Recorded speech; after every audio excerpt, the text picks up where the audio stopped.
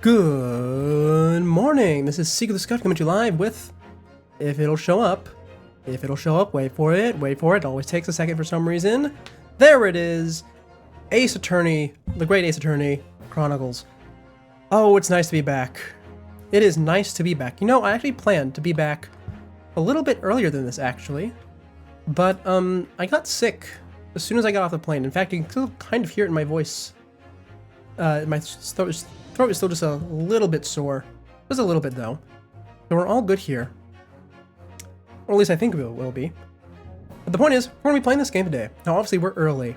We are very early.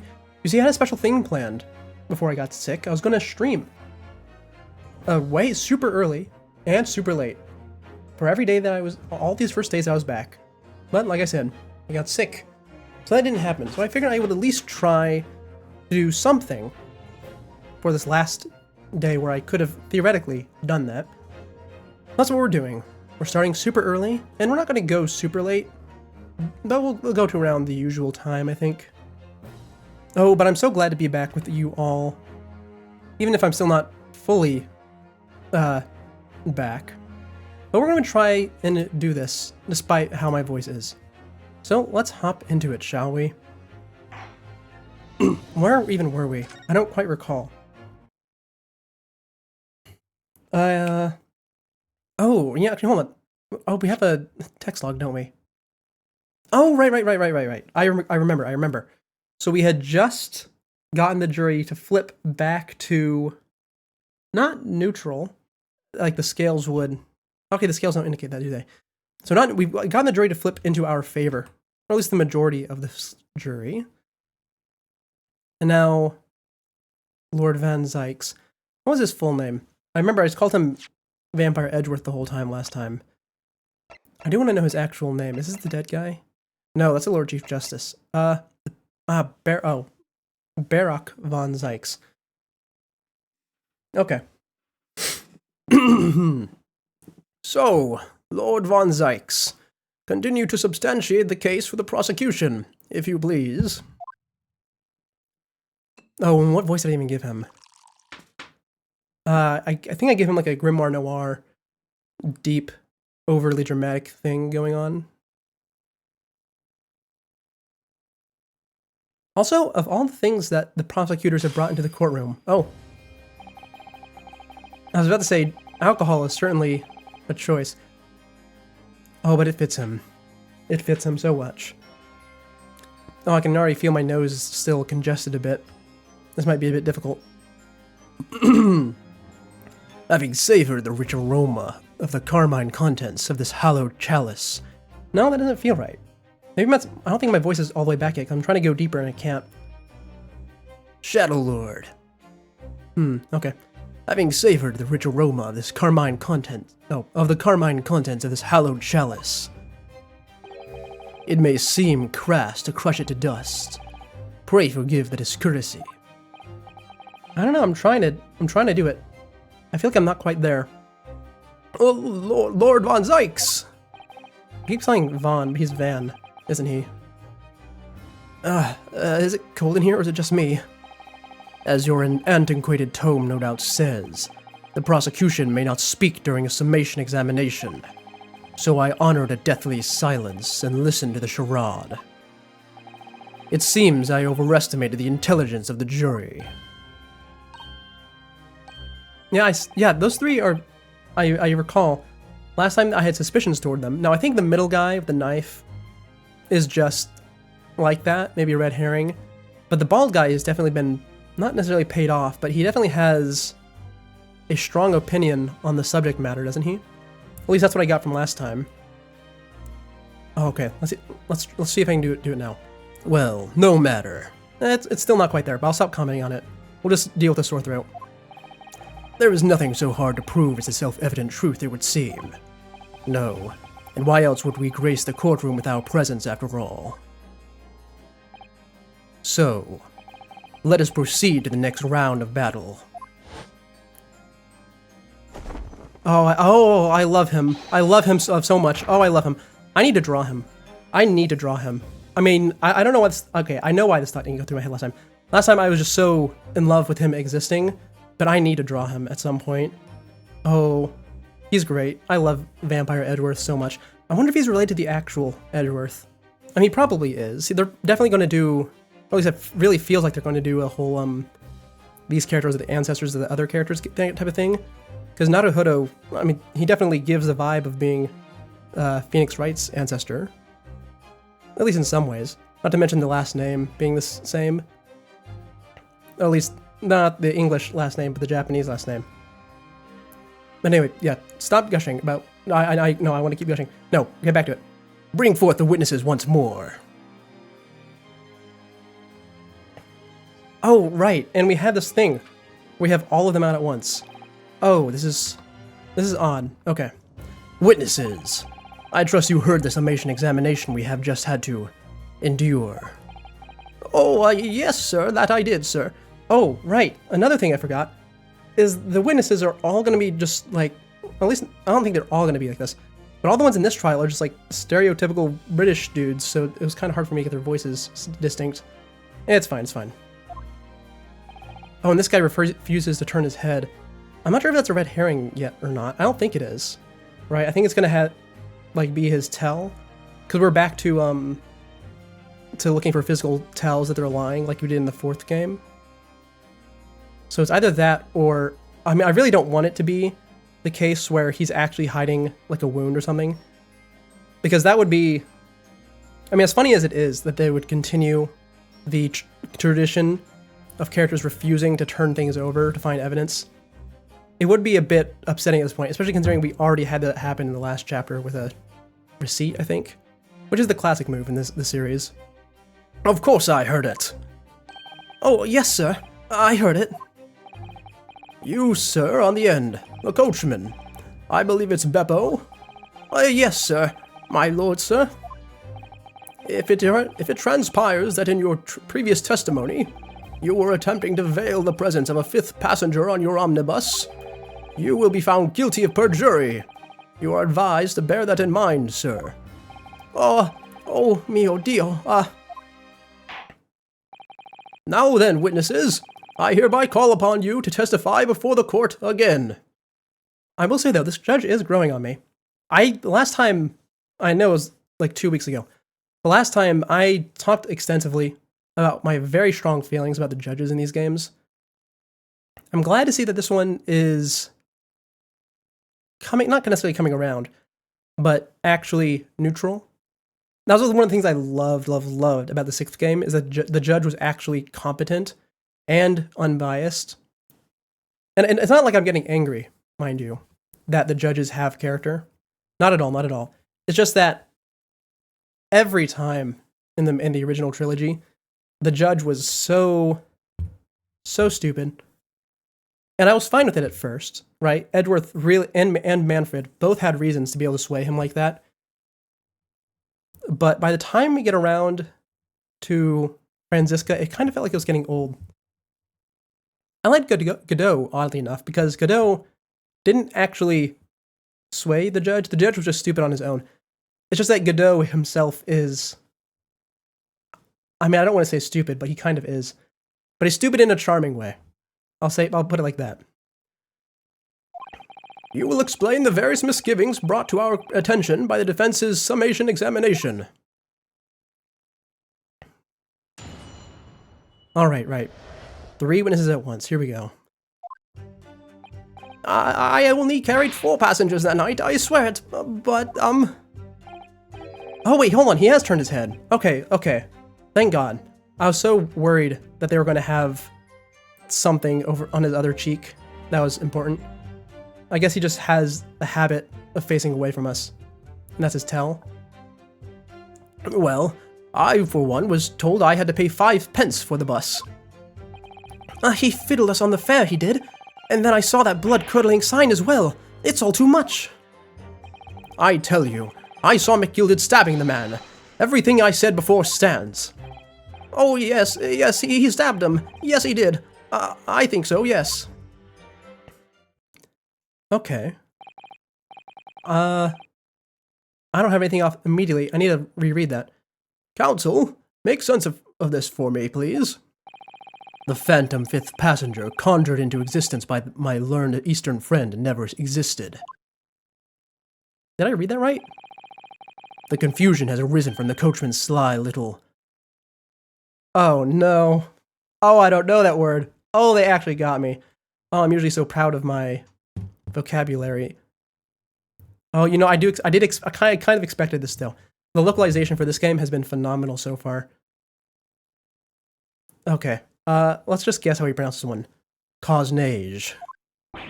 Oh! Beppo, explain yourself. Oh, right, this is his boss. Oh, right, the jury isn't actually, like, they aren't, like, unbiased individuals. This is literally one of the witnesses' boss. I'm terribly sorry, Guildmaster. The Guild's fare is 4 pence across the board. You know that. Am I to understand that you've been overcharging our passengers by a penny a fare? It's so cold and the last one of the day is always half empty. You have been dishonest, coachman. I'm sorry. You're a disgrace, Beppo, a disgrace. And your selfish actions have brought dishonor on this entire guild. If I may, sir, I had to pay 10 pence on the bus just last week. What? 4 passengers at 5 pence each is... Yes, 20 pence. Oh, right. I just slipped into it, but I forgot that she does canonically have a British or English accent. Right, and Naruhodo has one as well. I was very adamant last time that I'm not going to do the English accent for the two of them, because even though it makes sense, and even though it is canonical, I hate the idea of it happening, like coming out of their mouths. But I guess we'll just go with it if I slip into it. I've done the arithmetic 10 times already, but I just can't make the result come out differently. No, that figures. Oh, Naruhodo's been almost completely silent this whole time, hasn't he? We haven't even got to look at him in a while. In fact, I don't think he's shown up on the screen one time. Well, it would appear that one of the aforementioned misgivings has already been explained. So, counsel for the defense, your cross-examination, if you please. We've already had the pleasure of a protected summation examination today. I see you intend to continue the parlor games. Absolutely. Oh, wait, there he is. Oh, we finally get to see him. Wait, have we seen him before? Oh, I don't remember. It doesn't matter too much. Also, I forget that he's allowed to have the sword. Is the sword going to come up at some point? It feels like not necessarily a Chekhov's gun, but a Chekhov's sword that he has it. I mean, it's obviously going to come up at some... Oh, it lagged. It's obviously going to come up at some point, because it's connected to Kazuma, and Kazuma's... his mission, I guess you would say, is the whole reason why we're here, even though we have no idea what it is. I wonder if the sword itself has something important on it, because he was very insistent on bringing it, and it could have just been a personal thing. He definitely had the type of character for it. I think I described his character as a Kamina type of character. I think he even had a star on his back. But, I don't know, I think... I mean, obviously I can't do anything with that, like, thought. I don't have enough information. But it's an interesting thing to think about. Anyways, I have no clue what we do here. So let's see here. He says he only carried 4 passengers that night. Is this top hat guy shaking the whole time? I guess so. Oh, hold on. Don't I have the ability to, like, scroll from person to person? Not like text-wise, but like to look at them? Here. If I go here, can I? I can't. No, I can't. Okay, I guess we just read it. He says he only carried 4 passengers. We can't really do anything with that unless we have evidence to the contrary, which we don't. You were told that you had to pay 5 pence, and that was substantiated by the others. He failed you on the fare, yeah. And then you saw that blood-curdling sight. You saw the stabbing happening. Did we establish that last time? I don't quite recall. It's been 2 weeks in real life. We'll come back to this one. What are the other 2 statements? Saw McGilded stabbing the man. Well, okay, I believe that he saw McGilded, not McGilded, but I believe he saw someone stabbing the man, because the current running theory that I have, here, let's go in here, is, oh, I can't go in? Oh, I can't go in. Okay, this is a line of dialogue first. So the running theory is that this is where the victim was sitting. We know this for a fact because we have a photograph of the dead body. And McGilded was sitting here, I believe. And the other two were looking in from the skylight from above, and their heads, the heads of these two people here were not visible because of the angle, which we know from the photograph. And then there was another person sitting over here, our fifth passenger, who reached over here, stabbed the guy, put the knife into McGilded's hand while he was asleep, and then he crawled into the cargo hold and hid there. And we can prove that using the photograph we have. Hold on, let me go back. Oh, hold on, do we have a photograph? Oh, I don't think we do. Oh no, the rings, that's what it was. McGilded, we can't see it in here, but when we see McGilded earlier, his name stands true and he's covered in jewelry, particularly rings all over his hands, and I don't think he'd be wearing his gloves on over those rings. They're quite big. So clearly someone else wore the gloves. And also this, oh right, the other thing, right, okay, everything's coming back to me now. You know, I probably should have done this first, where we go through all the evidence and remember what happened last time. But yeah, this is the knife that was used. Here, open it up, please. I'm not a fan of there being dialogue whenever I want to try and open something. Or like, it's fine, it's fine. A very nice knife. Wasn't there an engraving on it? Oh, I could have sworn there was an engraving on it. Like, I mean, there obviously is, but I mean like a letter engraving. Oh, there it is. Oh, it's on the sheath. This W. Well, they're calling it an M. M for McGilded. But I'm pretty sure it's a W. And we saw last time that it's the same... Oh, right, I had to do this again. We saw last time that it was the same symbol that we see in this ledger. The whole thing's pretty much illegible, though. But yeah, it's up here in the top left. And they did note that it is actually the same one. It's not just a coincidence.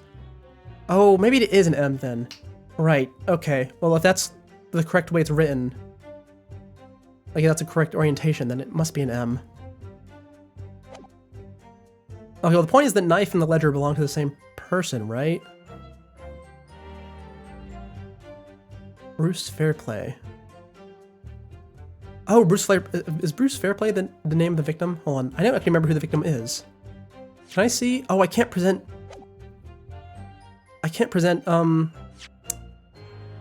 character profiles in this game. Right, so I can't check those. Okay, well I guess we'll have to put a stop on our search right now because we can't even open our character profiles right now for some reason. Yeah, the whole point is that we suspected someone else of being the owner of the knife, and that same person should have been the owner of the ledger. Right, because we were accusing the victim of being a loan shark who was posing as a poor man. Okay, right, I think that was what was happening. Oh, this is why taking 2-week breaks is always so confusing, isn't it? I hope I don't have to do that again, or at least not in the near future. Anyway, you saw McGill stabbing the man, yeah. What's this last line? Oh, that's the same one as last time. I went the wrong way. And you should not have been able to have sight on that. You were sitting in the front at the coach. So, tell me more. Earlier, you testified that you saw the moment when the defendant allegedly stabbed the victim, didn't you? Oh, this is where I can look around. Okay. Oh, yes, that's right. Now, neither of these two look different, I don't think. Right, this is the thing that happened last time. Because they saw the guy get stabbed from the skylight, right? And he was getting stabbed from the front while he's sitting in his chair, which makes sense because the corpse was found in the chair. And then he said that he saw the guy getting stabbed when he came around after hearing the scream while he was on the floor. So that's a contradiction there. You said that the victim was on the floor and described the assailant holding the knife in an ice pick grip. Oh? You had nothing to say about that, really. I suppose. Okay. I might have, you know, yes, put the cart before the horse, maybe. What's this? Well, I'm quite sure about most of it. I was driving the horse when I heard a scream from the seats on the roof deck. Oh, I expect that was me, sir. Then, when I turned around, yes, I saw it through the skylight. The gentleman was on the floor, and the knife was sticking up out of his midriff. Whoa, whoa, whoa.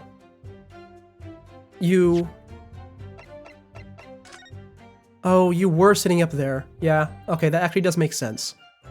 Well, does it? Hold on. Okay, well, these two were sitting on the backseat together. So you absolutely could have just turned and looked and saw that. But you would not have had an angle on it, because the guy was sitting on this side. So you are lying, my friend. That's right, yes. And the fellow holding the handle was the famous man, yes. So, in short, you didn't see the moment when the victim was actually stabbed at all? I really thought I did, but when I go over it again in my head, no, I suppose I didn't actually see the precise moment of the stabbing, did I?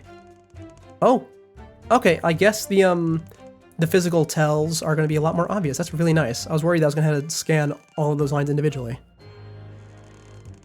Oh, that actually does remind me.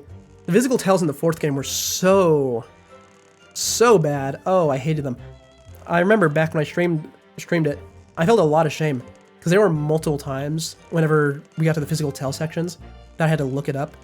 Because how am I supposed to know to look at someone's armpits for sweat? Oh, that one upset me so much. It was like one of the last ones in the game too. Well, not the last one, but one of the last ones. Anyway, what do you have to say, my friend? Excuse me. Do you have something to say about that, Mr. Fairplay? Now you listen to me. I know what you're thinking. He didn't really see the exact moment the fellow was stabbed. What are the chances of that? Eh? Are you asking me or telling me? He's getting flustered. I might be able to extract some new information from him if I answer cleverly. Could he just happen to see the exact moment the crime was committed? No. No, he couldn't. I don't think so. Well, it is a little hard to believe, certainly. Unless you spend your time peeping through a skylight on top of an omnibus, that is. Peeping? I, a respectable city banker. I'm a respectable city banker, I'll have you know. And I know what I saw. I remember it clear as a BAAAAAAACK today. Oh, that's a... They're hitting me with all the English terms. It was a grim scene, I don't mind telling you. Thank you, Mr. Fairplay. Oh, excuse me if I was getting a little hot under the collar there, my lord. I would ask you to supplement your testimony with a clear statement about what exactly you saw. Oh, I can do that all right. I'll tell you just how grim it was. Okay, this is the important bit, isn't it? Blood-soaked hands. Oh, there we go. Right there. He was wearing gloves. Objection. Blood-soaked hands? Well, I admit that soaked might be laying it on a little thick, but anyway, there was definitely blood all over them. Both of them were covered in it. Well, I'm very sorry to disagree, Mr. Fairplay. That's more than a little peculiar. What? Here are the gloves worn by the defendant, Mr. McGilden, on the night in question. Oh, yes, right. And there certainly does appear to be a sizable dark-colored stain there. But, as I'm sure you can clearly see, it's only on the right-hand glove. Ugh. Oh, chewing the cane, nasty habit there. In short, Mr. Fairplay, your testimony is inconsistent. Ugh. But, no, that can't be right. So you're the liar here, then? That's right. You were quite clear about it. You said, it was both hands. Is he just gonna grunt from now on? Mr. Fairplay, if your last statement was a lie, it calls your entire testimony into question. You say you saw the moment the victim was stabbed, but is that really the truth? Objection. Oh, we get to actually get to hear his voice. Oh, it's nice. I like it. It was a simple mistake. You can't justify accusing this man of lying. Yes, it wasn't both hands. It was only one. But the fact remains that the victim's blood was on the accused. Objection. No, Mr. Fairplay categorically stated that he saw blood all over both hands, which means there's a strong possibility that this witness was deliberately trying to mislead the court. Ah! Why? I'm a city banker for Pete's sake, or pity's sake. My word should be the gold standard. I'm a gentleman, not some gutter snipe. Upstanding members of society don't... Oh man, he's really getting me. Prevaricate. I don't think I've ever seen that word before. He's claiming to have no reason to lie. But is it really the case? Mr. Naruhodo, if we had some evidence to explain why Mr. Fairplay might be lying, it could turn the tide in this trial completely. Something to show this man has a compelling reason to lie in his testimony. Oh, we actually do have evidence for that, yeah? Because Mr. Fairplay is in the debtor's ledger. Yeah.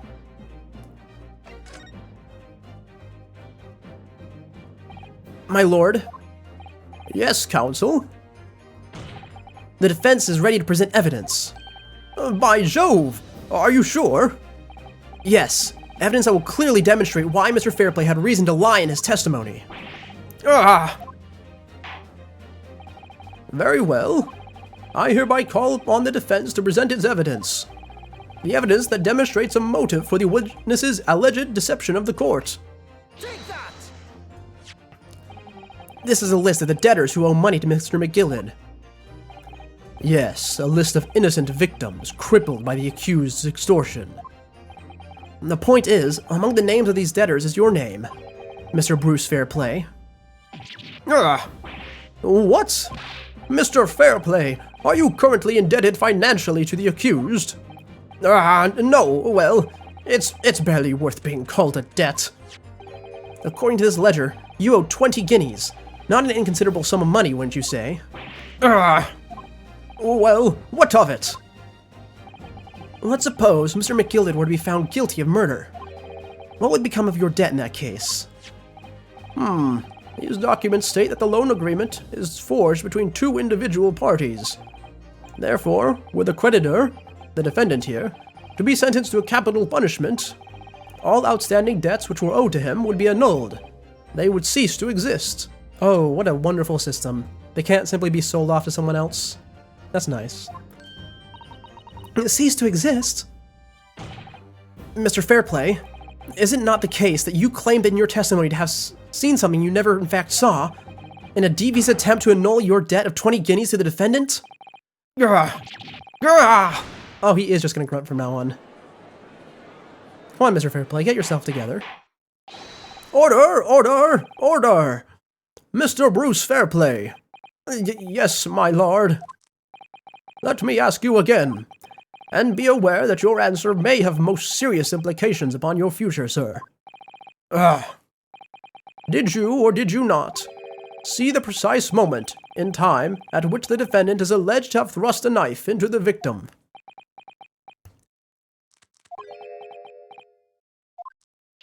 Your silence speaks volumes. You did not tell the truth in your testimony. All right. Now let's not make a melodrama out of this. Perhaps I did overstate the truth a pinch. A pinch? But it makes no difference.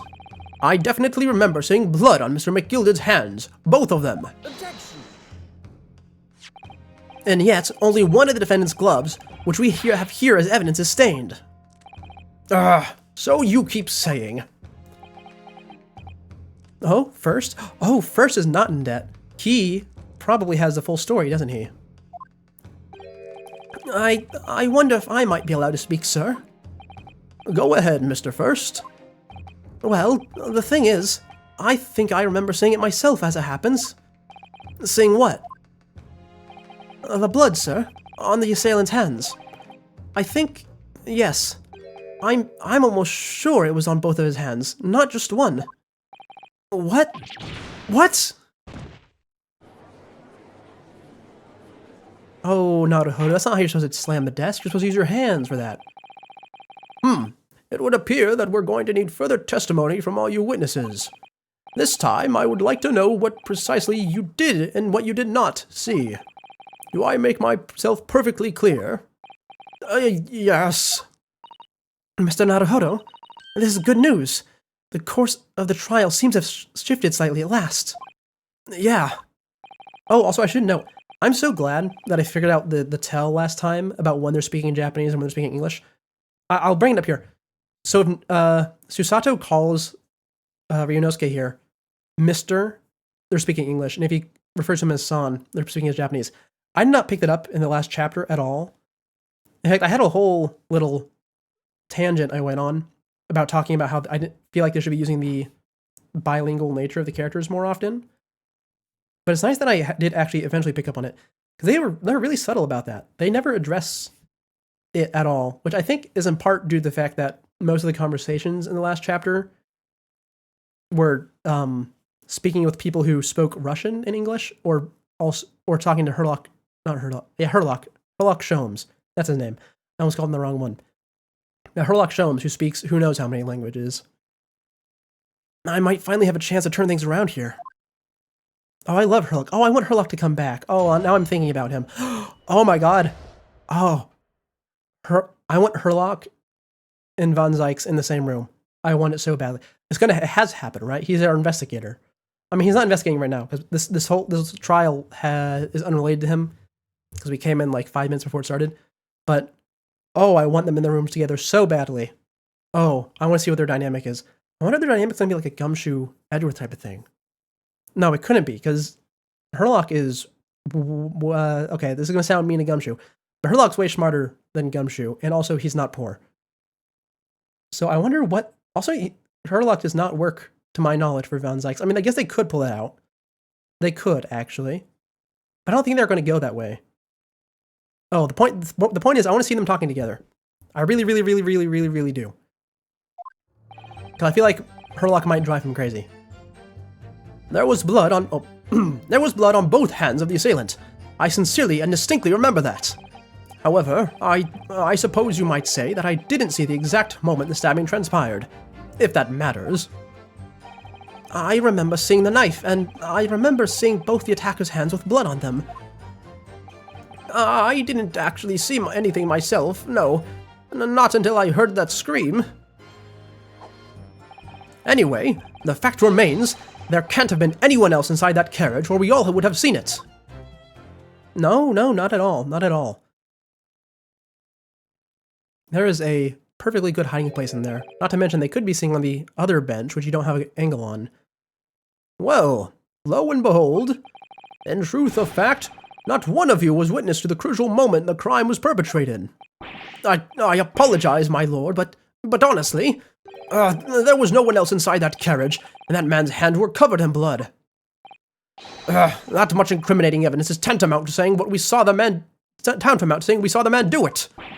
That's really not what testimony is about. Let us examine the interior of the... Oh, yeah, I really can't do his voice today, can I? Let us examine the interior of the omnibus once more. The victim's fresh blood is clearly visible on the seat, corroborating the witness's accounts. In other words, there is no substantial nor significant change in the facts of the case. Very well. Your cross-examination, please, counsel. Oh, hold on. Before we do that, let me look at the people.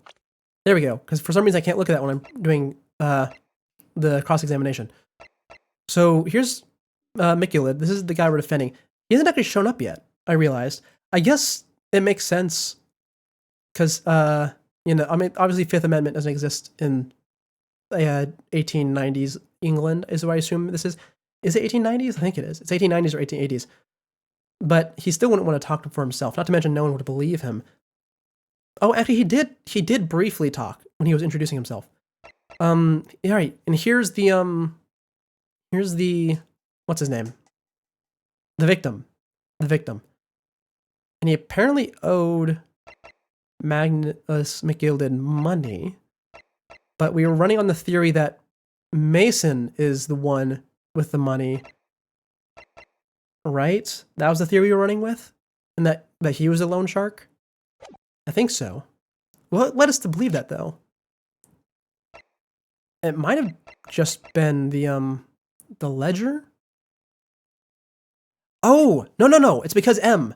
Right. I got thrown off earlier because I was thinking about how the M could be a W. No, it is an M, but the M does not stand for McGilded. It stands for Mason, right? Is that what we're going with? I think that's the theory I'm running with. Okay, we'll run with that for now. Very well. Your cross-examination, please, counsel. Yes, my lord.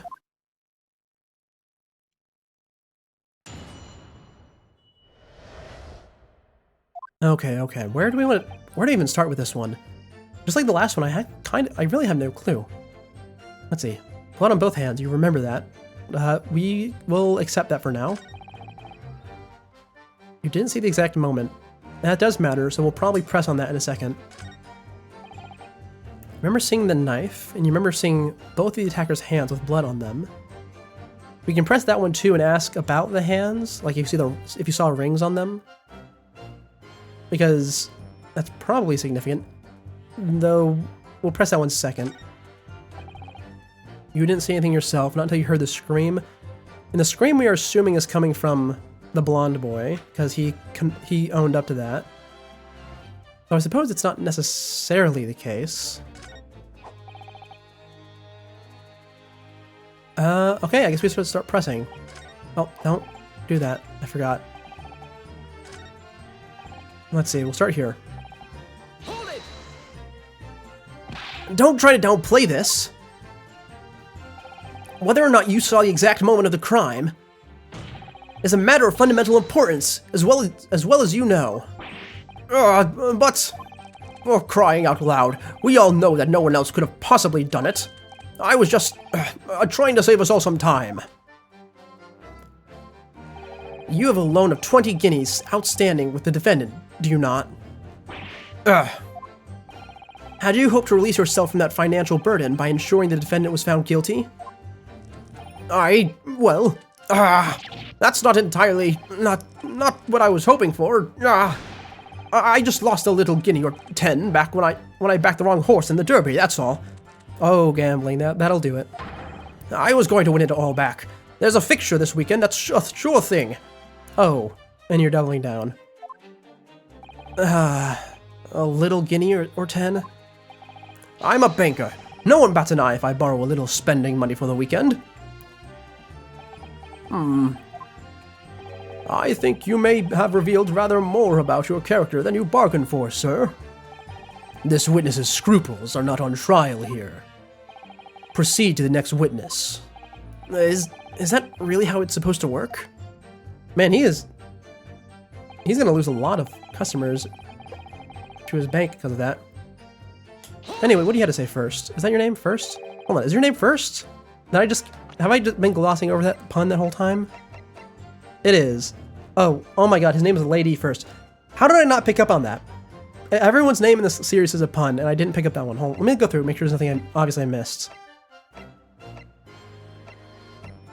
I mean, I don't know what Beppo is. I think it's just called Beppo because he's... I don't know. Maybe it's an English term, I don't know. But yeah, okay, yeah, I'm surprised I didn't notice the Lady first. I guess I've only called him first before. But it didn't click until just now that it's first as in... Oh. First as in, F-I-R-S-T. Or that it's supposed to be that way. Not supposed to be that way. It's supposed to be spelled this way. But, like, it's supposed to be interpreted that way. You definitely saw that too? Blood on both hands? Yes, sir. I mean, I know what you're going to say. Only one of Mr. McGilded's gloves has any sign of blood on it. That's right. The thing is, as far as I remember, sir, when I looked down and saw Mr. McGilded sitting beside the other fellow, I don't believe he was wearing any gloves, sir. He wasn't wearing these gloves? Oh, see, there's the important part. That's correct, sir.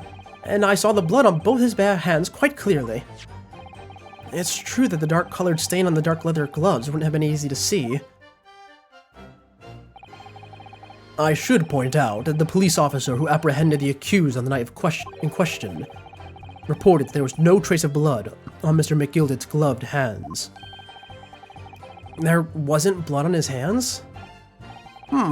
This is puzzling indeed. This must be significant somehow. I'm sure of it. Oh, I certainly think so. Oh, wait, hold on.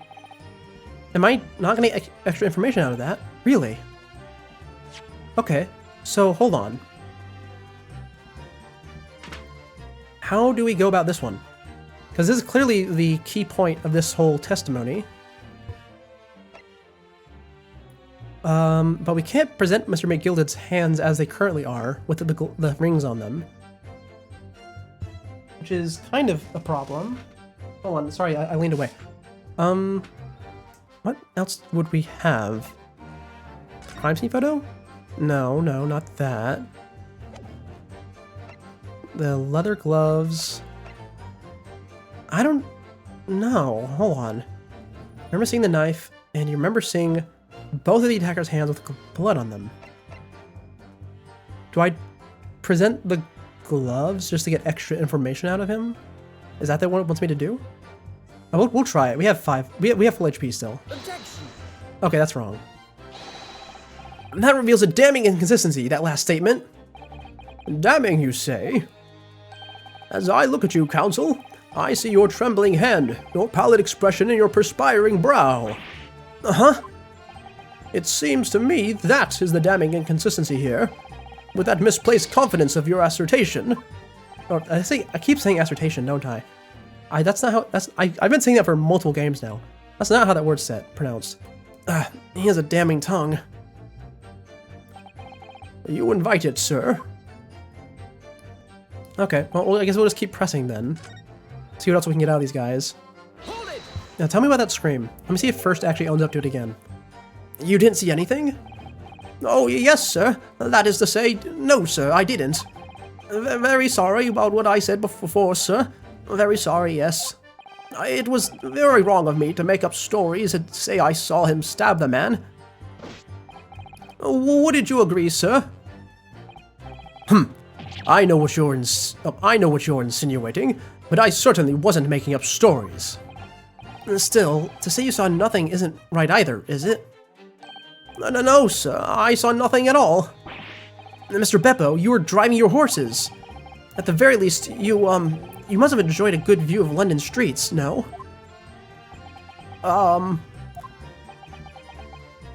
Okay, well, that was not your strongest point, Ryunosuke. No, I find myself referring to him differently depending on whether his name's on screen or not. Because I keep wanting to call him Naruhodo, such as his last name. Every time he's on screen, it says Ryunosuke. I don't know if... I wonder what I'm going to end up settling on. Oh, please. You didn't even see that? See that? It was so cold that night, you see. It was all I could do to keep from passing out, sir. Yes, my head was fairly frozen solid, sorry to say, sir. It would seem prudent to avoid travel on the last omnibus service of London's cold winter nights. Beppo! Yes, boss? Okay, hold on. This is, I mean, it's not the last statement we can press. We could technically press the first one, but I don't think I'll get anything out of that. Hold it. I mean, it could be a press everything situation in order to get new information. And everything you saw of the incident was through the skylight on the roof of the omnibus? That's right. It was fiercely cold that night, but the glass wasn't frosted over. Oh yes, I remember I was shivering. It was so bitter. Which rather begs the question of why the pair of you were sitting on the roof deck in the first place. Well, I don't know about this young fellow, but I couldn't enter the cabin. Oh, why not? It was locked from the inside. I tried knocking, but no one opened the door. It was locked? That's right. And it's a public bus service, for pity's sake. That's not what I call fair play. Yes, I had exactly the same experience. I tried knocking, but the gent inside just gestured at me to clear off. Oh. That is very valuable information. Someone locked it, and whoever locked it was awake. So I had no choice but to climb up on the roof deck and look down longingly into the warm cabin below. Well, I can assure you, I wasn't just looking down, I was glaring, long and hard. And that's precisely why I can tell you with absolute confidence that if there was anyone at all in the cabin, I would have noticed. Unequivocal, I would say. I'm not sure about these two witnesses. Could they really have seen everything inside the cabin to that skylight? No, they could not. The angle was wrong. Allow me to confirm one thing, Mr. Fairplay. You were riding this omnibus and witnessed the events of the cabin through the skylight in the floor of the upper deck. Is that right? That's right, yes. In that case, there is a portion of the cabin interior that would have been out of sight from you. What? By golly, really? Obviously, at this stage, we can't say for sure. But the possibility cannot be denied that at the time of the incident, there could have been another passenger in the enclosed cabin of the omnibus. Objection! Huh. Enough hypothetical meandering, my Nipponese friend. The prosecution demands that you substantiate your claims. After all, the scene of the crime is here, in the flesh. Very well. I will uphold the prosecution's demands. You will identify the area of this cross-section plan of the omnibus. Where exactly in the omnibus are you suggesting that this potential extra passenger could have been situated? Oh, how nice of them to use, to have a cross-section available. Anyway, right here. Both rows of the seats of the roof facing the direction of travel, whereas the seats in the enclosed cabin face each other, which means the visible part of the cabin, which passengers on the roof deck can see through the skylight, is as I've drawn here. Ah! That's right, my lord. As you can see, the seat opposite the one of which the victim and his attacker were sitting is obscured from view. In other words, if someone had been sitting on that seat, it's quite possible that these witnesses would have been completely unaware of it. Yeah! Man, he really is only grunting and screaming from now on, huh? Objection! It's quite possible some phantom was sitting there. You Nipponese have a forbidding habit of obscuring the truth with ambiguity. I concur with the prosecution's rejoinder. In a British court of law, evidence is paramount. I cannot entertain this conjecture, counsel. That is, unless you're able to put a name to this mysterious passenger to whom you allude. Oh my god, I just realized something. Not this game. Okay, The Great Ace Attorney is 2 games, right? They come bundled as 1. Is the second game gonna have a bad ending? I just realized that's a possibility. Because the thing is, in the main series, there is no jury. It simply does not exist. Because it was at the time of the original release, it was sort of commentary on the Japanese legal system. But the point is, there's no jury, and in the 4th game, that's a huge plot point, is that there's no jury.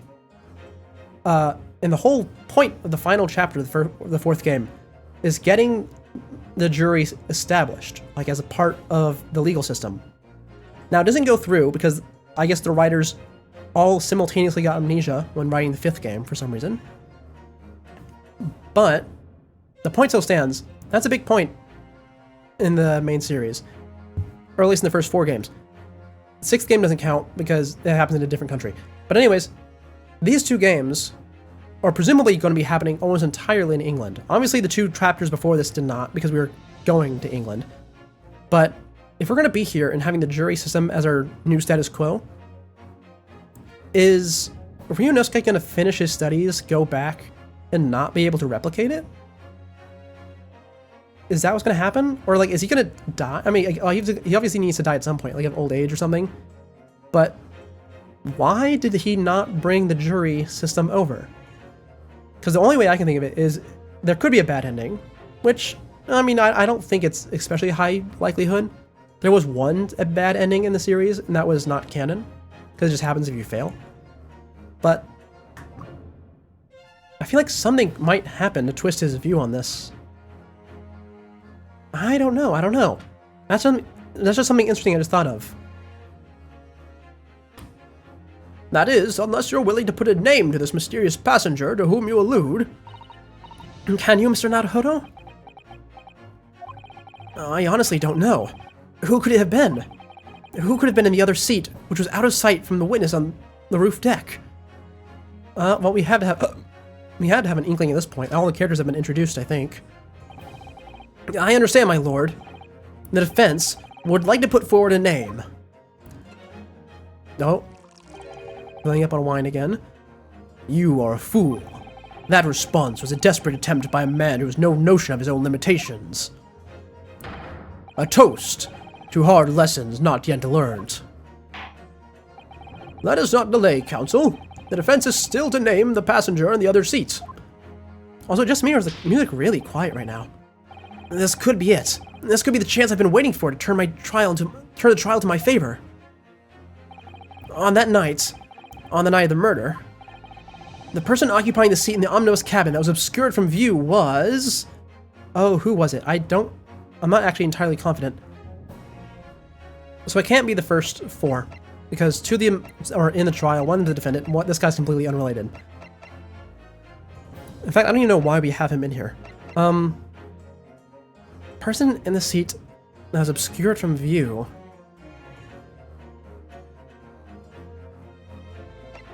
I mean, it can't be any of these three, because these two were sitting on top, and this guy was sitting in front. Are we saying that Mason was the one who's obscured from view? That would be strange, though. Oh, hold on. I'm trying to think this through. So, the current thought... Wait, no, it can't be him, because he's not even another person. Like, we've already established that he was there. Because we have our four... Okay, look, 4 passengers. 1, 2, 3, 4. 4 passengers and 1 coachman. Do we not actually have an extra person and I just guessed wrong? Okay, hold on. I'm gonna get water. Because we've been going for almost an hour. Water bottle.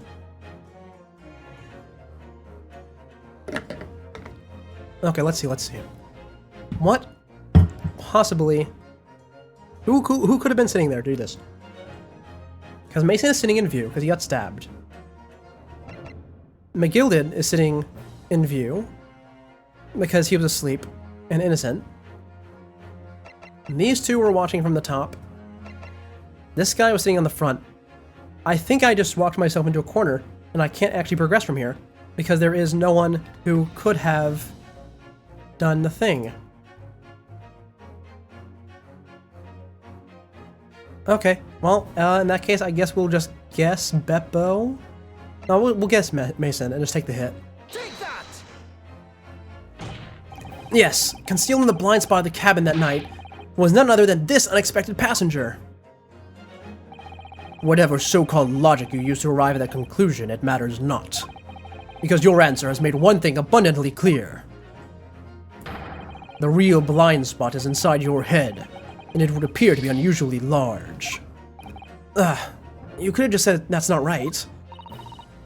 Mr. Naruhodo, our task here is to defend Mr. McGilded, and we are working on the assumption that he is innocent of this crime. Yes, of course. Why?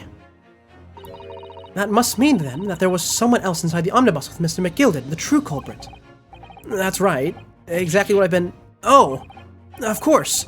So the 2 people sitting inside that cabin that the witness saw through the skylight that night, they were the victim and the real culprit.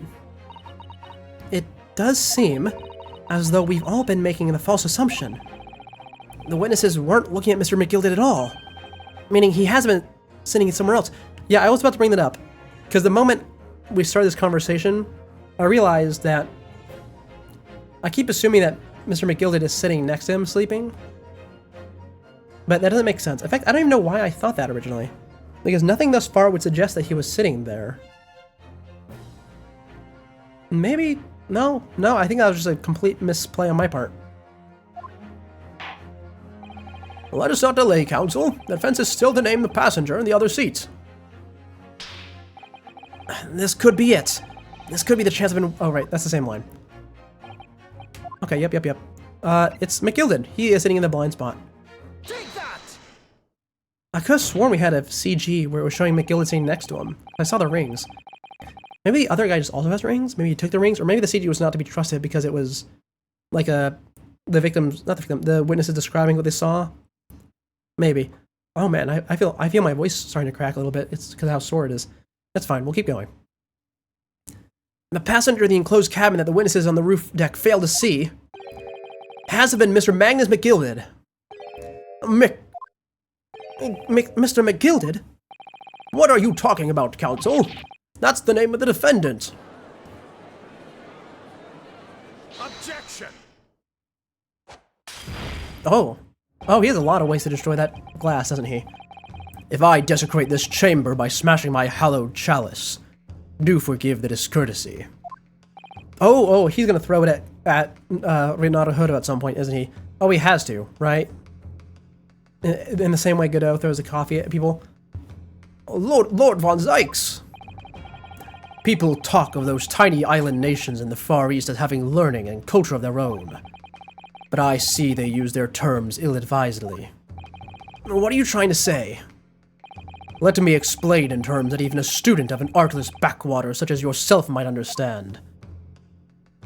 This is why, right, because I saw this last time, and I thought, oh right, I saw this and I just misremembered it because it's been 2 weeks. I saw this and I thought that the guy sitting on the left had rings on his finger. He does not. Also, I didn't bring it up before, but no, I'll hold on to that for a little bit longer. When the bloody scene unfolded, the victim and his assailant were sitting side by side. Multiple witnesses have attested to that fact. It is the very premise on which this case is built. Objection! But that premise may be wrong. What? If the victim really was sitting beside Mr. McGilded, it creates an inconsistency that can't be reconciled in any way. What inconsistency, counsel?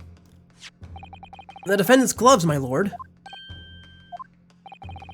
Both witnesses made the same testimony. They claim that there was blood on both hands of the person sitting next to the victim. Objection! Yet we know the truth to be otherwise. Only one glove bears the gory remains. Objection!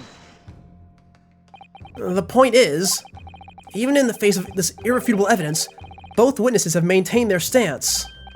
Yes, their testimony remains unchanged. Exactly. They both adamantly swear that they clearly remember seeing blood on both hands of the assailant. In short, their memory of events is correct, and their testimony reveals the truth. It was somebody else sitting beside the victim that night, a third party we have yet to identify. And the victim's blood was on that passenger's hands, both of them. Objection! And who was this third party? Obviously, the true culprit. Extraordinary. You know, I half expected him to scream, "I don't know," because I really have no clue. It's someone we haven't met yet. Order! Order! Order! What exactly are you postulating? Objection! The defense's postulation is just that. Nothing more than conjecture. The witnesses have clearly stated that they saw the accused. But when elaborating on his testimony, Mr. Fairplay said the two of them were wearing hats and I couldn't exactly make out their faces. Yes. The tops of their heads were obscured by the roof. I could see the rest of them, though. Yes, that's right. Both gents were most certainly hatted. Hatters do tend to notice such things, sir. And what particular styles of hat did the two gentlemen sport, Mr. First? I'm afraid I don't remember. And you call yourself a hatter? That style of hat makes no difference. There was no third passenger in that cabin. How can you be so sure? Because if there had been, the accused, Mr. McGilded, would have undoubtedly have offered to depose the fact. No, because he said he was asleep the whole time. Unless, that is, you are proposing an even more preposterous explanation. That the accused failed to even notice the presence of the true culprit in the very cabin in which he traveled. Oh, actually, no, I suppose it doesn't even matter if he was asleep, because the culprit could have already been in there. Oh, hello, Noir, welcome in. Yes, objection. We started really early today. Yeah, the point is, what was it? What was it? I've forgotten because I looked away. Right, the murderer, they could have already been in the cabin, already in the cargo container, because the cargo container was empty, so presumably no one else opened it.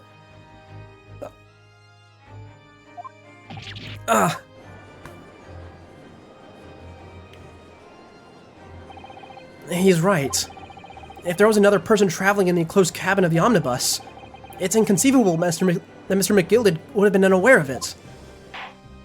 Also, I love the music. I haven't noted it yet. I have noted it.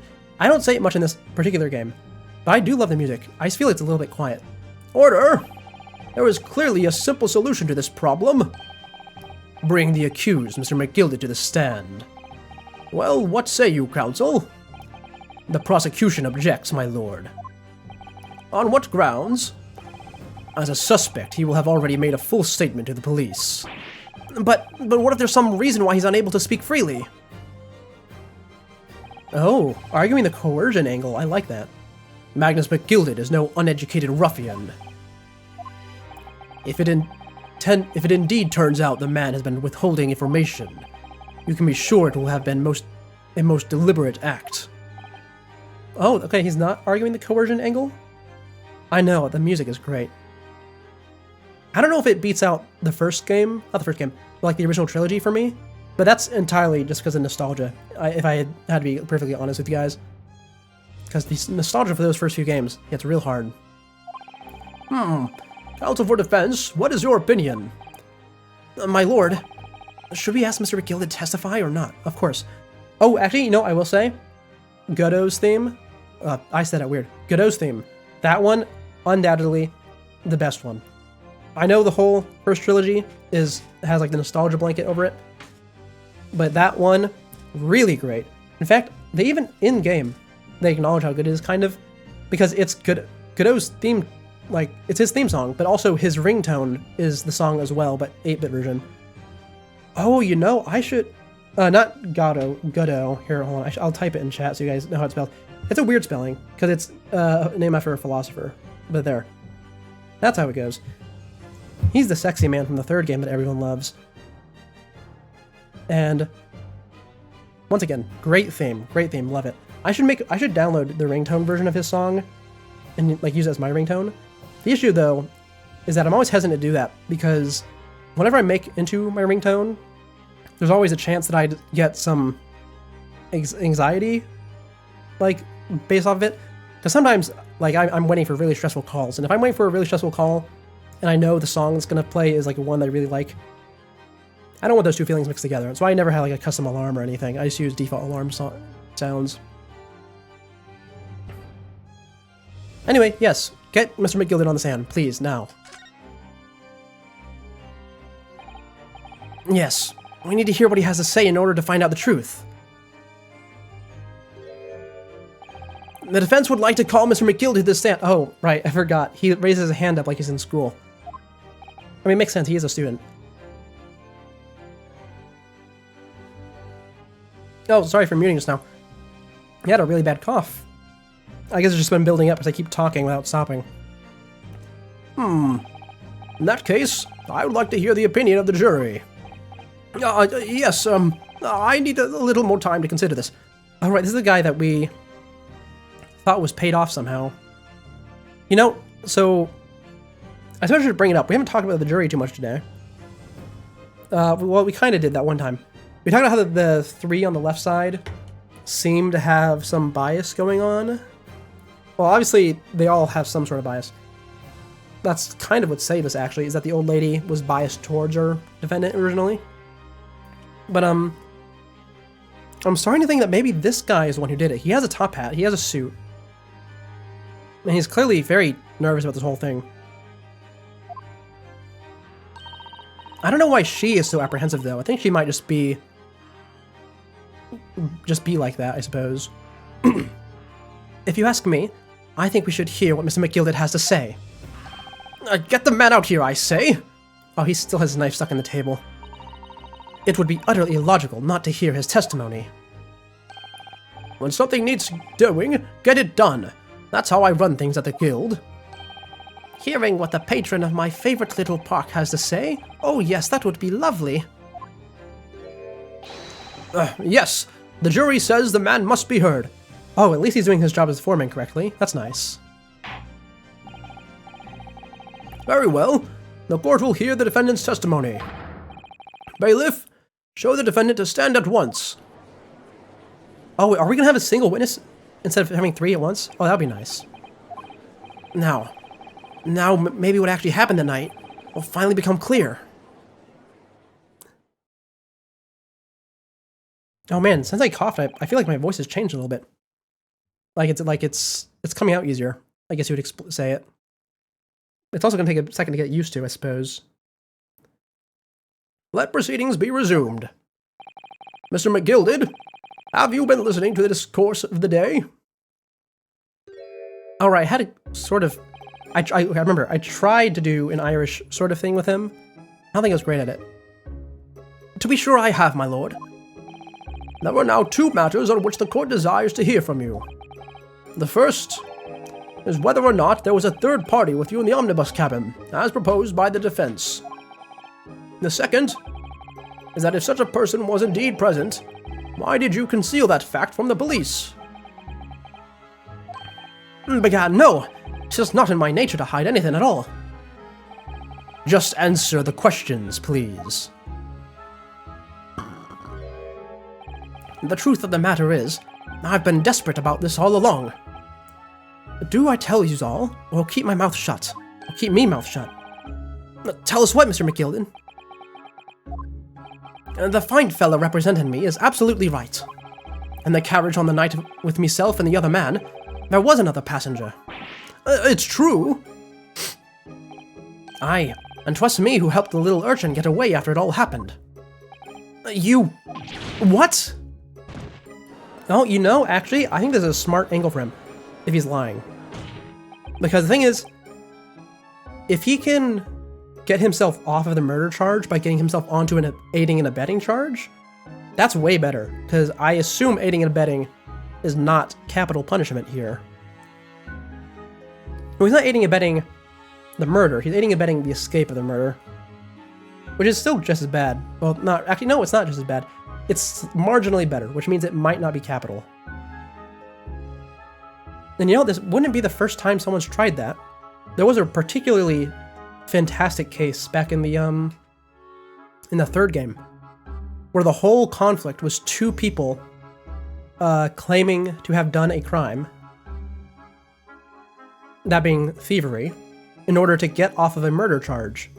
One of them did the thieving, one of them did the murder, but they both claimed to do the thieving.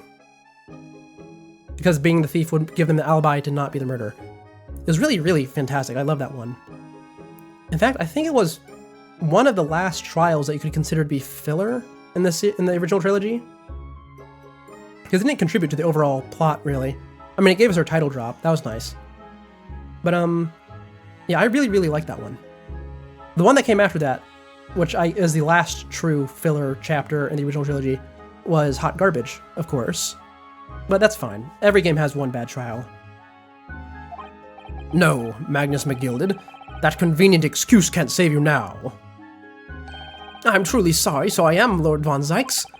I'm sure you'll be wanting to know why I said nothing when I was taken in by the police. I do be having a very good reason, I assure you. Which was? Well, the little child was just in the wrong place at the wrong time, and not in any way involved, you see. What?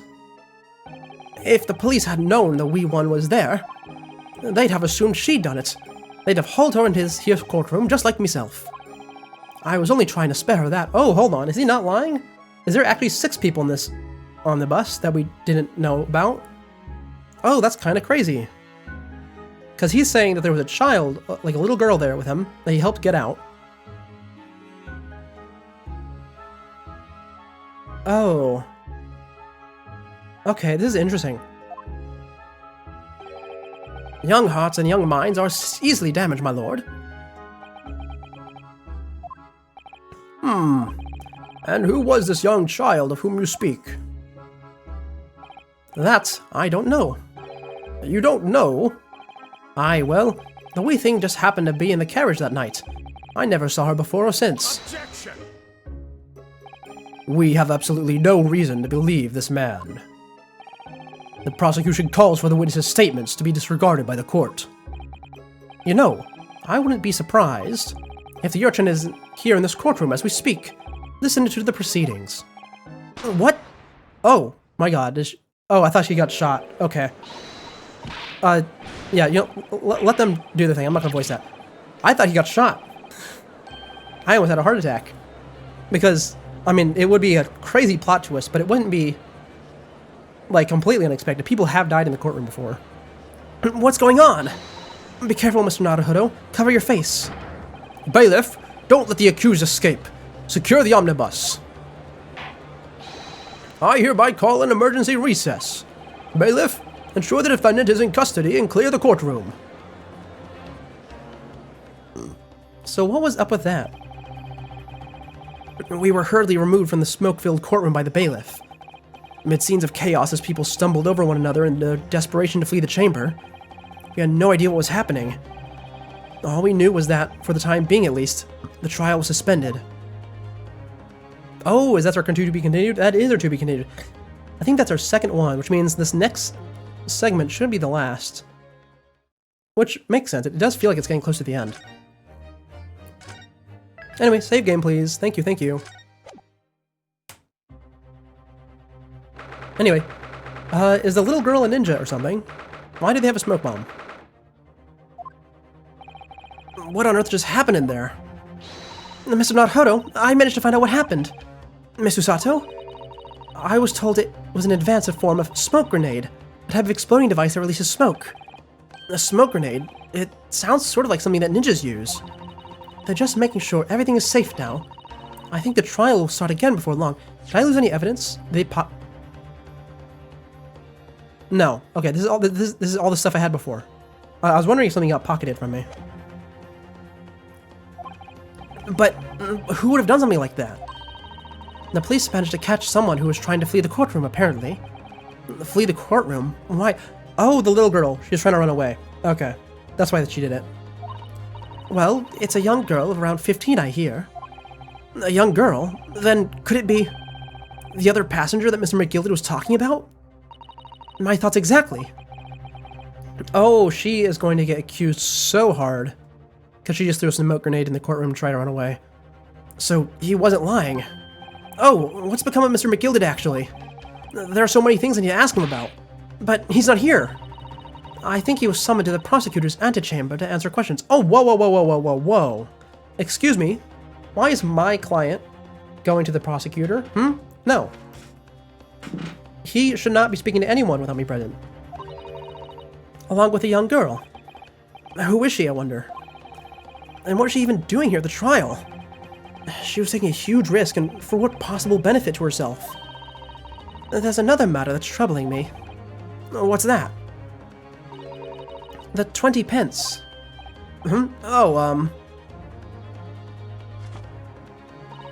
According to the coachman, Mr. Beppo,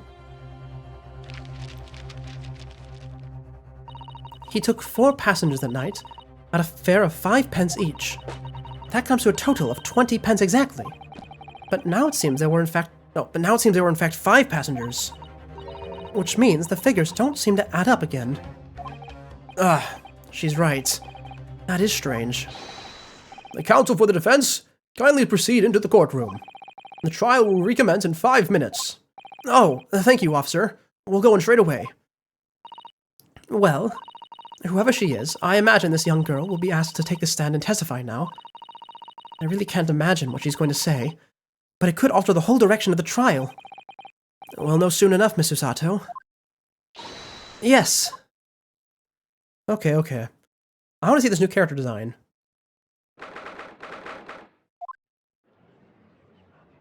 Oh, I've seen her. She's on the Steam trading card. Okay. Semi-important character then? She's blonde. Is she related to Herlock, maybe? I mean, that's the only other blonde we know. I guess we know first. But he's just a witness. I don't think he's going to be important. But if she's going to be important, which she should be. She's on, like I said, the Steam trading card. She might be related to our boy Herlock Sholmes. Though then again, she could just be blonde because England. There's a young girl next to Mr. McGilded, look. She must have been the one that caused the disturbance before. Well, after that rather eventful recess, the court will now resume the trial of Mr. Magnus McGilded. Oh, I love how grand it sounds right there, with the music swelling up. Now then, Lord von Zykes. My lord, I believe you have established the cause of the smoke, which veiled proceedings earlier. It seems to have been an advanced form of smoke grenade, of the sort typically employed by the army. Good gracious! The army? What in the devil's name? It was an elaborate attempt by a young girl to cloak her escape from the public gallery, but she was caught. And now occupies the stand. Your name, girl? Are you responsible for the smoke grenade which induced such pandemonium here in my courtroom? Oh, you had to answer him. He will just have you executed. Presumably. What is the meaning of this deplorable behavior? Ahem. If I may, my lord. Yes, Mr. McGilded? I think perhaps I ought to explain here. Why is it that this wee lass was here in the first place, and why she tried to bolt like that? 'Tis all tied up with the events of that night, or so it is. Very well, Mr. McGilded. Give your testimony. You will explain to the court exactly how this young woman is involved in the case. Just what did happen that night? It's not like a defense lawyer needs that information or anything. Yeah, I know. Why did he get to go talk to the prosecution during the break, but not to me? Come on, guys. On the night in question, I took the back seat in the omnibus and promptly nodded off. Then, begorra, a loud... I don't know what that word is. We're just going to assume that was correct. A loud thud and a wee scream woke me up with a fair start. Oh, the scream! Did the scream come from her, and not from first? And there was a fella collapsed at me on the floor at me feet, so I sat him up on the seat across from me. Then I turned around to find out where the scream had come from, and bless my soul, what did I find? There was a child in there, all curled up in a ball, hiding her wee self away. Okay, so she was the one who was already in the coach, hiding in the cargo bin. Huh. And where did the other guy go? You said there was a guy on the floor and you put him back in his seat. There should have been a second person that across from you. Did he already escape? I remain somewhat baffled, I confess. But from what I gather on the night in question, this young girl was indeed riding the omnibus. Is that correct? 'Tis exactly as the defense counsel I said. This lass was the 5th passenger, my lord.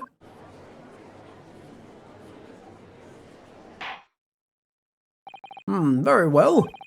The defense may now cross-examine the witness. Are you ready, counsel? Yes, my lord. Or rather, no. I have no idea where to start. I'll start by asking how she was hidden away. That would be a good start, yeah?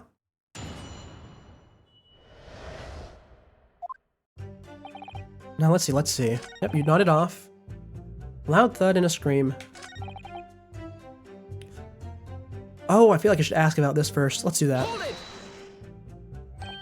You sat him up? The victim, you mean? That I did. On the seat across from me, as I said.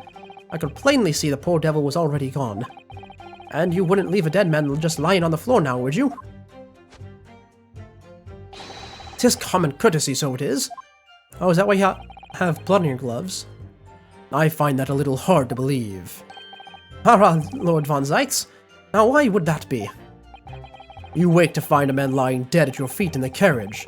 Any normal person would hail the cabman. Any upstanding member of London society, that is. Well now, as you know, I'm in something of a special line of business. The business of lending money at exorbitant rates of interest. Unfortunately, my lord, not everyone is thankful for the help I offer them, and some would even see me dead. So I do try, where at all possible, to avoid getting myself in a tangle with trouble. Now, are you suggesting you were just going to leave the man there? Heavens alive, no! I was always intended to report it, so I was. Only, I had a mind to find out the whys and wherefores first. The whys and wherefores? Right you are. There were some details I wanted to understand before anyone got to meddling. That wee scream I heard, for example. Wouldn't your good self do just the same? Yeah. The scream he says he heard at the same time was the thud of the victim collapsing. That was a bit of an odd last line, but I guess he's trailing off. Hold it!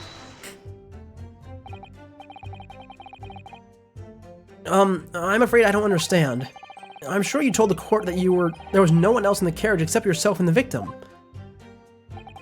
So I did, sir, so I did. As far as I could see, that is. What do you mean by that? Well, now, 'tis a queer thing. The wee scream I heard as I woke up. It came from, if you'll excuse the vulgar expression, under me backside. Oh, good gracious! Under your backside? And when I lifted the seat on which I'd been sitting, I found there was a wee cubbyhole there for storage. Mr. Naruhodo, we can examine the omnibus ourselves, remember? Oh, we already did. Yes, of course. The whole bus was submitted as evidence. This would be a very good time to have a thorough look at it around the inside. Oh, right, I forgot. This is technically a tutorial chapter, isn't it? Yeah, okay. We'll just ignore that. And that's when I found her. There was a child in there, all curled up in a ball, hiding her wee self away. Hold it! You say she was hiding herself? Aye, that's right. 'Twas hard to see in the dim lamplight, but she was all curled up in a wee ball. When our eyes met, well, my heart nearly stopped beating in me chest. You're really overacting this. Still in all, I pulled her out from under there, and sat her on the seat opposite so I could have a wee chinwag with her. The seat opposite? That's right, just next to the dead gentleman there. You sat this young girl next to a corpse, sir. Well, as I'm sure I mentioned, a gentleman in my position can all too often find himself in mortal danger. So, I needed to find out just who this urchin was, you see. And while I was in the middle of talking with her, I heard another scream, a fellow's voice this time. Presumably, that scream was Mr. First, who was sitting on the roof deck seats. Right you are again, I would say, sir. Looking down through the skylight, he must have seen this young girl and the gentleman with the knife in his belly. In other words, the previous witnesses did not, in fact, see you at all, Mr. McGilded. What they believed to be yourself and the victim was, in fact, this girl and the late Mr. Mason. Aye, my lord. I was, as I think everyone understands now, sat at the back of the carriage, out of sight. Oh, the guy got his knife out of the desk. That must have happened during the recess. It is certainly plausible. The defendant is somewhat diminutive in stature, and readily confused, perhaps, with this young girl. After that, of course, with a scream from the gentleman over us, the driver realized something was wrong and pulled up the horses. I do wonder how you must be feeling, Mr. Naruhodo. Being the defendant's lawyer and yet finding myself as stunned as everyone else at his testimony? Let's just say it's trying. We certainly had precious little time to talk with Mr. McGilded before the trial. But we mustn't be dispirited. We must try and learn all the facts we can. When we arrived in London this morning, I didn't see my day panning out like this. Mr. Naruhodo, no grumbling even in your head. How did you know? Okay, this is probably a press everything situation then, yeah? That's what it seems like to me so far. So we'll just press these first two, so we skip those. Hold it! And when you first got into the omnibus, were there any other passengers already on board? There were not. The cabin was empty, and there was no one on the roof deck either. You were the first passenger, as it were, I see. Aye, and that's why I took the backside as I did. 'Tis the most comfortable, so it is. Could you explain what exactly you mean by the back seat? By all means. 'Tis how you already described it earlier. I'm talking about the seat opposite the one in which the poor gentleman who was stabbed was sitting. Like I said, 'tis the most comfortable and where I feel most at ease. And, of course, I enjoy gazing through the skylight from time to time as well.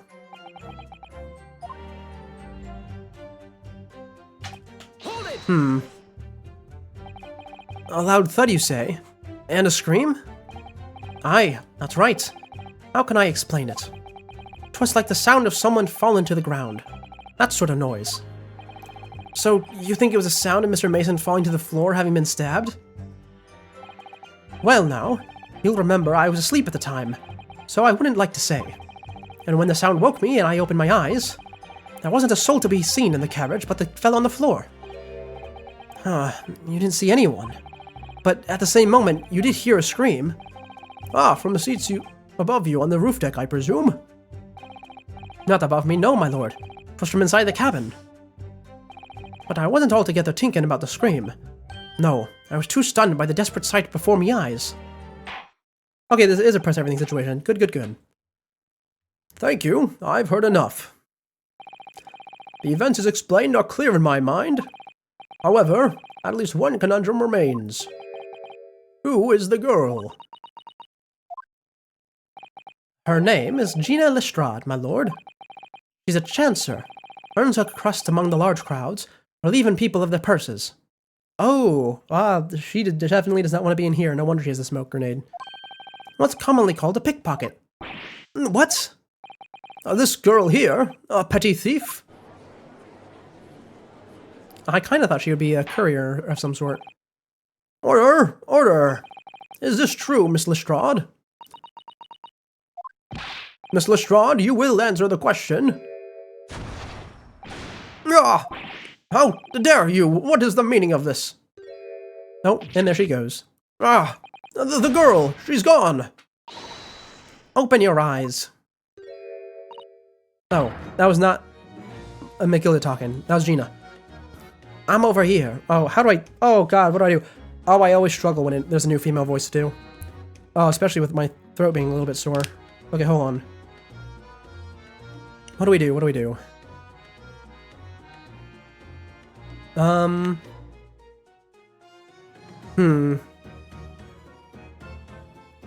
What exactly... What do I even do here? Oh, forgive me. I always do this, every single time. Let me think.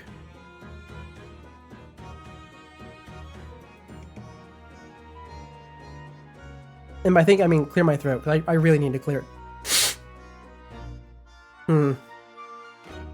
Oh, I feel like I'm about to embarrass myself a little bit.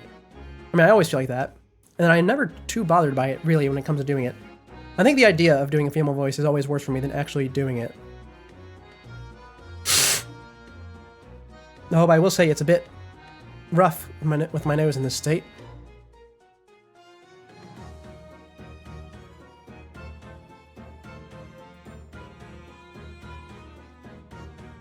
Oh, what do I even do? Okay, so when I muted just now, it was to clear my throat, but I also took the opportunity to try and do the voice. Guys, I can't do this one. What do I do? Oh, how do I do British accent and female? I mean, obviously I'm kind of doing it with Susato. But Susato has a gentle voice. So it was easy. She has, I mean, I say has. I'm not like she actually has a voice. But she's a sharper character, I suppose you would describe it as. Oh, I think I should just suck it up and do it. I'm over here. Oh, I'll get into it eventually. Good gracious, how? What was the point in that little sidestep? I know what you lot are thinking. Grown-ups are all the same. This dirty little dipper, you'll all say, slipped up and got caught in the job. She got herself backed into a corner, so she knifed the gent. Go on, that's what's in your heads, ain't it? No, not at all. This is a court of law. We're here to determine the truth and not cast... Where did she even get that from? Is she actually related to Holmes? Oh, not Holmes, I'm sorry, Sholmes. Because he had gadgets like that.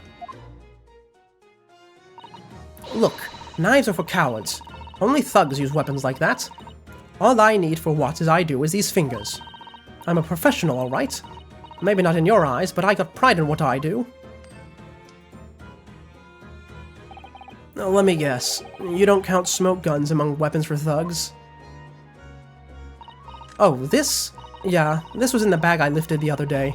Down where they keep the old four-wheel drags. Oh, did she steal it then from Holmes? Or, no, I keep calling him Holmes. Sholmes. Sherlock Sholmes, the legally extinct version. It's nice, isn't it? I like the pink the best. Oh, do not wave that thing in my direction again. So, you admit that you were riding the omnibus at the night in question?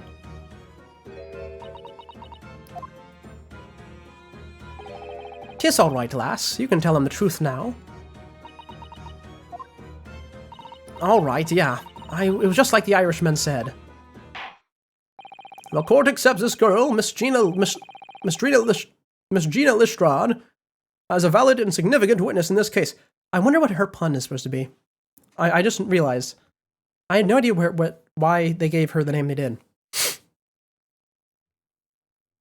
And I don't think I'm going to be able to find out what it is, because it's probably something English.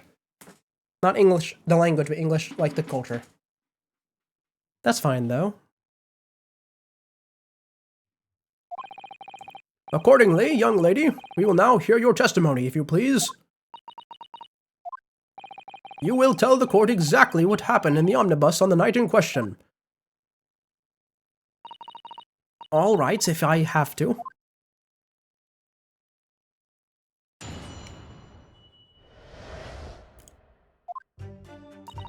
"So I snuck inside the carriage before they hooked up the horses, just like always." Just like always? Is this a habit for you? "But it was a right old waste of time. I got nothing to show for me troubles that night. I tell ya, you can't see a blind thing in that hiding place. It's pitch in there. Then, after a while, I hear this loud bang. Nearly jumped out of me skin, I did. And the scream just came out. It's because of that this swell found me. He did help me get away, mind."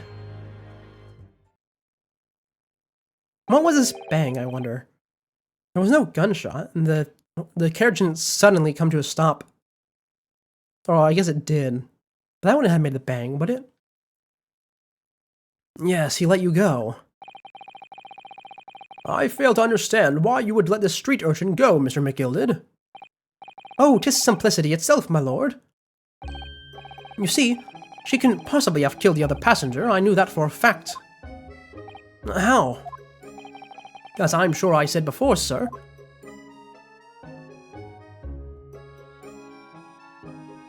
I was sitting right on top of the place where she was hiding herself." "I think a demonstration is called for." "Really? A demonstration for this?" "This is where I was sat that night." "And the cubbyhole of which you have spoken is underneath the seat, I presume?"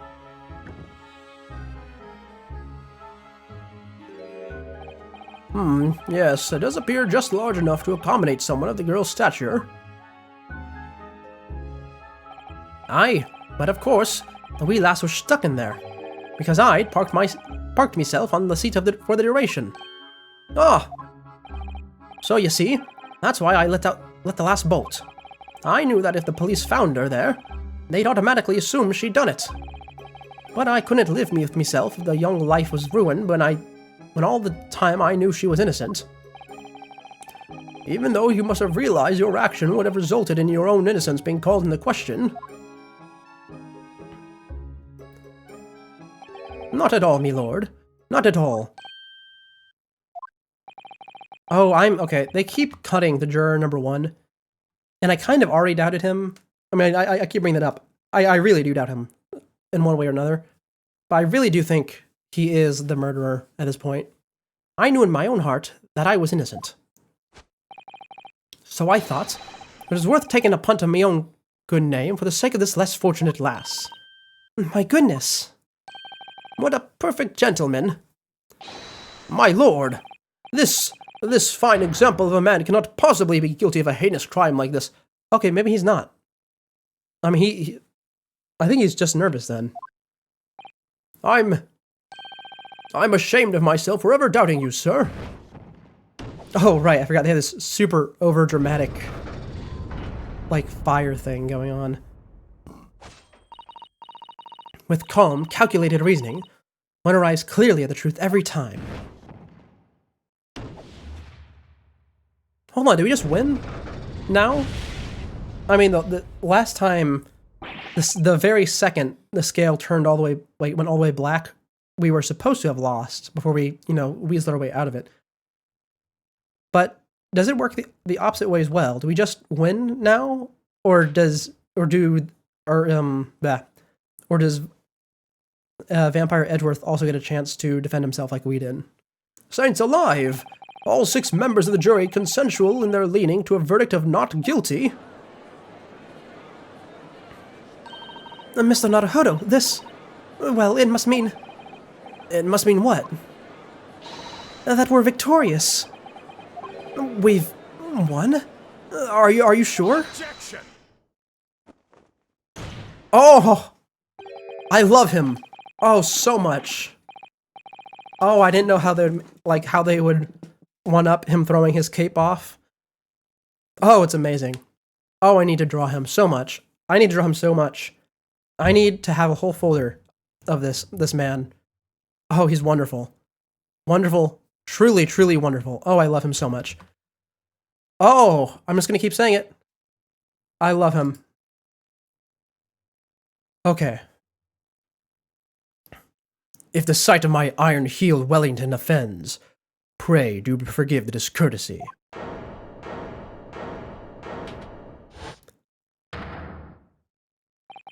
This really is a consummate example of the one monumental flaw in British judicial practices, where evidence and reasoning should be paramount. Emotion rules the day. Emotion? The witness's latest statement gives us a clear insight into his true nature. What do you mean, his true nature? Do you really think Scotland Yard would have made such a glaring omission? After the incident, the omnibus was comprehensively searched by officers of the police. Obviously, the interior of this cubbyhole, as the witness put it, was included in their investigation.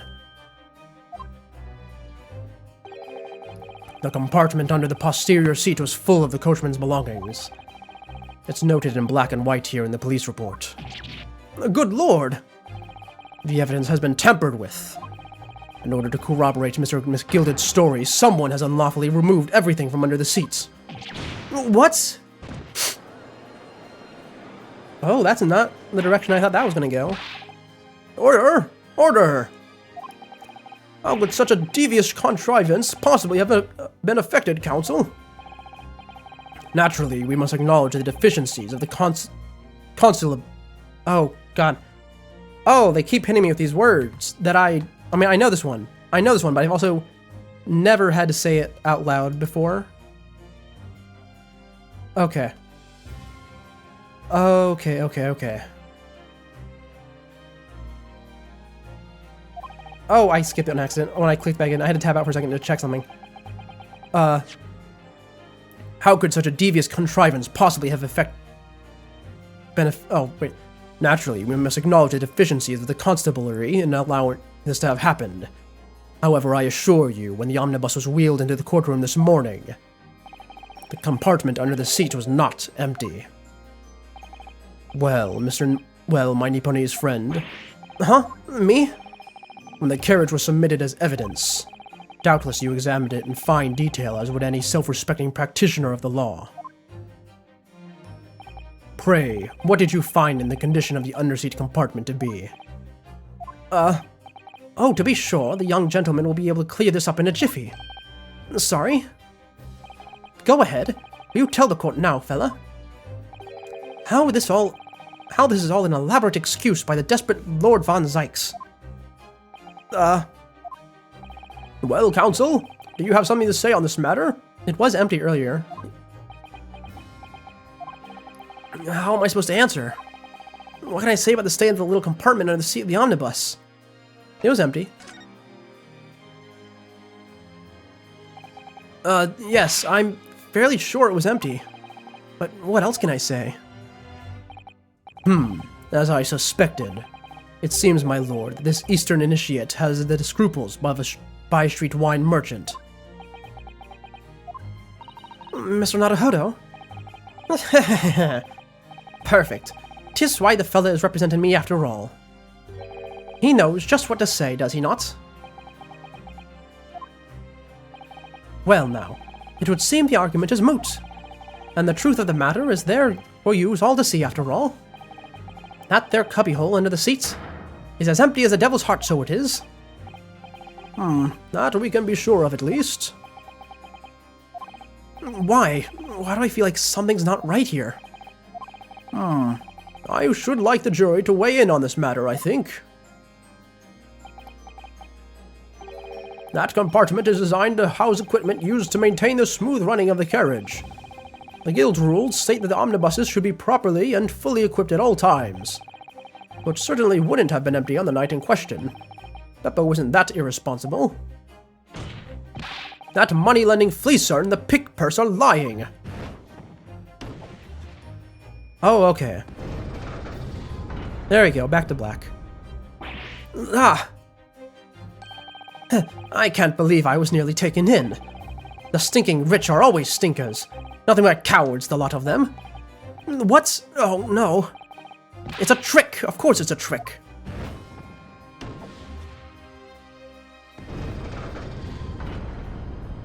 Let me guess, one more? Are we gonna go back to balance? Quite so. I must concur here.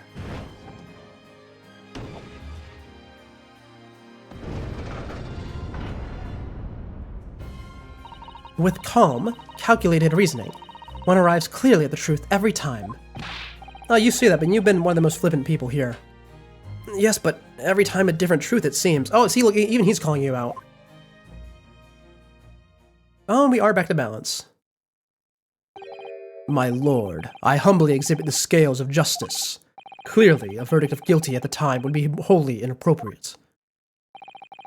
See, look at that. Why does he just get to, you know, give one last attempt, while in our hands we had to go out of our way to bring up some ancient, antiquated law to get our one last word in? Thank you, counsel. But before we proceed any further, there is the matter of the outstanding cross-examination. Oh, I completely forgot there was one of those. Counsel for the defense, begin your questioning of the witness, please. Yes, my lord. What just happened? The whole balance of the trial just shifted almost beyond recognition. The Reaper of the Bailey is at work, it would seem. I forgot that was his nickname, wasn't it?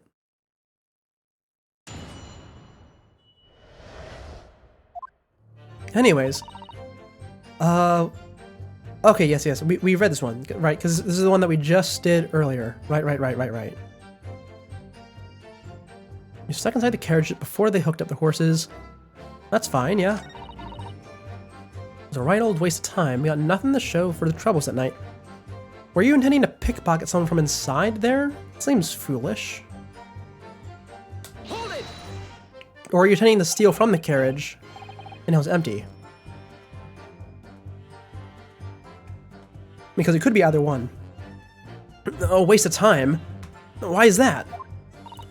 Well, most nights I'm on me own in the god permit at the... Well, most nights I'm on me own in the god permit at least some of the... What the heck is this line? I'm sorry, what? Well, most nights I'm on me own in the god permit at least some of the time. I have no clue what that means. That is too English for me to understand. Next line. I beg your pardon? Did you just say God permit? Oh, God permit, not God permit.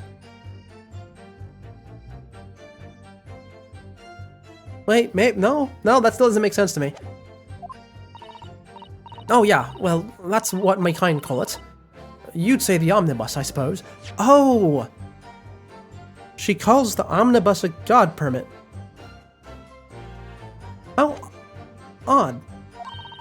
The point is, any normal run, the carriage ain't got no one in it for a while. And that's when you come out of your hiding place and get away? That's it. Only that night. This cove was sat on me in seats from the start. And he didn't budge the whole way, did he? Not 1 inch. I was totally stuck. You mean to tell us that you were present in the carriage for the duration? You were under the seat the entire time while events unfolded in the enclosed cabin? Yeah, right, mister. To be sure. I was as shocked as anyone. You don't expect to lift the cushion you've been sat on to find a child now, do you? So this Miss Lestrade couldn't possibly have been the culprit, then. Yeah, you can't see anything in there because it's pitch black. And after a while, you hear a loud bang. Hold it! When you say a loud bang, do you mean the noise of someone falling to the floor? Could have been, I suppose.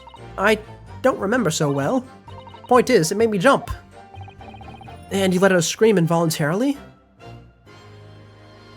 Well, that's right. And then I felt the cushion over me, get lighter all of a sudden. Presumably when the defendant got up in order to help the victim, yes? Or not. It could equally have been the moment the accused stood up in order to stab the victim, could it not? Well, girl, did you see what happened after that crucial moment? Yeah, I saw it. I pushed up the cushion and had a quick butcher's while I had the chance, didn't I? Oh, she is so English. Oh, she's gonna kill me. The Irishman was sitting up with the bloke, rotten fallen, on the floor and on the seat opposite. That matches with Mr. McGilld's account, of course. But then, the fella suddenly turns around and has a look and looks right at me. I sunk back down again, but it was too late by then. I should never have risked looking.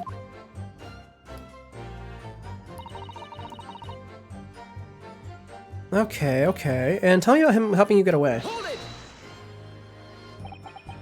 And when Mr. McGill discovered you, he pulled you out of your hiding place? I was scared stiff, I was. He dragged me out and sat me down in the seat and all. Next to the victim, Mr. Mason. Yeah, the bloke had a knife in his guts. He was still bleeding. Then the carriage lurched a bit, and he ended up falling onto me. How awful. Both me hands got covered in blood. It made me feel sick as a dog. Both her hands were covered in blood? That must be what the rooftop passengers saw. After that, I believe you talked with Mr. McGildy for a while, is that correct? He asked me some stuff. Wanted to know me name and what I was up to and that. Then I heard something from above. Someone screamed. Yes, Mr. First on the roof deck, one would presume. Well, I didn't want no one seeing me face, so I didn't look up. Then the horses were drawn up smartish, and this here Irishman says to me, "Get back under the seat. I'll see what I can get away late. I'll see that you can get away later."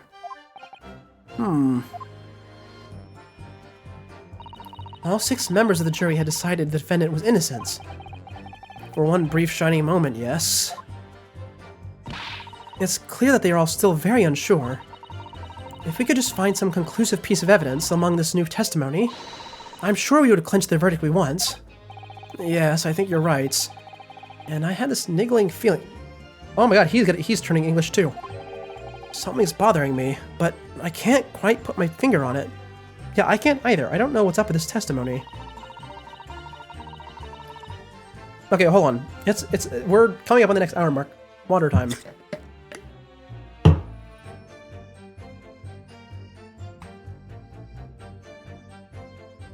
Okay.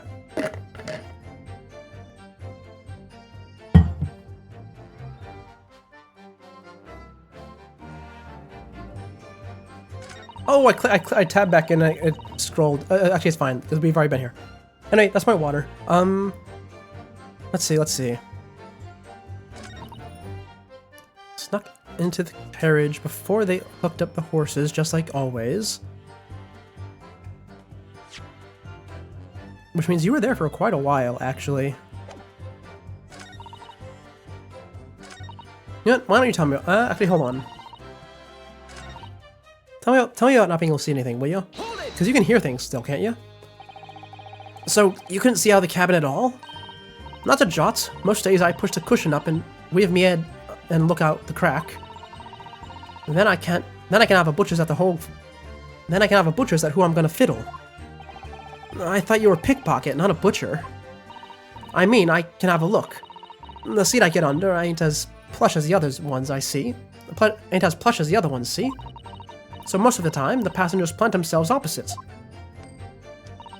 But for some reason that night, Mr. Irishman spent the whole journey right over me head. And for that reason, you weren't able to push the cushion up to peek out, I see. Truth is, I ain't too happy in the small dark places.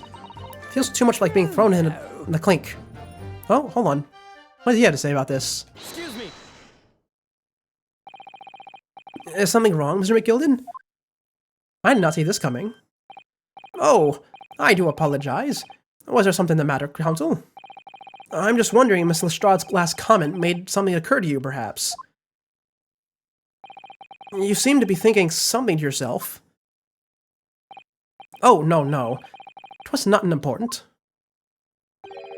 I was feeling bad for the poor lass is all. I remember feeling desperate myself as a young lad, shut up in the dark. 'Twas terrifying, so it was. I see. Yes, I'm sure we can all sympathize. I'm still scared of the dark now. And I don't know about yourself, but I find that darkness seems to make everything you hear seem that much louder as well. Yeah.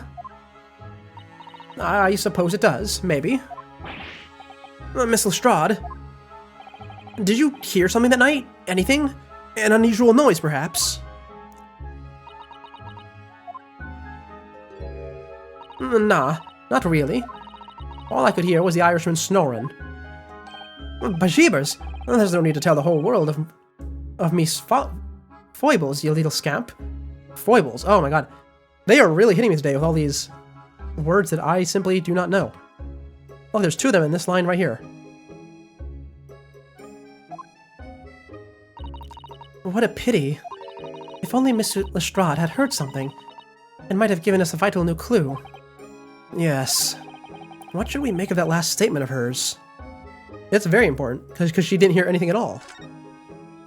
Or she's lying, but... My lord! I believe that statement just made by the witness is profoundly important. Profoundly important? But all she said was that she heard nothing. Yes, which is profoundly important. Which is the profoundly important point. I'm almost sure of it. I'm almost sure that I don't understand the inner workings of your Eastern mind, Counsel. Nevertheless, Miss Gina Lestrade, you will supplement your formal testimony by repeating the last statement, please. What? Supplement? What are you on about? Don't give me all your fancy talk. I know what you're trying to do. Well, it won't work on me. That's right. Insult the judge. Always a good move. I was straining my ears to work out what was going on, but all I could hear was snoring. That is important, though, isn't it? Because that means you didn't hear this, like a fight of any type. I don't know, with the autopsy, give me that.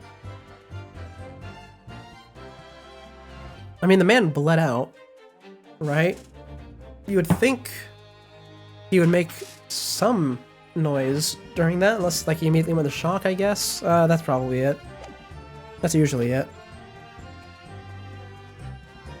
I think I just need to press this. Hold it. So you were straining to hear what was happening the entire time? Since the moment you hid yourself? Oh, hold on. Actually, I just realized. Realistically, this would be the end right here. Because the only thing we need to prove, at least in modern day. Hold on. Is that a bot? Oh, we got a bot. Let me go bot that. Bye-bye, bot. Oh, it's been a while since I did this. There we go. That's the button. Bye-bye. Anyway, what was I saying? Right. At least in modern day, the only thing we would need to prove here is that our client's innocence. We don't need to prove someone else's guilt. So if we have someone here who agrees that our client was, in fact, asleep the whole time, that would do it. But, of course, this is an Ace Attorney game. We can't end it just with that. So, you were straining to hear what was happening the entire time since the moment you hid yourself? Not exactly, no. Sorry. Well, there was no one in the cabin to start with. I could just push the cushion up and out of Butcher's to see what was what. But then, when I saw this swell getting on, I got me head down so he didn't notice me. And Mr. McGilden sat on the seat under which you were hiding, correct? Yeah. Would you Adam and Eve it, eh? What a mug. So then all I could do was listen. I was waiting to jump out of there as soon as I heard him leave. I mean, I see you popped up. I'm not gonna pursue that yet, though. But would he? Not likely. Even though we stopped here and there, I never heard the door open. So I just had to stay put and listen to him driving its pigs to the market. Snoring like an old dog he was. Oh, hold on.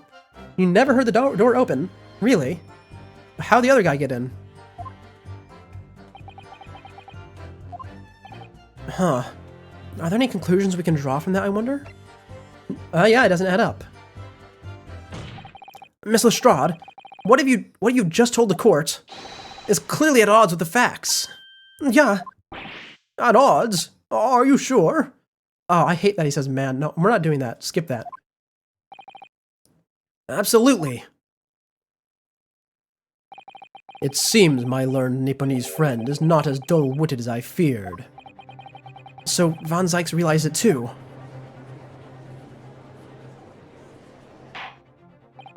Counsel, I must insist that you bolster your claim with evidence, or some complicit party's name at the very least.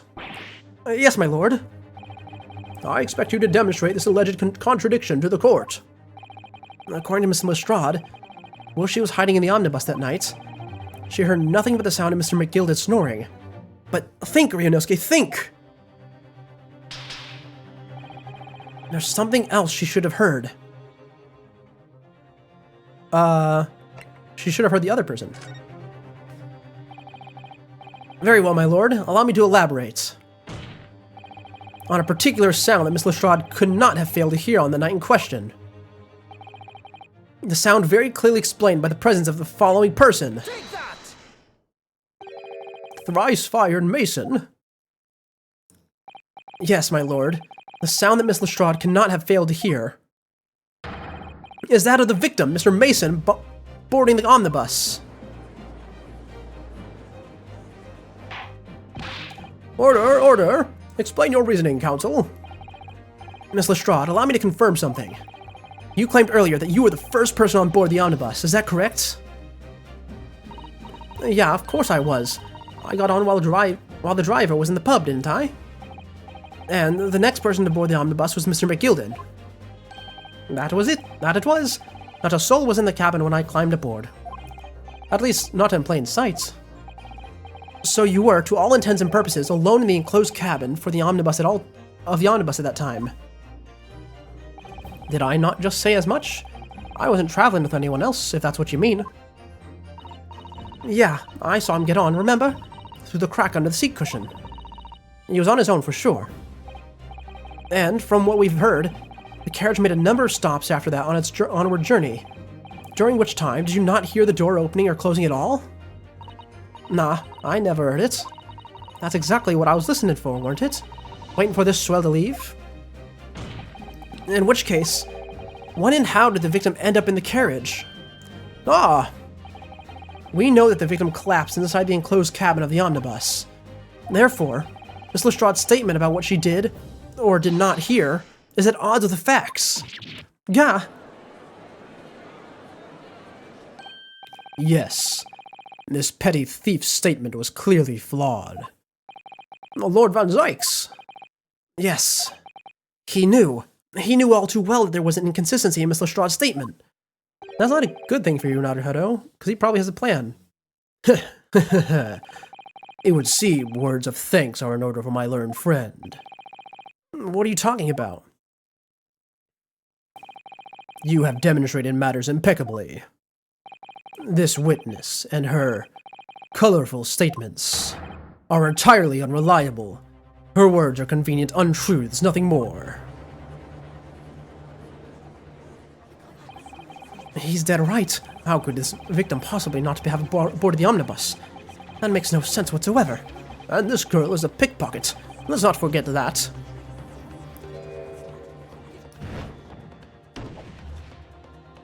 You know, he was talking about how this place is swayed by emotions too much.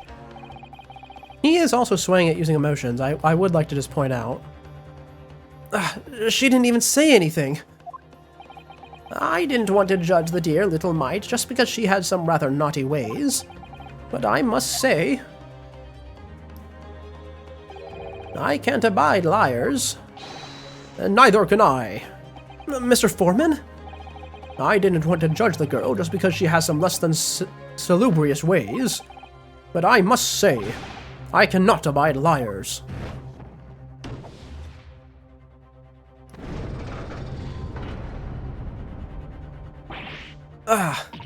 Mr. Naruhodo, that's 5 jury members leaning towards guilty. Well, your consideration for others is refreshing, my Nipponese friend. To the considerable troubles you have spared me.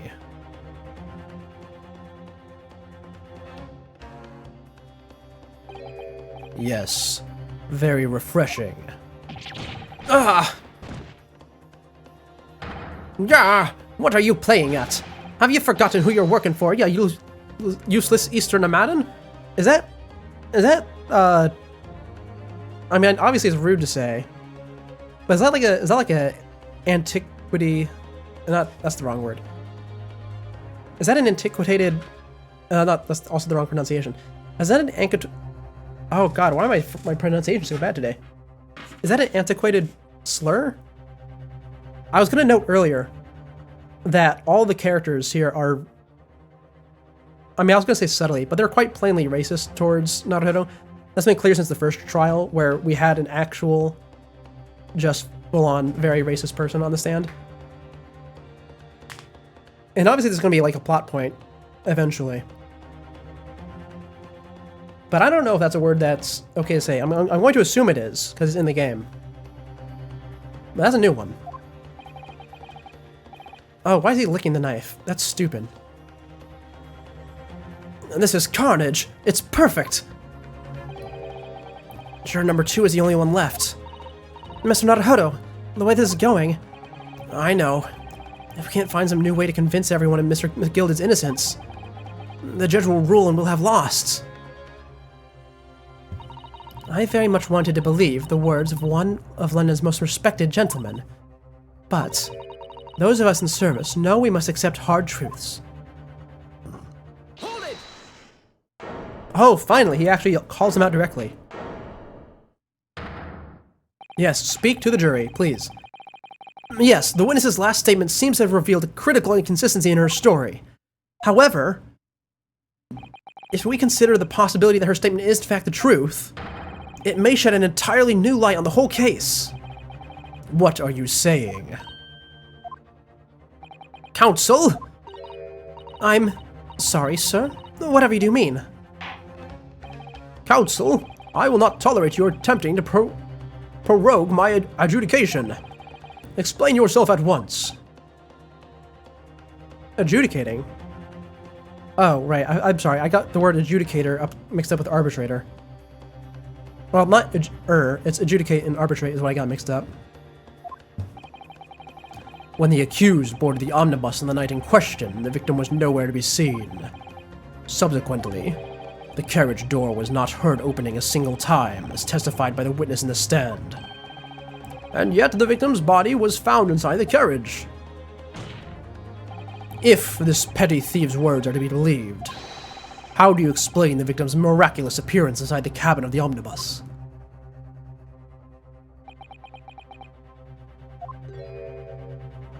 There's only one way to explain how the victim came to be inside the carriage. Well, he could... Okay, well, you say there's only one explanation. There, you clearly just presented me 3 options, and I don't know which one it is.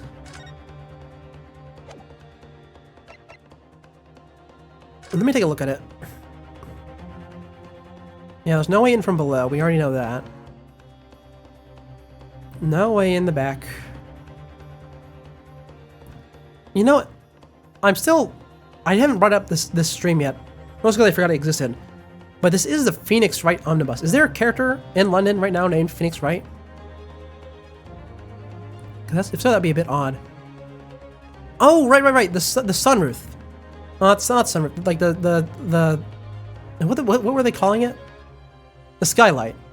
Right, I noted last time. I remember now that there's a latch on the skylight that could be used to open it. So I think No, I don't think. I know he came in from there, yeah?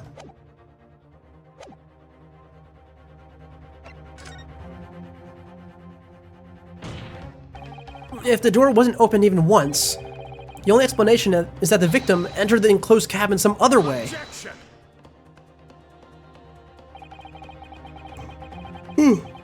Oh, I yawned. Oh, how odd. It's not even that late. I wondered what new fantasy you'd come up with in your blind panic. But behold, the omnibus is here for all to see. Only one side of the enclosed cabin is furnished with a door. The other only has windows. Fixed windows which cannot possibly open. In short, there is no entrance to the cabin other than the door. But there could be. There's one possibility you haven't considered. Oh, really? Yes. One other way inside that isn't the door. Another opening, the use of which allowed the victim to appear inside the enclosed cabin. All right, counsel. The defense will identify the location for the court. Here is the omnibus on which the incident occurred. Where on earth is this entrance by which you propose the victim enter the cabin? Right here. Take that! The answer is obvious. It can only have been the skylight. I say, the skylight? Objection!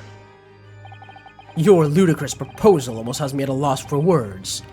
However, Objection! the skylight may well be large enough for someone to pass through. Objection!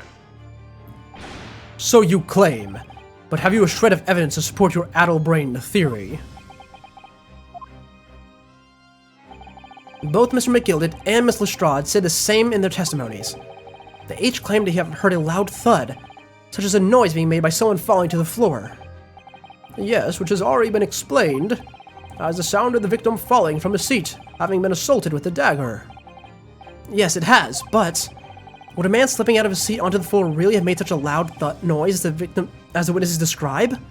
The noise loud enough to cause Miss Lestrade to let out an involuntary cry, in fact? Oh, good gracious! Perhaps, in fact, that was the moment the victim made his entrance into the cabin. No, let me rephrase that.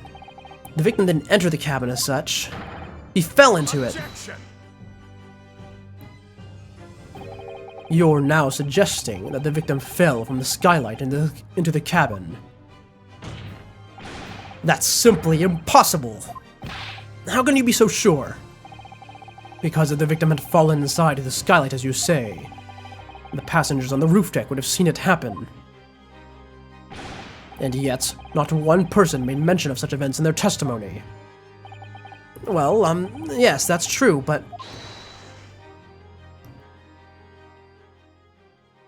Oh? You have something to say? Might the humble fella make a wee comment here? Mr. McGilded?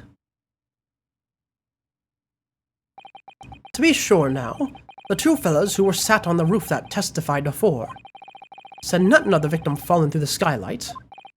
But it seems to me, my lord, that it's not so much a case of them not saying, but... Aye. 'Tis a case of them being unable to say. What? I think perhaps the two fellas do be having something of a compelling reason not to be mentioned in what happened. Would yous not agree, fine ladies and gentlemen of the jury? Oh my goodness, surely not. Those two chaps on the roof? You mean the ones who stuck the knife in the man were... Yeah. Aye, aye. It could have been them. Oh, and they've brought themselves forth. Just what exactly are you insinuating here, you blitherer? You rotter, he said. You rotter. What are you insinuating? That is a strange pose to take. This is a flaming outrage. I have a good mind to give you a blinker in a minute. What the heck is this? Is that what he thinks fighting is? He'll give you a shiner in a minute, he said, and so will I. Mr. Fairplay, you're effectively accusing me, a city gentleman and well-respected banker, And me, a very angry hatter, suggesting that someone like me could have stabbed that man in the guts. It's a disgrace. It's scandalous. I protest. I protest in the strongest possible terms. That's right. I protest too. About you, you rotten scoundrel.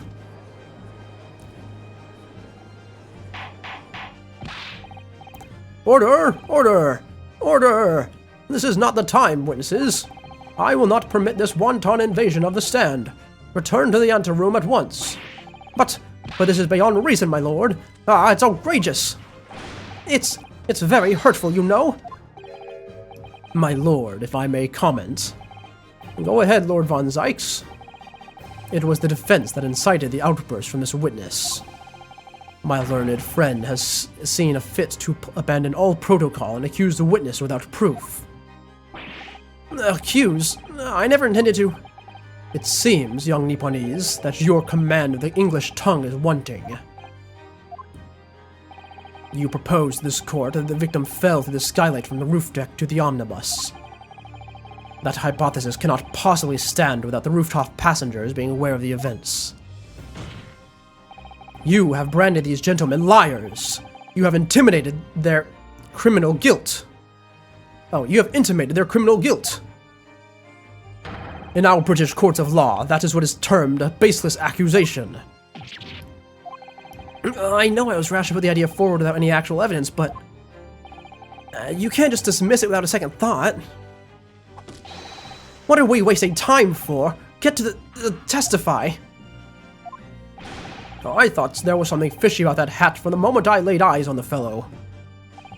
We have to establish this matter through now, one way or another.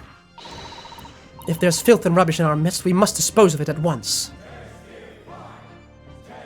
Oh. Oh, look at that. The jury, not the jury, the gallery is actually chanting. What's happening, Mr. Naruhodo? The spectators in the public gallery they're in a complete frenzy. Mr. Fairplay and Mr. First. My lord. You will take the stand again and make another formal testimony in reference to the indictment brought by the defense. Yes, my lord. I didn't come here for this. There's no time to think this through. All I can do is keep pushing forward.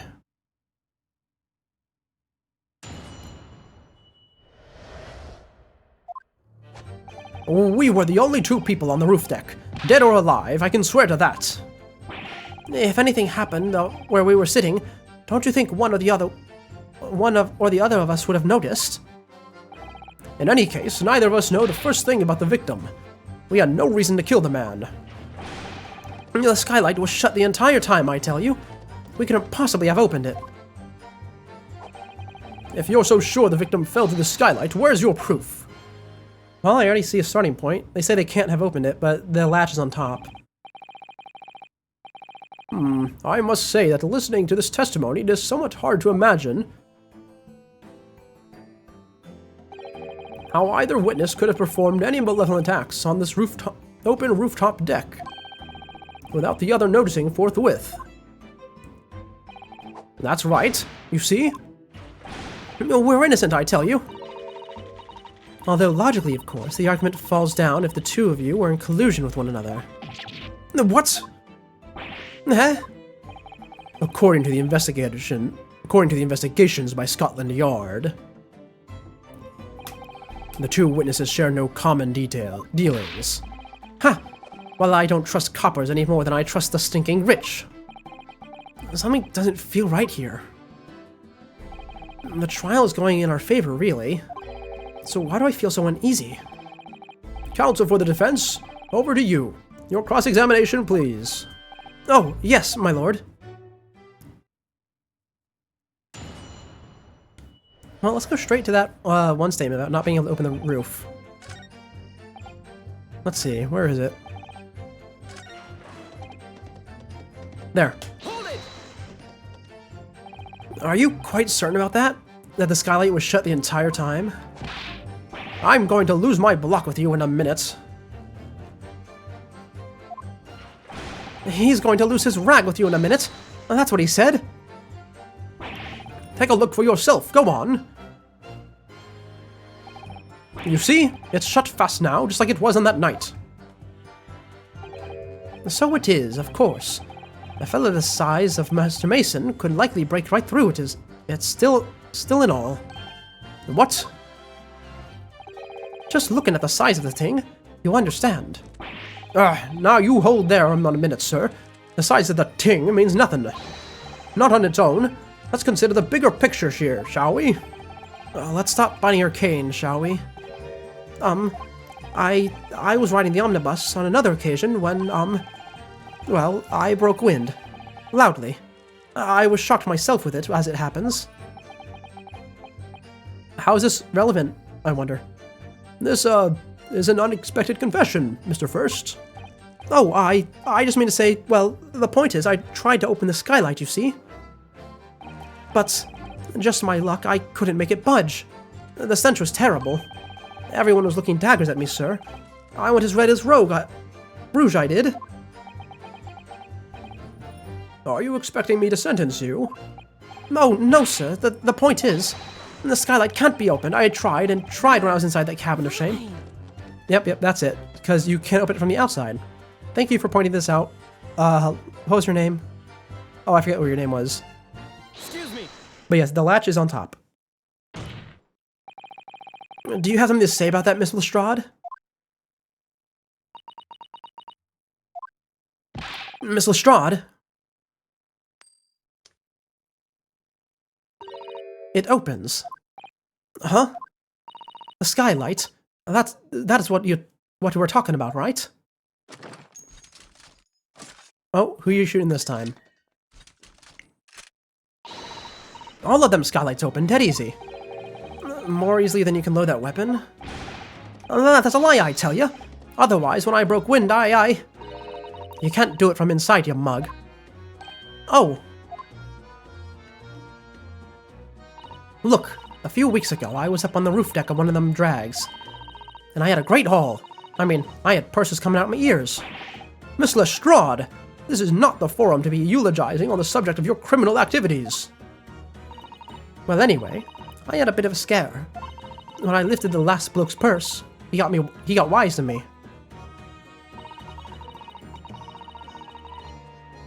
All four of them surrounded me, so I couldn't hop off the bus and leg it. So what I did was, I used a skylight. Opened the catch and jumped right through. What? Yeah, the catch for them skylights is on the top side. That's why you can't open them from in the cabin. The skylight opens from the roof deck? Bailiff! Climb up onto the roof of the omnibus at once and verify the witness's claims.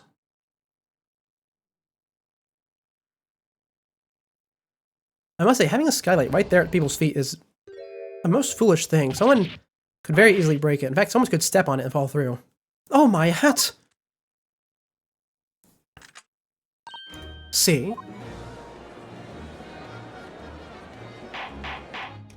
Order! Order! Order! So, it appears the street girl's statement is quite true. I don't believe it. The skylight opens, and from the roof deck. Mr. Naruhodo, this could be the clue we've been looking for. Well, counsel for the defense, please continue with your cross-examination. Yes, my lord.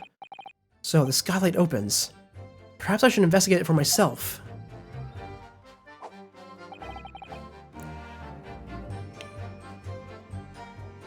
Proof that the victim fell through the skylight, huh?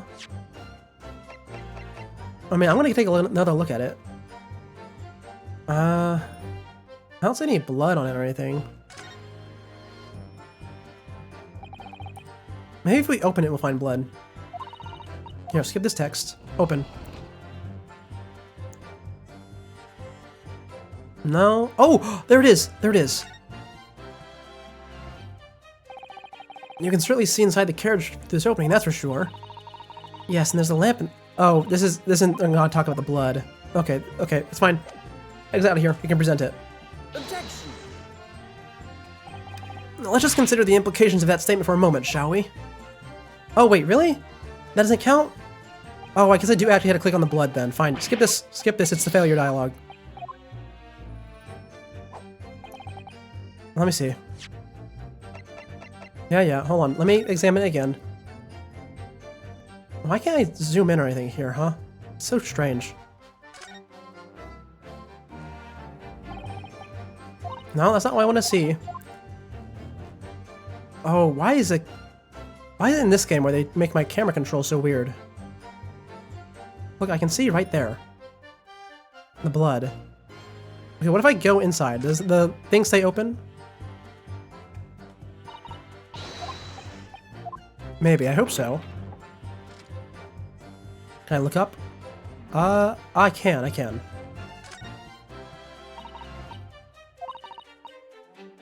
Really? They're still not gonna bring up the blood?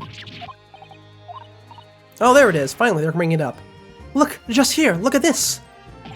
That's, without question, it's blood. Why would there be a bloodstain there? Surely, it can't be unrelated to the case, can it? There we go. Finally.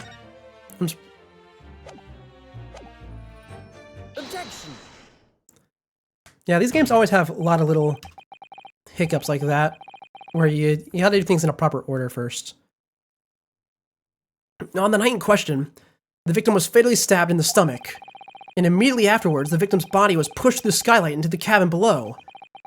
Those are the facts, and the irrefutable proof remains clearly visible on the omnibus that stands before us today in the very courtroom. What? That's utter humbug. You can't possibly have any evidence. No, you can't. I mean, we didn't do it, I tell you. It's impossible. Irrefutable proof. Here in this courtroom. Counsel? My lord? I believe everyone would appreciate a little clarification here, Where exactly within the omnibus is this evidence to which you allude? You will point out what it is that proves the victim fell from the roof deck through the skylight. Oh, I had to open it. Can I leave? No. Okay, hold on. Can I go out? No, I'm not allowed to. Wait, how do I... Oh, wait, it is open. I was just looking at it from the wrong angle. Oh, my bad. Yes, it does open very wide, doesn't it? Wide enough to kick someone like you through, certainly, Mr. Naruhodo. Why someone like me? Well, what is it? Look, just here. Look at this. Oh, wait, this is the same line. Same line. Got it. By Jupiter! Is that blood? This bloodstain proves two things. Firstly, when the incident occurred, the skylight of the omnibus was open. What? And secondly, the victim was already bleeding when he fell through the opening. Oh my!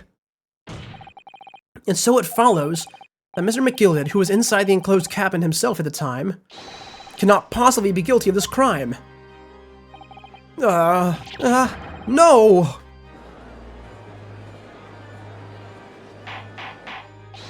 Order! Hold it. But the blood could have sprayed up there when the fellow was stabbed inside the cabin. And only found its way to that one particular spot in the skylight. Sure, and that would be very convenient. And let's keep it in mind that the skylight catch can only be unfastened from the roof deck. I myself wouldn't have been able to open it now, would I? But, there's no way to know for certain, is there? If the gent really fell through the skylight, I mean. Why don't you have a good look at the floor of the cabin between the two seats, Mr. First? 'Tis all too plain, if you'd see. There's the aftermath that shows the poor fella dropped from the fair height, right there, so it is. What? No! But it can't be, it's all... lies! Hold it. My fellow jury members, I think we can all agree that this is clear proof that the defendant's innocence, can't we? I believe we can, yes, sir. It's clear to me now where the filthy rubbish can be found in this courtroom. Heh. So, they thought they could pull the wool over my eyes, did they? I won't tolerate any of the guild's carriages being sullied with blood. I won't tolerate it. Oh, I always knew that nice gentleman who gave us that delightful park couldn't have done such a thing. On 3, then, everyone. 1, 2, 3. Oh, I was expecting an objection at the last second there. There it is. A chilling performance, Mr. McGilded. Oh?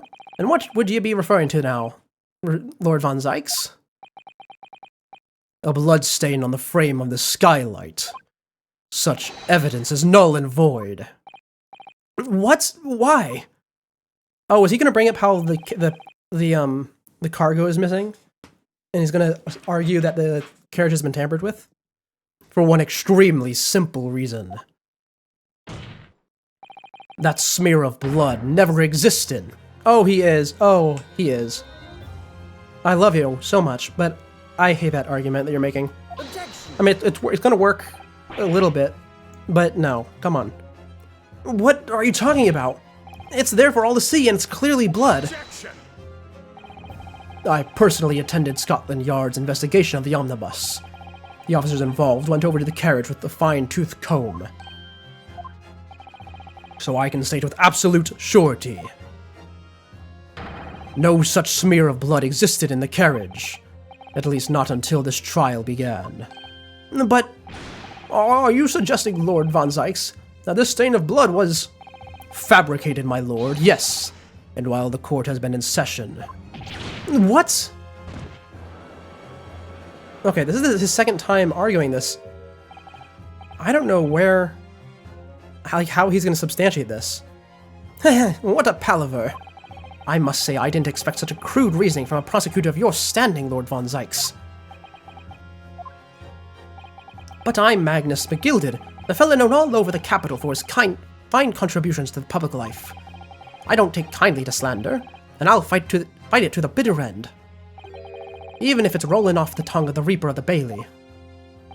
Mr. McGilded, I realize that this is your first appearance in court as the accused. However, I am very well aware of your involvement behind the scenes in a great many affairs of dubious nature. You're very adept when it comes to avoiding getting your own hands dirty. And each time it happens that a case that you're involved in is investigated, you adapt to the facts. Adapt the facts? What does that even mean? Wait, is he really allowed to bring this up? Isn't he... How is he going to substantiate this? What evidence does he have? When you wield a fortune the size of Mr. McGilded's, however ill-gotten it may be, nothing is impossible. Tampering with evidence, manipulating the scene of a crime, bribing witnesses. I toast your ability to concoct the most convenient of stories, sir. Tut tut, Lord Von Zykes. This will not do, to be sure. Will it now, counsel? Huh? Oh, no. I think it's fair to say, this does all sound like a rather far-fetched excuse by a desperate man. The blood on the skylight didn't exist, you say?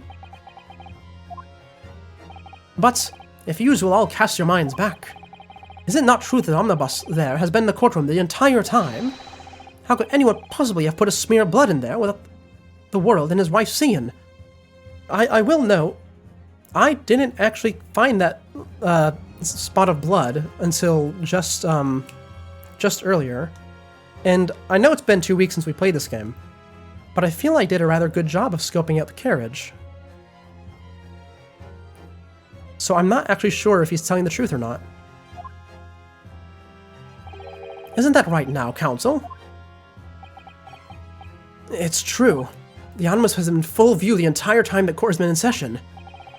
My learned friend. Here's to hearing your opinion on this matter, in your own words. Huh, as you wish. Could someone have tampered with the omnibus during this trial? If you're asking me, I think... I mean, it absolutely could have happened. The smoke grenade went off, yeah? It could have happened during then?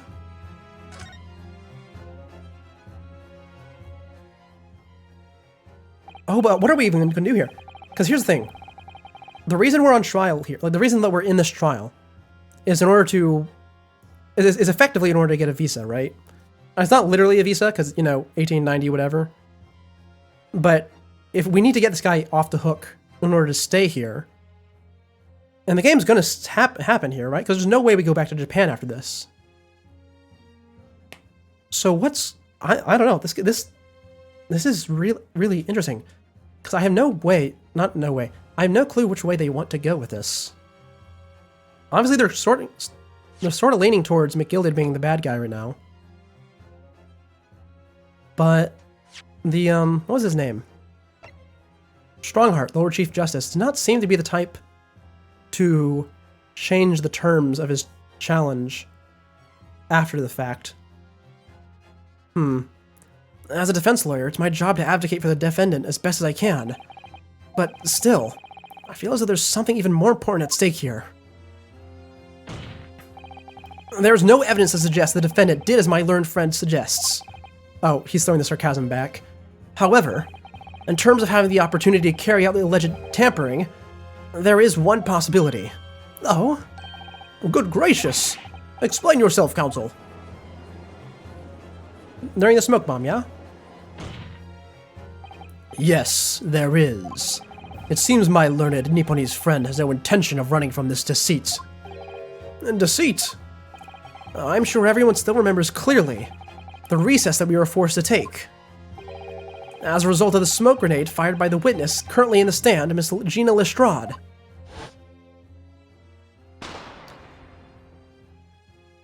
Yeah, I remember that. That happened not even 30 minutes ago, I think. What is going on? Be careful, Mr. Naruhodo. Cover your face. Bailiff, don't let the accused escape. Secure the omnibus. Oh, did he bribe the bailiff? I hereby call an emergency recess. Bailiff, ensure the defendant is in custody and clear the courtroom. The courtroom was filled with smoke and everyone was thrown into confusion. All of us were made to leave the chamber. In that brief interval, under the veil of smoke and in all the chaos, it could have been possible to steal inside the omnibus. True.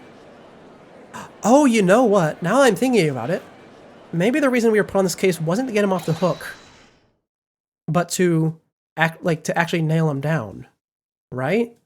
Because if he really is as corrupt, well, I guess he's not corrupt because he's not a. No, he is corrupt. If he really is as corrupt as Von Zykes is saying, then the Lord Chief Justice would certainly want to get rid of him, wouldn't he? Are you wise? What are you trying to pull, ye rotten feckless gouger? Feckless? Gouger? You're supposed to be defending me. 'Tis a wicked plot. 'Tis a plot to undermine me, so it is. Objection. Whatever you think it changes nothing. The facts are the same.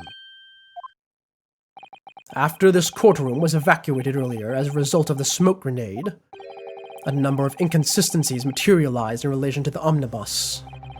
Inconsistencies, such as... To start with, the storage compartment underneath the rear passenger seats. When the police investigated the omnibus, this compartment was full of the driver's items. Secondly, we have the smear of blood on the edge of the skylight. As I have said, that was not present at the start of the trial this morning. Unfortunately, Lord Von Zykes, no one is able to corroborate your claims. That's true.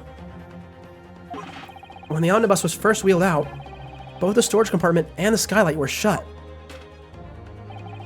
Accordingly, I'm afraid to say we cannot establish with any certainty if this evidence is the result of tampering or not. Indeed, my lord. No doubt there was not a single person who saw fit to verify such things. What do you think? Sorry? About the omnibus. Is there anything else unusual about it? I mean, realistically, I have no idea.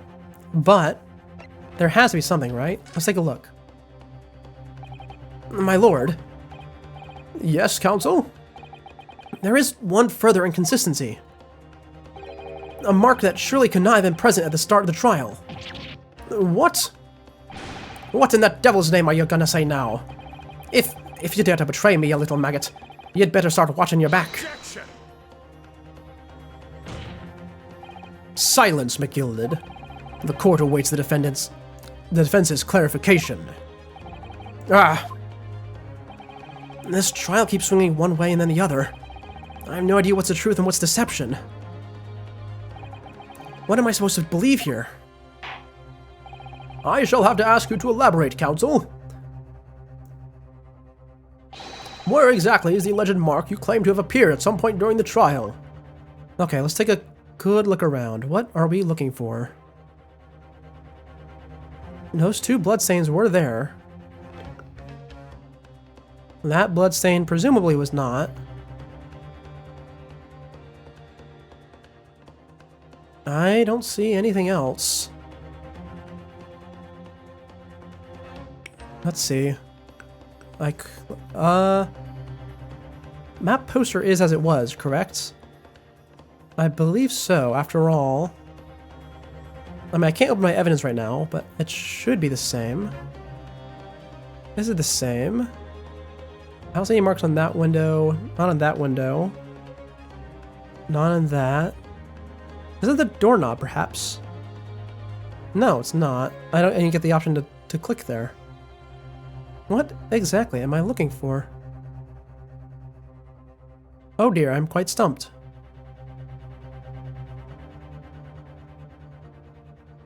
An alleged mark that you claim appeared at some point during the trial. Surely it's not the poster, right? I mean, I see this weird mark on the corner of it, but I think that was there the whole time. Once again, we struggle because it has been 2 weeks since I played this game, and I don't quite recall. So I think we check beneath here, and then we check the poster. Yep, skip that. Oh, I can't open it. Nope, no opening. Okay. Check the poster.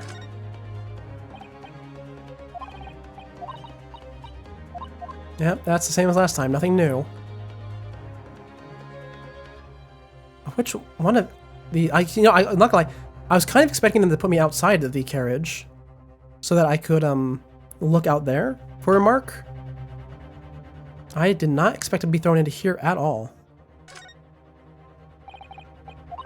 Yeah, that's the blood that was already there, right? Yeah, that's the blood that was already there. That is also blood that was already there. What can I even click on in here? The 2 posters, the 2 bloodstains. Oh, I guess the 3 bloodstains. Do I just click on this?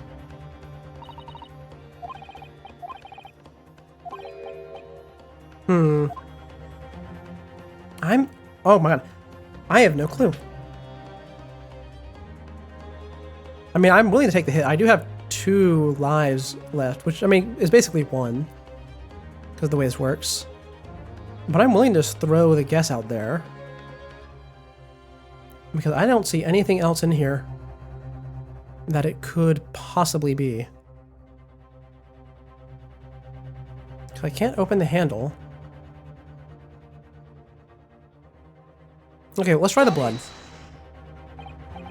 I think it must be this mark here. Okay, no, that's not it. That's not it. I hit the wrong button. Oh!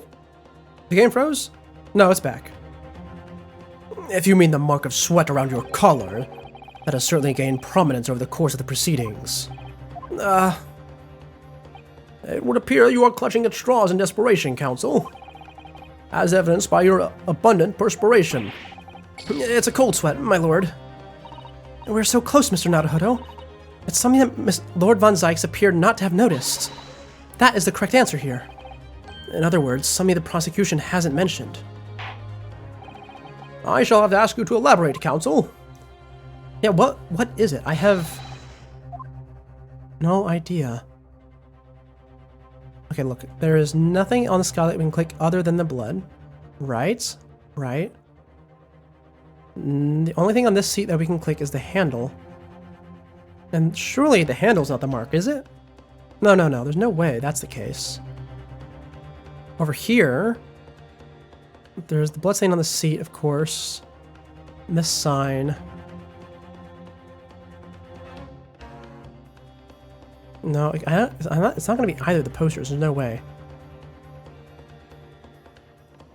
The blood on the floor was always there, I think. Oh, the two... I'm really feeling that 2 weeks now. Do I just shoot my shot in the handle?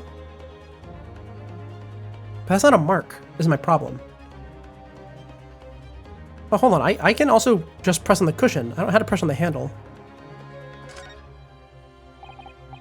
This seat looks reasonably soft, but it's actually rather hard when you sit on it. Only just wide enough for two gentlemen to sit side by side, really. Of course, an English gentleman would be dressed in such finery. It would be quite impossible for her to climb up on the roof deck, so she would have to be seated in here. A woman in a kimono would have the same problem.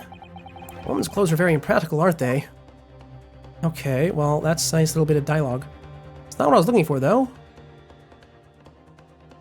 Not at all. And there's no marks on the seat that are visible. None at all. I think I'm just going to shoot my shot on the handle, and if we lose, we lose. And then we come back and brute force it with our full HP. Got it. We lost. Oh, game over. Is that the first one we've had so far? I mean, it's the first one this stream, certainly. First one this case as well. I think we lost... Yeah, I think we lost one time in the previous case. Guilty. Oh, they have voices. Guilty. Guilty. Guilty. Okay. Oh, I guess we get to see the... Oh, actually, no. This is our first time we've seen the courtroom. Is there a special thing for it, maybe? I hereby find the defendant, Mr. Magnus McGilded, guilty. I thank the good ladies and gentlemen of the jury, for their swift and insightful contemplation. That is all. This court is adjourned. And it's going to slam shut. Yep, there it is. That's our game over scene. Retry from the scene, please. Yes, yes. I would like to brute force it now.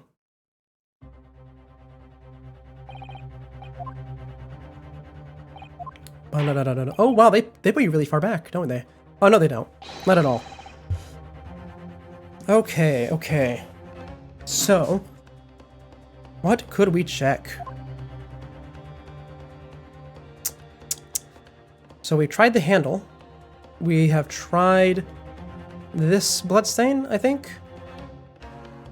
I don't know. Do I start with the... Oh no, I tried the bloodstain up top. In that case, shall we start with the posters, maybe? I don't know. I still feel like there's a mark on it, and that could just be part of the poster, like I said. Got it. But at this point, I'm sort of just floundering. That's not it.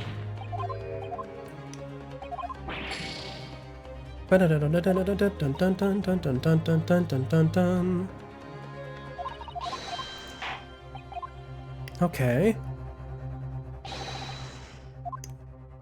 It's not that poster, and there's no mark on the other one, so I really don't want to waste an attempt on that. I mean, the blood on the ground is rather fresh. I mean, was that there before and I just... And was that not there before and I just didn't notice because it's been too long since we played last? Really? Wait, the blood was on the floor last time? Oh my god, I thought it was. Okay, well, that's my bad. If we consider that the victim fell through the skylight onto the floor of the cabin, you would certainly expect to find signs where blood where he landed. But as far as I recall, this bloodstain on the cabin floor was not there when the omnibus was first brought into the courtroom. You know, I guess that's my bad for getting sick and being gone for too long. Good lord! Yes, I do believe you're correct, counsel. Well said. Although, and as advocate for the defense, one might say that was a very careless slip of the tongue.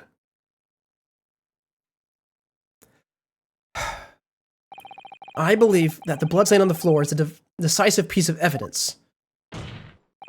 But if the question is whether that evidence is genuine, or whether it was unlawfully fabricated by someone, I feel compelled to admit that there's at least a possibility that the evidence is fake. Oh, that's why the blood was so much brighter red. I was wondering about that. I never brought it up, though. Because I kind of just assumed it's because it didn't soak into a cushion. But no, that makes sense. Yeah!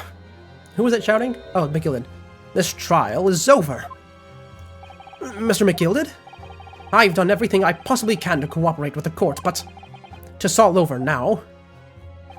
But you're the defendant. 'Tis over, I tell ye. Memory, recollection, what people think they saw, 'tis all nonsense. Facts are what counts, and the fact is the bloodstain is there now. Well... and over the course of this desperate trial, long and extremely drawn out as it has been, that good-for-nothing Reaper the Bailey has failed to present any decisive evidence at all. I was actually thinking the same thing. He pointed out that this place is heavily swayed by emotion, but he does not present a lot of evidence himself, does he? I'm scandalized, so I am. I thought better of Lord von Zykes. Well, my lord? I must concur with the defendant. The unaffirmed recollections of an individual cannot stand as evidence. At this moment in time, the particular bloodstain in question is very much in existence. And in the absence of any credible method by which to prove its alleged previous non-existence, I regret to say that it would be improper for this trial to continue. Your lordship can't be serious. Lord von Zykes, what is your position? The prosecution, my lord, has no further witnesses or evidence to present. Very well. In that case, as I believe we have explored every possible avenue in this matter, I shall proceed to my adjudication. As a formality, I am of course obliged to confirm with the defense first. What formality? As things stand at the moment, it would seem that Mr. McGilded will be found not guilty. Yes, which would mean we've won. Is that really the right outcome here? Is it really alright for the trial to come to an end now with all these unexplained inconsistencies? Counsel for the defense, your closing statement, please. Yes, my lord. The defense believes...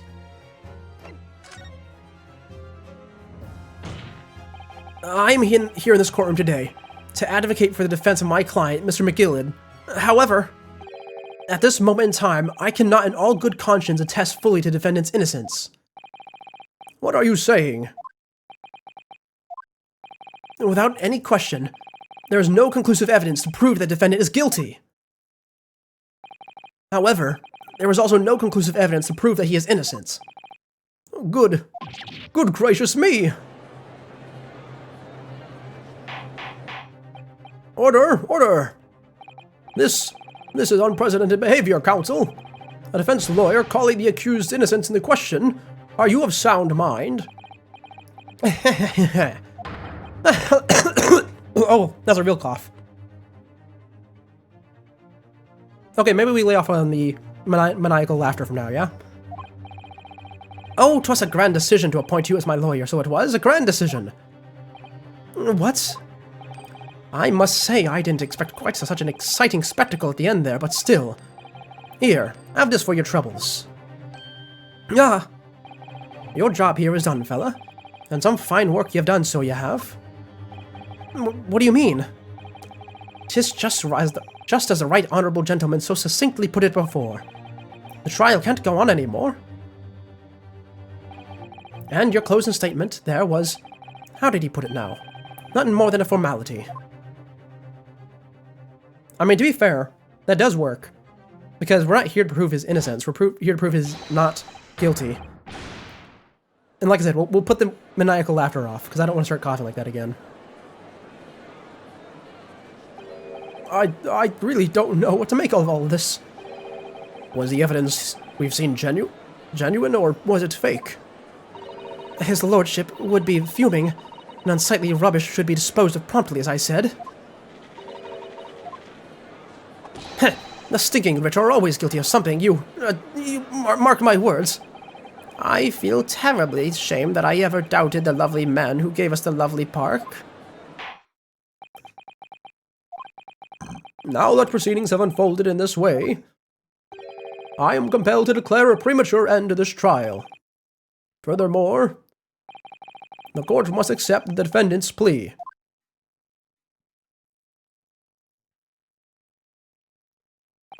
I thank you kindly, my lord.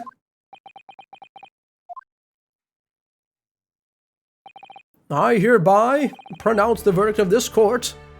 Oh, hold on. Are we really gonna let him get away? That'd be so interesting. Objection. Oh, no, there's an objection. Of course there is. But we still haven't determined if the bloodstain in the omnibus is genuine or not. We don't know if all the witnesses are telling the truth or the pack of lies. We have no idea about the truth. Lord Von Zykes? My lord. The case made by the prosecution was flawed, plain and simple. If indeed the omnibus presented as evidence was tampered with, the prosecution is at fault for allowing such disgraceful perversion of justice to take place. My sincerest apologies, my lord. Objection. But wait! When we were evacuated from the courtroom, Lord Von Zykes ordered the evidence to be secured. I'm afraid the prosecution cannot shun responsibility in this matter. That's so unfair. The culpability of the defendant has not, at the present time, been established by this court. Consequently, the jury will not be required to prefer a judgment. What? Well, Lord Von Zykes, it's been a pleasure, so it has. And as for you, my dear fella, I couldn't have asked for a better defense. Do you mean to tell me this has all been a grand waste of time? 'Tis the law of the land, my good man. If he'd like to pursue the matter further, he can always go ahead and try and change the law. Magnus McGilded. Good grief, you got more to say to me, have you? Just one thing. A warning. This is far from over. Oh, I love him so much. I love him, I love him, I love him. I've been holding that in this whole time. Every time I see him, I want to say that, because I love him so much. Well, something to be looked forward to then. Nope, don't try it. I can already feel the cough coming. I hereby pronounce the defendant, Mr. Magnus McGilded, not guilty.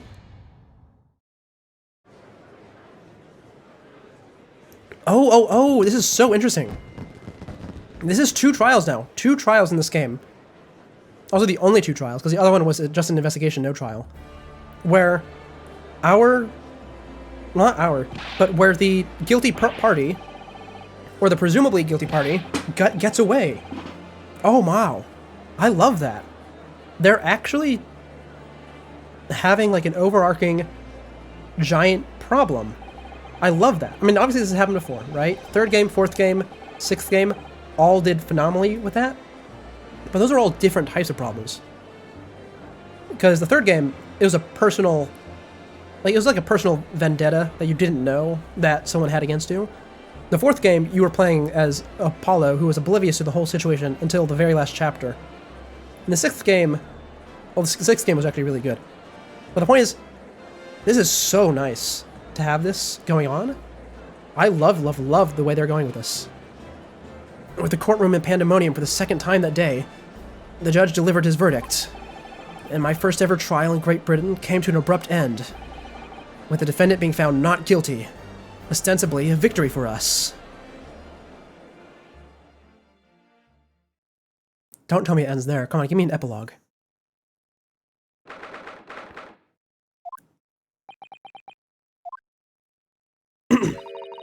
That certainly was a long trial. Yes, it was. Your first ever trial on foreign soil, and your first victory. It was a wonderful performance. My heartfelt congratulations. And to you, Miss Mitsusato, thank you for your assistance. I suppose we should be happy. The trouble is, we're still completely in the dark about what actually happened. Well, we didn't have enough time. But isn't this wrong? I mean, who was actually responsible for Mr. Mason's death? We don't even know that. The sole aim of the defense is to obtain a verdict that exonerates the defendant. Oh, actually, this is another thing. I'm so glad they are sticking to that, because in the main games, or not the main games, but the other games, they never stick with that. Not once, ever. You always have to prove someone else is guilty. And while that's nice, right, and it establishes, not establishes, but it's a very nice part of the games to have your mystery solved in the same, like, 3 days that you're working on it. I do always, not always, occasionally get frustrated when I have a perfect defense case that I can't use because they refuse to let it go unless there's someone else they could blame. And to be fair, the chapters where I feel that most are the bad ones, because in an interesting chapter, I don't care. But it is nice to see them actually acknowledge this fact. You carried out your duty to perfection. Aye, that you did. Mr. McGilden. And that girl was with him, too. Well, it seems the stories are true. Oh, what stories? About the 6 enormous fireworks they do be letting off when there's a verdict of not guilty. I'm sure you must have seen them now. Spectacular, wouldn't you say? I did see that. I was going to note who's throwing the confetti, because canonically, I think Gumshoe is the one who's throwing confetti in all the other games. But then I got very distracted with those fireworks, and I didn't even bring it up because I just got too caught up in talking. Which is fine. I don't talk too much during these streams anyways. Obviously, I'm constantly talking, right?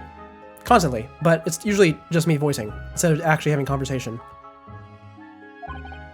Yes, definitely.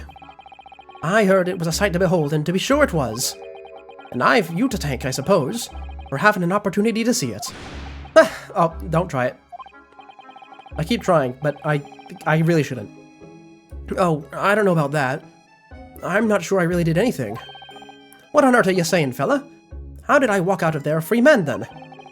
I don't think it was so much thanks to me as down to your planning. You're a straight-talking fella, aren't you? I must say, you had me astray in the head there once or twice. But you're young and headstrong. 'Tis water under the bridge. Congratulations, Mr. McGilded, on having your name cleared. But nothing's resolved. There's only one thing that matters to me. Oh? Aye. They've all seen that I didn't do that odious and obstinate deed. 'Tis grand, is it not? I suppose it is. Now the fine fellas of Scotland Yard can take matters into their hands and sort out any wee details. They'll see it for what it is. They'll get to the truth. I've absolute faith in them, so I have. After all, I do be providing a good number of their wages with all the taxes I pay. Ha ha ha ha! It's not that funny. So then, as we agreed beforehand, 1,000 guineas for your trouble, fella. Oh, no. Oh, I couldn't possibly accept that much. Ora, be whist. You're a humble person, are you? You from the east? Well, if you insist. Oh, you fool. But have this still in all. You deserve a reward. Mr. Magnus McGilded? Everything is ready, sir. If you'd like to follow me into the courtroom. Into the courtroom? What's this, officer? 'Tis sooner than I was led to believe. I hope it's not inconvenient, sir. There were some changes to the schedule. Well, I must be making tracks now. 'Tis time for the inspection. Sorry, what inspection? They're going to examine the omnibus again, so I'm told. I've asked if I could be present for it myself. They're going to examine it again? Now? Naturally, I'm under no obligation to take part in any more of this matter now, but as an upstanding member of the London Society, I do be doing my best to help where I can. 'Tis a gentleman's duty, so it is. Oh, is he going in there to make sure they forge it? Because I assume the way he did it beforehand was that the bailiff that Von Zykes had ordered to secure the omnibus was bribed by this guy. So he's going in there to make sure they follow through? So then, fare thee well. 'Twas an absolute pleasure meeting yous. I hope you have a whale of a time while you're studying here in Great Britain. And there he goes, a free man. Oh, I forgot she was here too. Oh, is she gonna zero the smoke? Oh, alright, it takes a long time to load. Don't move! Whereas I want to say get a move on. She really does take forever to load that thing. Miss Lestrade, would you mind putting that thing down? You're a grown-up. Sorry. And I hate all grown-ups. How old is Naruhodo? I'm sorry. Oh, I don't have him. But he's probably just a little bit older than Susato, so I don't think he is. I mean, he is a student, after all. Ah! Oh, who's this? Ah, there you are! Oh, that's not who I thought it was. Who are you? Naughty, running off like that? Is this some kind of picnic? Who's this little girl now? And taking that with you as well. I was looking forward to the trial run of my experimental smoke grenade launcher. Ha! Wait, didn't she say she nabbed it? Oh, do you want to play? You won't beat me. Excuse me, but who are you? Oh, good day to you. I'm, well, the inventor, I suppose, of that machine. The inventor? Well, normal smoke grenades are so dull, don't you agree? White, and more white. If you had to be shrouded in smoke, it could at least be a pretty color, I thought to myself. Do we have to be shrouded in smoke, though? At all?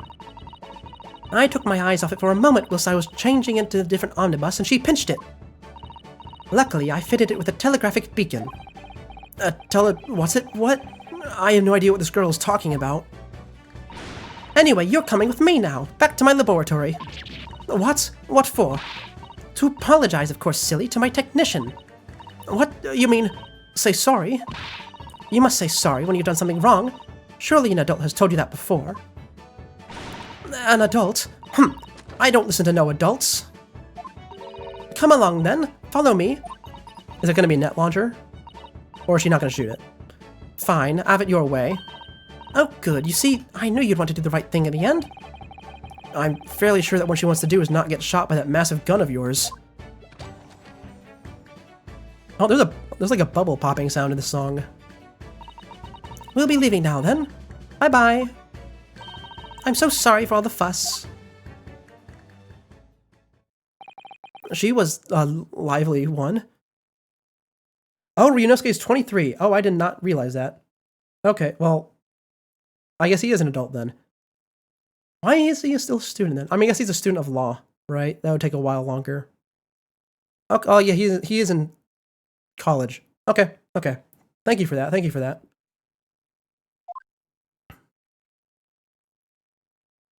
Anyways, this trial, we're gonna end like this. Are we not gonna like bust in there and see him forging things?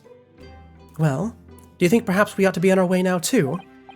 Yes, you're right, but where to? Oh, we haven't had time to find a place to stay. No sooner we arrived in London than we had to rush here. Well, shouldn't we go see the Lord Chief Justice? All our traveling cases are still with the bailiff. I was originally planning to spend today in search of lodgings, but at this late hour of day, I'm afraid we may be out of luck. Don't worry though, I have a plan. If the worst comes to worst, I heard of a lovely park where we could spend the night. Please tell me you're not thinking of McGilded Park. I know it may be a little chilly this time of year, but our youthfulness will see us through. I'm not so sure about that. I think a midwinter London night will freeze a young person solid just as easily as an elderly one. Oh dear, that doesn't sound agreeable. Oh, she even talks like she has an English accent. Oh, it throws me off so much. Now I'm starting to regret turning Mr. McGilded down. That 1,000 guineas would have paid it for a lovely warm room. Or mansion. Aye, you really should have taken it. And so, the trial to determine the worthiness of the study tour was over by the end of the first day in London. However, as we were soon to learn, there were more trying times ahead. Just as the Reaper of the Bailey had warned, the case was far from over. Oh, really? Is the next trial going to be a continuation? Please, please, please? Oh, what's happening here? What's going on? Fire in the courtroom. Okay. Water! Bring water! Oh, they're burning the omnibus. What the? How did this happen?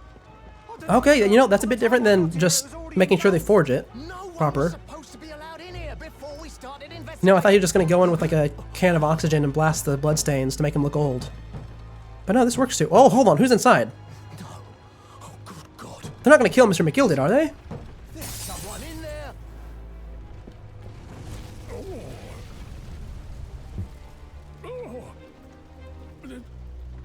This can't be.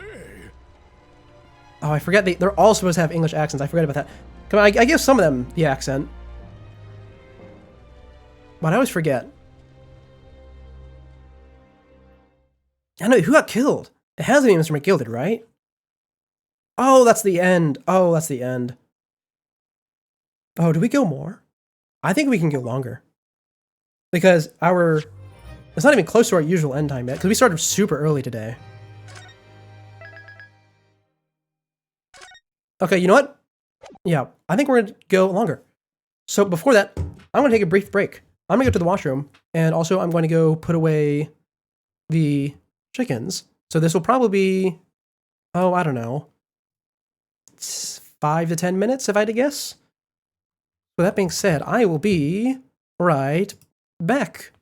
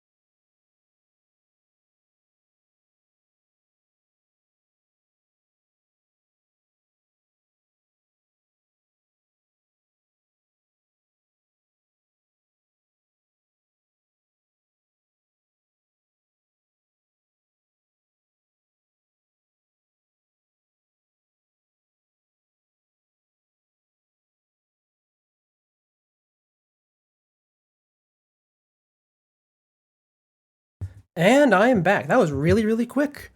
Usually one of the two of the chickens try to sleep in like a tree or something and I had to chase them around. But look, they all put themselves away themselves today. How nice, how nice. Now let's get into this next one, shall we? Because I'm really, really interested in seeing what happened. Did Mr. McGilden get killed? Because I can't imagine any other character there getting killed, unless it was like one of the jurors. But my suspicions of the jurors being paid off or involved went away quite a while ago.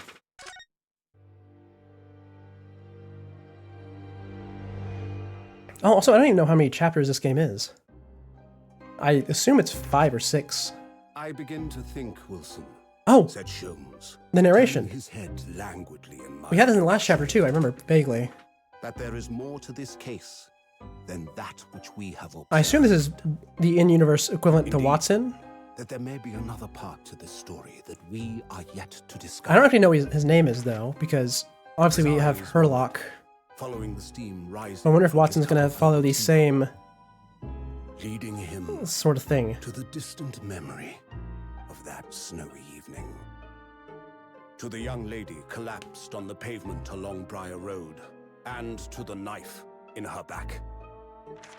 Okay. Lit in the soft glow of Is this our new gaslights, case? A most extraordinary scene had been set. No, I'm gonna drink water while he talks. The curtain had risen silently on the insoluble mystery of our invisible killer. Invisible killer. Does that mean there's no footsteps in the snow? Is that what we're going with? That is a possibility. And I hope they handle it a lot better than the last time that happened. Oh, I don't know if you guys have played the other games, but in the second game, there's a case. Oh, there's a case in the second game where your defendant is accused of being the murderer because there are footsteps, well, because there are no footsteps in the snow other than the victim. And it is a very upsetting case. It is deeply, deeply upsetting. I hate it so much. Oh, it really is the worst one. But you know what? Let's not talk about that, shall we? Move on.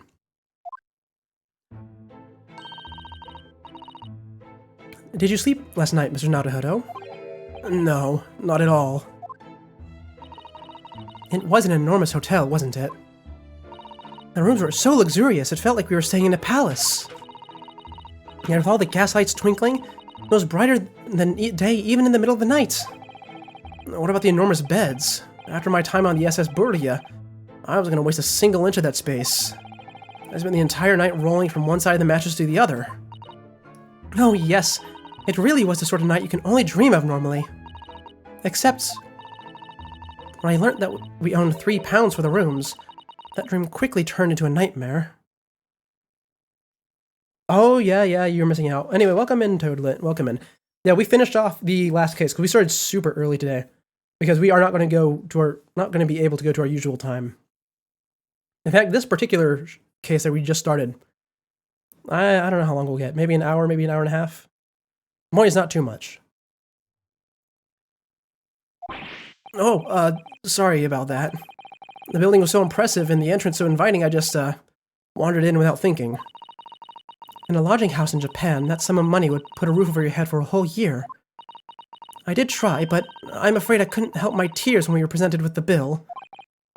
I really am sorry. Well, never mind. We must find some more affordable lodging straight away, though. If we're not careful, our entire stipend will be used up in 10 days or less. London is a scary place. Perfect background noise for cleaning your room. I actually finished cleaning my room just yesterday, I believe. Well, yeah, yesterday. I had to take a look at my clock first, figure out time zone stuff. Good morning to you all this early hour. Oh, who is this? Oh, this is going to be the Lord Chief Justice, isn't it? Oh, we don't have him in here. Good morning to you all this early hour. Oh man, I can't... Oh man, I just realized. So I was struggling with Vampire Edward. I keep on Vampire Edward every time I forget his name. I struggle with his voice a little bit because my voice is still a bit sore. I forgot what I don't even know if I'm going to struggle with this guy because I completely forgot what I did with him. Trying to do a VR stream today. Oh, that sounds fun. Oh, yes, we were, well... Good morning to you, Lord Chief Justice. We have come to report the outcome of the trial at the Old Bailey yesterday. Susato-san is amazing. She doesn't even bat an eyelid, even in the presence of the imposing Lord Strongheart. Yes, I believe you had a very comprehensive initiation into British courtroom practices. Oh, yes, it was very eye-opening. Thank you. And, in accordance with your instructions, Lord Strongheart, Mr. Naruhodo performed his duty to the end. Yes, I've already been apprised of the events. You conduct a remarkable defense. You may consider the test passed. Oh, no longer are you a student of the Empire of Japan. You may henceforth claim to be a fully fledged lawyer. Oh, how wonderful. You hope it'll be fun? While you try to play VR dies a lot. Oh, yeah, it can be really finicky. I haven't actually tried VR in a long time, because I've never personally owned a set. But I've used other people's. And I know how far it's come since back then. My country is delighted to welcome young talent from such a remote eastern land. Thank you very much. So, I'm a lawyer now. Now, in view of your new appointment, I have a fresh case in mind for you. I'd like you to take it on at once. I trust that won't be a problem. Another case? Already? Nothing trains a lawyer better than practical experience. I'm sure I don't sense dissatisfaction, do I? It's just that yesterday's trial ended unusually. I haven't quite come to terms with it. What's to come to terms with? The man was cleared. What more were you hoping for? The culpability of the defendant has not, at the present time, been established by the court. Consequently, the jury will not be required to prefer judgment. Well, Lord Von Zykes, it's been a pleasure, so it has. And as for you, my dear fella, I couldn't have asked for a better defense. Alright, don't try and laugh. We'll start coughing again if we do that. Yep, isn't that the exact laugh where I started coughing horribly from? Probably. He laughed a lot at the end. I just can't help wondering if Mr. McGilded really was innocent. Mr. Naruhodo. It's just that I never managed to ascertain the truth. And then the trial ended. Well, you needn't let it trouble you for a second longer. Sorry? What do you mean, Lord Strongheart? Magnus McGilded passed away immediately following the trial. Oh, he did get killed. Okay, I was wondering who died in there. Oh. Who did it, though? Was it Vampire Edworth? No, I don't think he would do it, right? I mean, he had his whole warning, and he gave that look in the cutscene. I don't think he's the murdery type. At least not quite yet. No. What? Mr. McGilded is dead?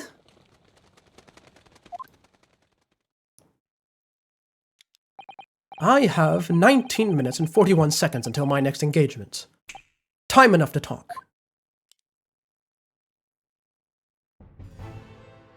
Oh, yes. Please tell me.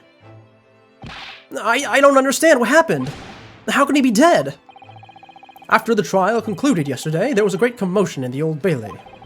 As you'll presumably recall, an omnibus had been wheeled into the courtroom. Yes, of course. There was the scene of the crime which Mr. McGilded had been accused of. Precisely. Well, while the bailiff's attention was diverted by some other matter, the omnibus went up in flames. No! How could such a thing have happened? Oh, well, there's two giant open flames in the courtroom, and they shot off fireworks, so it's not too hard to imagine. That is being investigated as we speak. But already, the police have identified a corpse found inside the charred shell of the carriage as that of Mr. McGilded. That's awful. The man must have slipped inside once the bailiff's attention was elsewhere. That bailiff really needs to pay more attention. And how could that have happened? That is also being investigated as we speak. Thinking back now, Immediately after the trial, Mr. McGilded did mention going back into the courtroom to look at the omnibus.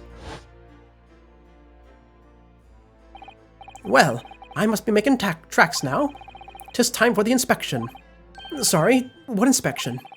They're going to examine that omnibus again, so I'm told. I asked if I could be present for it myself. An inspection of the omnibus? Not to my knowledge. I don't believe Scotland Yard had any intention of re-examining the carriage. But then who was Mr. Gilded talking about? Never mind that now. The Yard is making a thorough investigation. This matter is no longer any concern of yours. Leave it to the police. Poor Mr. McGilded. Alright. How intriguing. Leave it to the police, he says.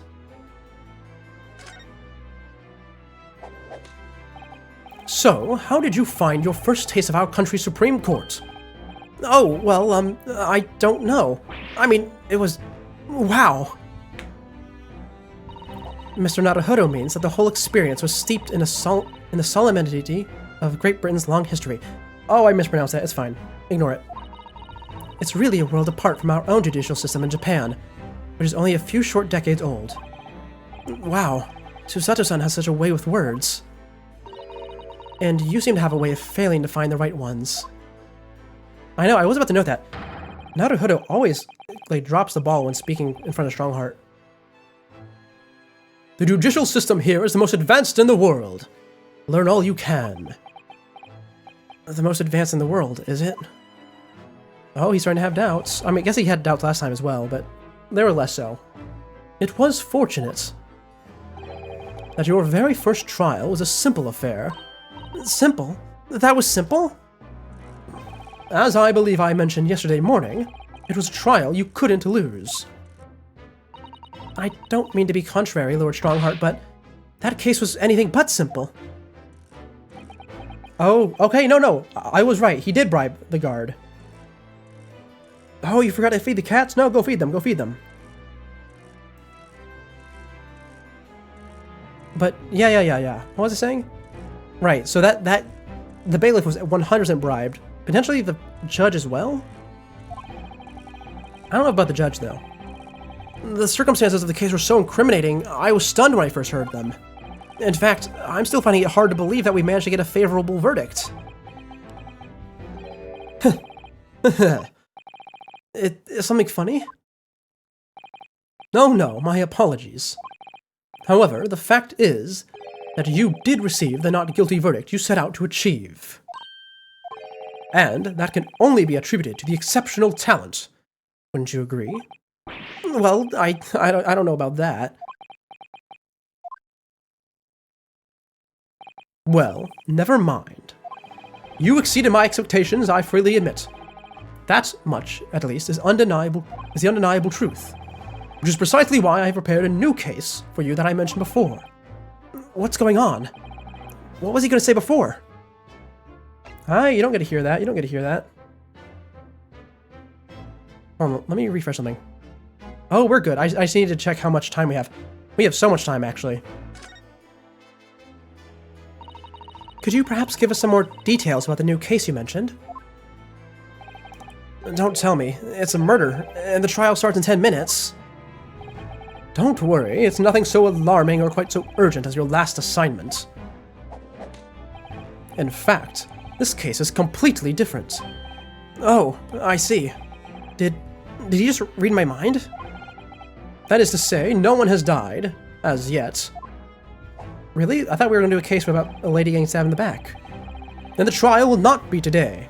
There's plenty of time to research this case thoroughly. Oh, how wonderful. This is the first time we actually research a case in the entire game. That's really, really nice. 23 hours, 43 minutes, and 19 seconds to be precise. So the trial's tomorrow, then. Yeah, that's the standard in this universe. Is everything alright? Oh, yes. I'm just a little confused, that's all. Yesterday's trial was... well, it left me wondering if I'm really cut out for being a lawyer. Oh, Mr. Naruhodo. I don't know if I could face standing in that courtroom again after Mr. McGilded's trial. Ah, yes, I nearly forgot.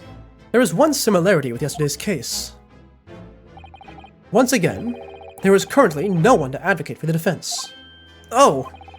If the situation remains unchanged, the trial will start tomorrow with the defendant unrepresented. And if that happens, I need not remind you of the inevitable outcome. The most terrible end awaits the defendants. Yes, that's right. Here we go again. I wonder if we're being used for like a conspiracy or something. He's giving me two people who don't have any representation, and the last case was clearly done had foul play going on behind the scenes. I wonder if this relates to Kazuma's mission, because we haven't heard about that in a while. Your time is up. You will have to excuse me. I would advise you to begin making preparations for tomorrow's trial. After all, the clock is ever ticking. There is now but 23 hours, 26 minutes, and 39 seconds until the court sits. Last time he mentioned 23 hours, he said there was plenty of time. And one more thing, Mr. Naruhodo. There's something I should like to ask you. Oh, what's that? Yesterday, you remarked upon something that you intend to see through the will of your late compatriot, Mr. Osogi. Oh, there it is! Speak of the devil and he shall appear. Good old Kazuma's will.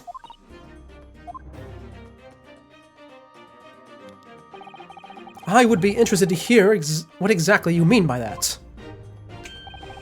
Inside 34 seconds. Oh, well, Kazuma always used to say, you see, that he wanted to learn how the greatest justice system in the world works so he could change our hours in Japan. Now that he's gone, I'd like to work towards that myself, and there's another thing. Oh? Another thing? Continue. On the way here, on the steamship, he said something to me. There's something very... Oh, something very important I have to do. Something very important? And what exactly would that be? He never had a chance to tell me. I suppose he would have done if he ever made it to Great Britain. You're out of time. Well, thank you for an enlightening discussion. Mr. Naruhodo, what's this all about? Mr. Sogi never once mentioned anything of the sort to me. I urge the both of you to focus your attentions on the matter at hand. Oh, who's this? I've taken the liberty of summoning the police inspector in charge of the case. He'll be able to apprise you of the details. How long has he been there? So, I wish you the best of luck, and bid you farewell. Who is this? Excuse me? That is not Herlock Sholmes. Are we getting another new investigator? I want my Herlock back. Bring him back. I want him in the same room as Von Zeyck. Is that his name? I think it is. Vampire Edworth. There's something very important I have to do. Kazuma-sama, what did you mean? I wish I knew, but honestly, he never told me. Anyway, we had better talk to that detective, don't you think? Yes, you're right. I hope I'm just imagining it, but I wouldn't say he looks pleased to see us at all. What is that he's holding? No, hold it. Don't examine. Oh, I had to examine.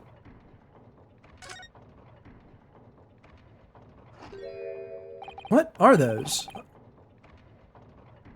Oh, it's never ending as well. How envious I am. Could we trouble you? What do you think? Well, lovely weather, isn't it? What's the weather got to do with anything? Listen to me, you young Japanese upstart. Some frippery about the weather doesn't get every English gent eaten out of your hand, you know. But Susato-san told me it was foolproof. I'm a busy man, a very busy man. It's a crime scene to investigate, but I'm here having to give you, the likes of you, a talking to. I'm not sure how I feel about the voice I gave him. It's fine, we'll work it out somehow. Oh, I'm ever so sorry. Can you imagine what the other officers will be there saying, Haven't seen Gregson anywhere, have you? No, he's too busy with the bigwigs these days. And all because some bumpkin who's here on jaunt from a country I've never even heard of. Hear that ripping sound? That's my reputation at the yard going to tatters. there's no need to rip us apart as well. I don't believe we've been introduced. This is Mr. Ryunosuke Naruhodo, a defense lawyer. Eh? It's a pleasure to make your acquaintance. I'm Mr. Naruhodo's judicial assistant, Eh? It's lovely weather we're having today, isn't it? Oh, she believes it too. That's funny. I would love to laugh right now, but I feel like my throat would kill me if I did that. It is unseasonably fine, I grant you. London winters don't see a lot of sunshine. Unbelievable! How did she pull it off? So, Lord Strongheart has asked me to fill you in on the case. The name's Tobias Gregson. Inspector Gregson to you. I'm from Scotland Yard. Gregson? Inspector Gregson? What's the matter with Susato-san? Does the detective's name mean something to her? Probably. And if it means something to her, it might connect to my boy Herlock. Please connect to Herlock. Inspector, are you perhaps the Inspector Gregson?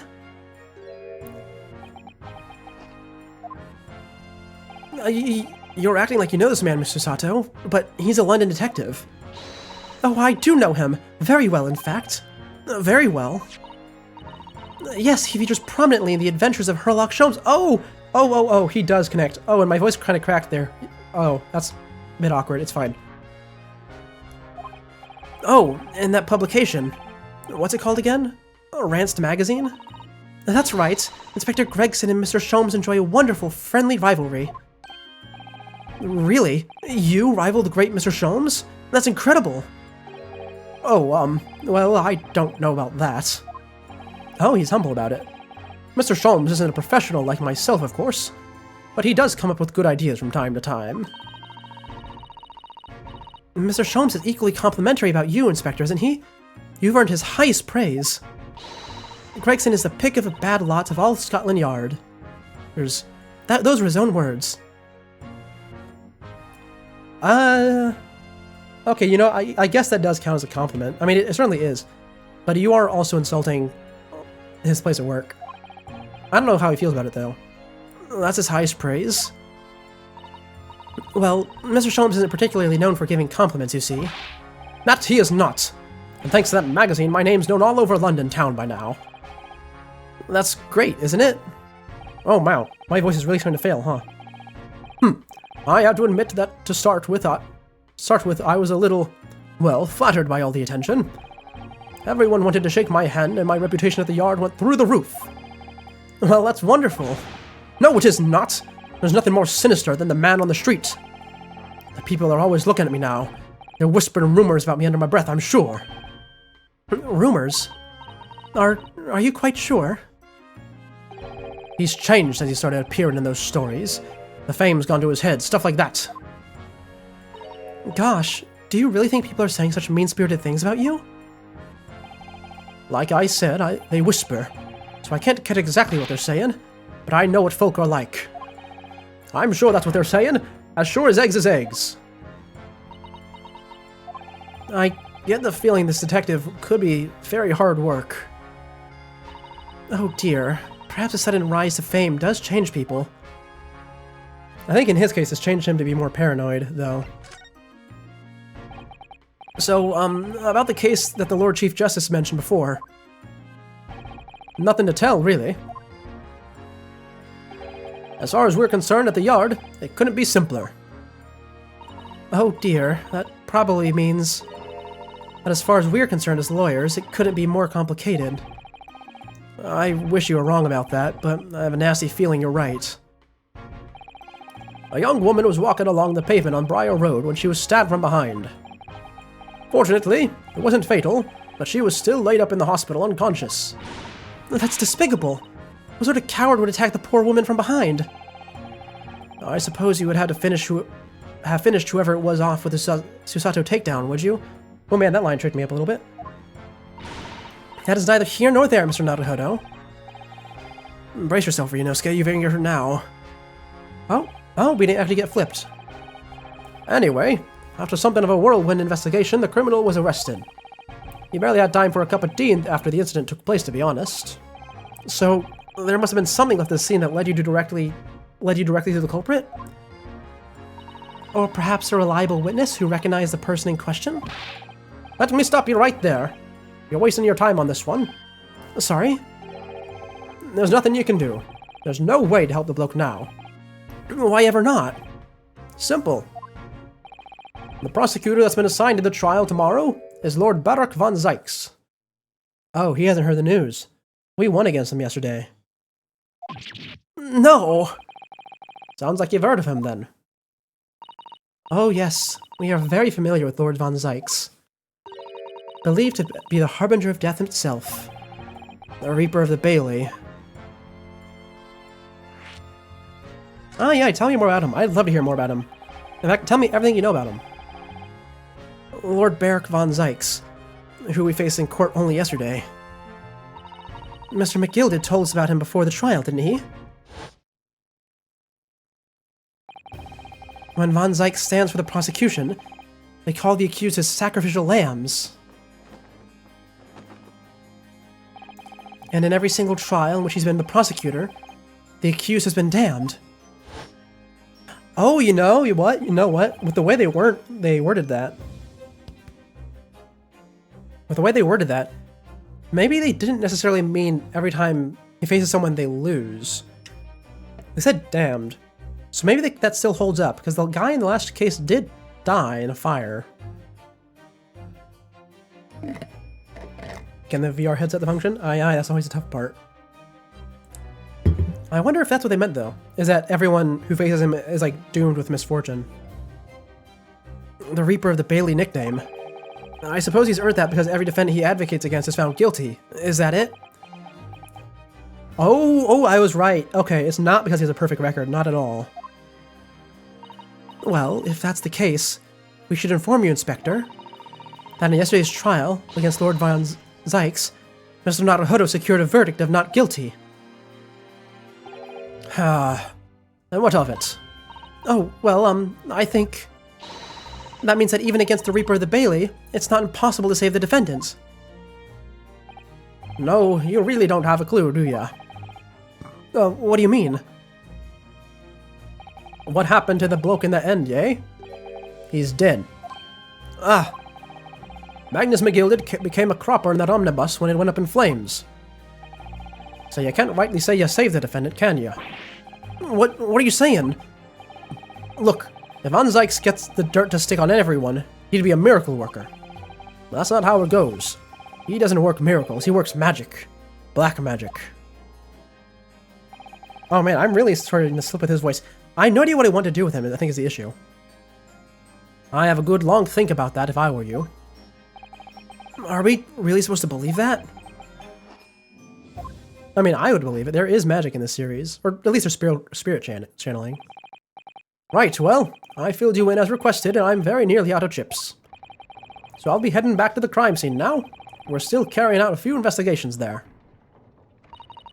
It was Briar Road, you said, didn't you? Where the incident took place? That's correct, ma'am.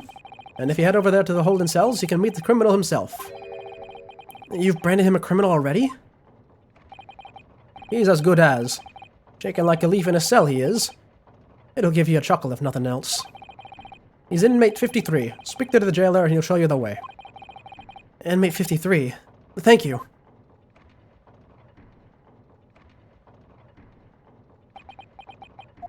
So, there's no helping anyone against the Reaper of the Bailey, they say. Is something troubling you, Mr. Naruhodo? To tell the truth, when I recall the trial yesterday, I can't stop myself from shaking. The idea of facing the Reaper in court again is... Well, if you think about it too much for you, there's no shame in turning the case down. That takes courage too. But if the man they've arrested is innocent, you could well imagine he'd be shaking like a leaf in his cell. And I, for one, wouldn't find the sight of that funny. So, if I'm honest, I'm still reeling from the shock of yesterday's events myself. And I'm really not sure if I'll be able to help this man, whoever he is. But I'd like to try. So I think I'm going to make some inquiries. Will you help? Did you really think you had to ask? After all, I am your judicial assistant. Thank you. So then, shall we? Yes, let's go. Okay, you know what? I really like the way they're handling Von Zykes there. So here's a notable thing. Back in the first game, Edgeworth was very intimidating. He had a presumably perfect record. I think they explicitly stated that, actually. And even in that game, where you beat him every time, he was still very good at his job, to say the least. Obviously, he has that one moment at the beginning with the autopsy report and updating it. And he fumbles the witnesses a little bit. He's very good at his job. And they made this magnificent decision to stop him from being to remove him as a prosecutor in the games going forward. Because if you just beat him over and over and over, his attitude would stop coming off as being confident because he's competent and start being sort of pathetic. So I was wondering what they're going to do with Von Zykes here. Because they need to keep him intimidating. And they can do that very easily for one game, right? But with someone so reminiscent of Edgeworth, I thought they would do something special with him. But if everyone who goes against him straight up dies afterwards, if they aren't found guilty, that certainly is interesting, to say the least. I don't know. I think I need to sort my thoughts about that later, because right now I am really just full in the game. Where am I going to go first, though? Let's check the crime scene first, shall we? Oh my god, I just realized, this is the first time we have free reign to walk around. We are 4 chapters in, and this is the first time we get to choose where we go. Oh, it's amazing. I mean, technically, we could choose where we went in the previous chapter, not the previous one, in the boat chapter, but we were also a prisoner in that chapter, and we definitely did not have free reign to walk around. Anyway, what's here? What's here? Ah, good old smoky London. So, this is where it happened. Briar Road. Ah, look, Mr. Naruhodo. Look at that regulation metal helmet. It's unmistakable. The men of Scotland Yard are here. They're investigating as we speak.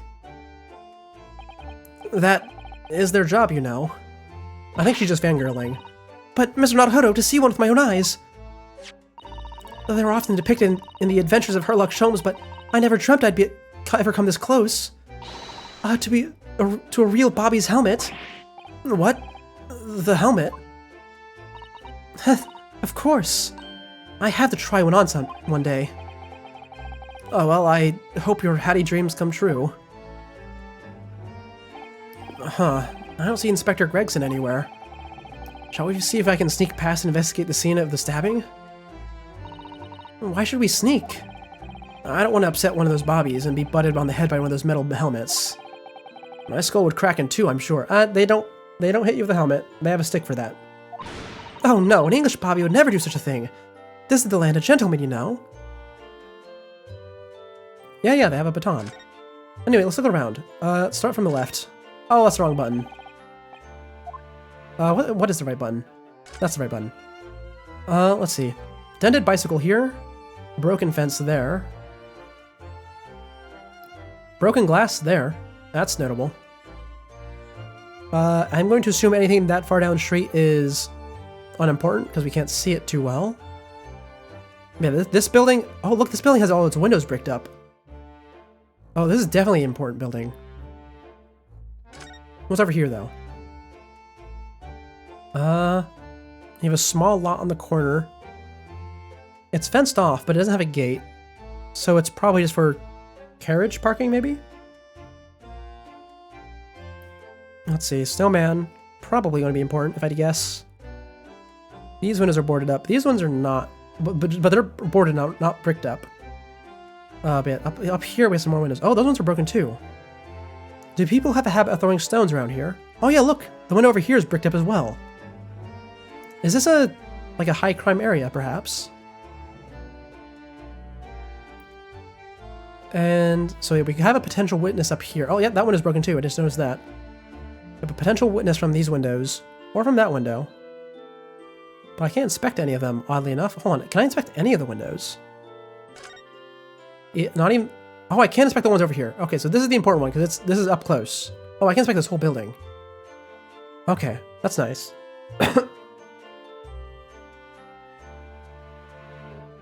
Okay, sorry, I had to cough. Okay, let's start inspecting the crime scene, shall we? This patch of pavement must be where the incident occurred. Oh no, zoom in, really? Yes, it's very wide. It's a very wide open space, isn't it? That's true. I can't see anywhere an attacker could be hiding. Oi! What are you foreigners doing here? Ah! Oh, well, just investigating the scene, officer. Conspiring with that mustached fella from Japan, are you? Conspiring? Come here to destroy evidence, have ya? Get out of here before I give you an eating. Go on. Mustache fella from Japan. Oh, I feel like I think I saw him on the cover. He shoot us away like rats. Yeah, we should probably give him a wide berth, I think. What a disappointing experience. Hold on, does that mean that our client is the Japanese fella? Oh, we might have to work on second try, good job. Wait, if our client is the Japanese fella, I think we need to go over here and talk to him first. Let's try that.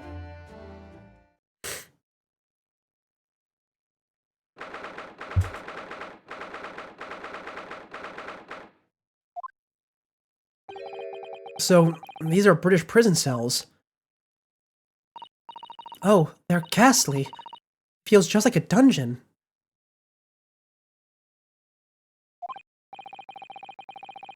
Yeah, and having experienced it in Japan myself, I can assure you that our wooden cells feel a lot cozier than these cold stone walls. No, don't, Mr. Naruhodo. You're making it seem worse. Oh, her dreams are being crushed. Apparently our client is in this cell here. But it's so dark at the back there, I can't make him out. I wonder what he's like. Inmate 53? Your legal representative is here to see you. Stop biting in the back of the cell and show your face at once. Am I? Am I a cat? As yet with no name? Oh, he is 100% Japanese. That is a very Japanese book. Had it been written already? Hold on. What year did that book come out? Hold on, I'm gonna look it up. I am a cat. As of yet. I have... Oh, my terrible typing speed. It came out in 1905.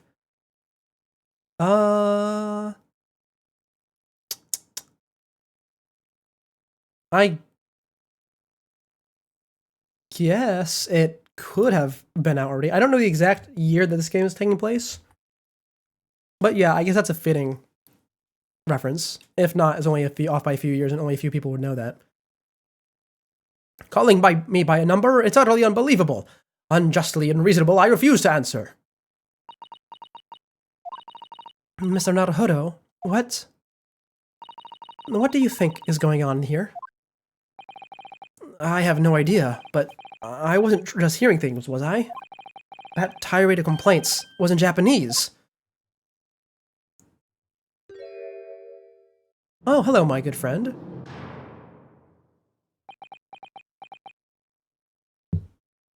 Oh, yeah, I have no idea how to get chat to work in VR. I heard a lot of people struggle with it, though. Excuse me, but who? Shh, quiet! He's very paranoid. They're all around, hiding, I know they are. They're watching, listening even now. I can sense it.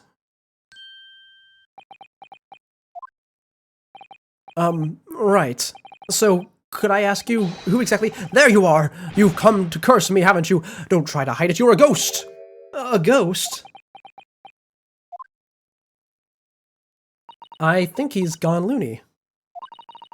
We mean you no harm, prisoner-san. Are you Japanese by any chance? Oh, he's cleared up. How nice. This is... Oh, beyond my wildest dreams!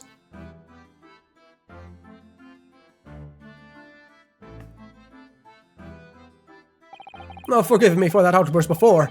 I'm so sorry. Oh, it's fine. We were just a little surprised, that's all. Imagine it! It's been 12 long months since I left my hometown, and here I am, in a frightful fix in a foreign land. So hearing that sweet, sentimental tones of a compatriot's voice here in this damp, dark hellhole was a most momentally moving moment. Who could have guessed that this new client Lord Strongheart assigned to us would turn out to be a fellow Japanese? Ah, what compassion my fellow countrymen show to dispatch a first-class lawyer all the way from Japan to defend a mere foreign student. Noble, nurturing, never-failing Nippon! I like this guy. A first-class lawyer. A first-class lawyer? Oh dear, I think there's been something of a misunderstanding here. I wonder, would you be so kind as to tell us what's happened? Why you've been detained as a suspect, for example? Yes, I will. Shan't stay sullen and silent. He loves his alliteration, doesn't he? I'm not quite sure I understand what he means, but he seems happy. Yes, he does. I just hope he actually has a good reason to be. Thank you for your cooperation. I'm a lawyer, as you said. My name is Ryunosuke Naruhodo. And I am Naruhodo-san's judicial assistant, Susato Mikotoba. I am a visiting student, sent here by our government. Notoriously named Natsume! Sosuke Natsume. Oh, I read it wrong. Oh, I'm so sorry. Soseki Natsume. I always get caught up whenever he starts doing that. I mean, I already mispronounced one word that he said. He said monumentally, and I said momentally. Anyway, tell me about yourself, please. Soseki Natsume's son? What an unusual name. Call me Soseki, please. I'm a poet, you see. A writer of haiku. It's something of a nom de plume. A nom de plume? You mean an alias? That's right, Naruhodo-san. No! Don't be so prosaic. It's much more refined than that. And haiku, that really reminds me of home. Real author. Oh, really? Also, I wonder, since he says he writes haiku, anytime he's doing that, thing where he speaks in bursts and poses himself, is he supposed to be saying haiku there? Because I'm just thinking about how they do the localization in this game a little bit. Because so far, this one's been phenomenal, right? Very, from what I've seen, very true to the original, while also making sense. But since I was wondering what exactly he was doing with those poses. I'm thinking maybe he's like posing into certain characters, or at least trying to. But if he does haiku, they could have had something there that they just couldn't adapt properly, I guess. Or maybe they could. Or maybe it's a completely different thing. Okay, his alliteration is not haiku in the original. Good. Because going on, it could be a number of other things. Just that he brought up haiku immediately afterwards, so that's the one that stuck into my mind. I do wonder what it originally was, though. It could just be alliteration, I guess. They don't have to always do something fancy. Did I hear you say you were a visiting student sent over here by the government? Yes, that's right. A year ago, I was told to go and study English. First, I had to suffer that misery, and now this! It's beyond the pale. Suffer the misery? Did you not want to study here? No! I mean, I've had an interest in Great Britain for some years, of course. Oh. But just because the government tells you to do something doesn't mean you can do it? No. What do you mean? If they told me to study English literature, that I could have understood. That's my field. But no, they told me to study the English language. Utterly, unbelievably, unjustly, unreasonable. Oh, good job working on that. You know, I'm wondering, another possibility that it could be, since he's bringing up English, is that he could just be saying this in English in the original language. That is, I suppose, another option. Also, it would make a lot more sense. I see. Oh, I see. Only the other day, I was told to send a report about my first year here. I tendered a blank piece of paper. Wise words on white washi. You must be a man of great standing. Oh, yes. So I'm often told. And often I'd like to be told, it seems.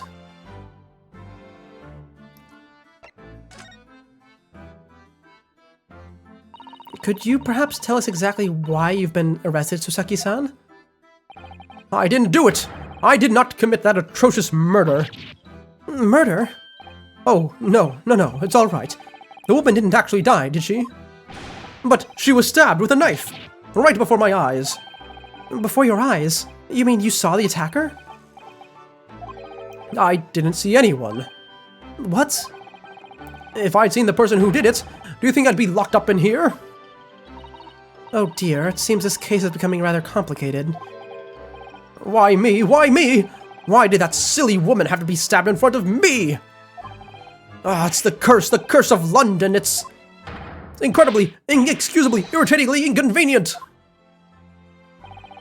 So, Soseki-san was there at the scene, but he didn't see the attacker. It's vital that we find out more about the case.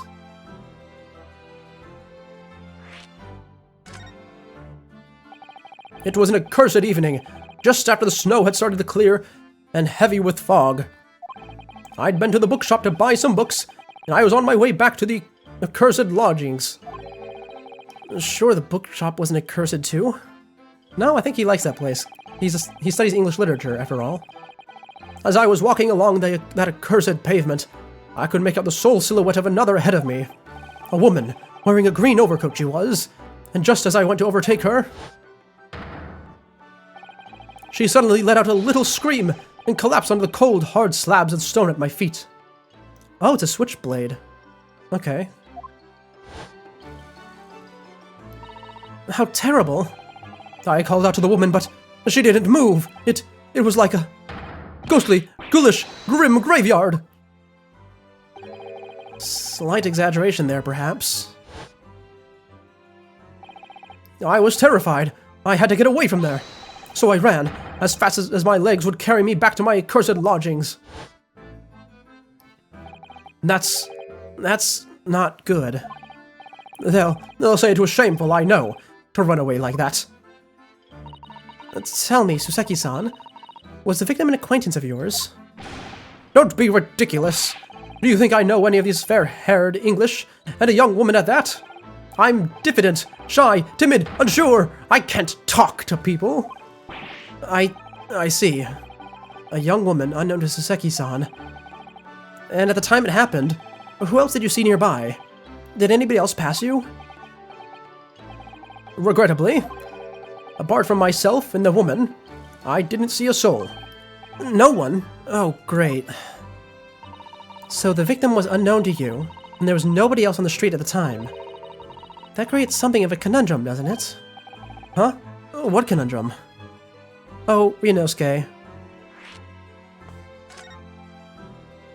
I was praising you for being smart, like last time we played this, I think. What do you mean, Susato-san? What's the conundrum?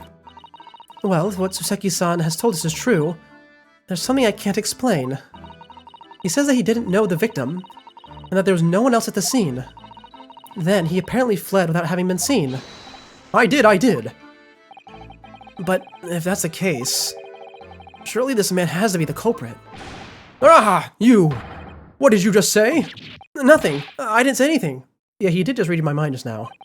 Oops. Perhaps I thought that a little loudly. Actually, that's not what was troubling me. What I was thinking was, how did Suseki-san actually come to be arrested? Sorry? He didn't touch the victim, and there was nobody at the scene to see him. So how did the police ever discover that he was there in the first place? Probably footsteps, right in the snow? Oh, yeah, she's right. It was him. That accursed great detective. He led the police to me. Oh, my boy Herlock, we are going to get to see him. Of all the bad luck. Accursed great detective? Could it be? I shall never forget that man's name as long as I live. With his hearty laugh and his self-proclaimed greatness. Brash, big-headed, busybody, begone! May you be accursed till the end of your days, Herlock Sholmes. Oh, he's also making the mistake of thinking it's German. I knew it! Oh, I can't wait to see him again, my beloved. Oh, who do I love more? Do I like... Hold on, do I have it? I keep forgetting his name. I don't have it yet. Do I like Herlock more, or do I like Von Zykes? That's his name. I don't know, actually. I have no clue, because I like them both. I love them both, but I love Von Zykes mostly because, well, obviously his appearance and attitude and everything about him, but also his tie to Edgeworth. I like Herlock because he's entirely himself. Mr. Sholmes?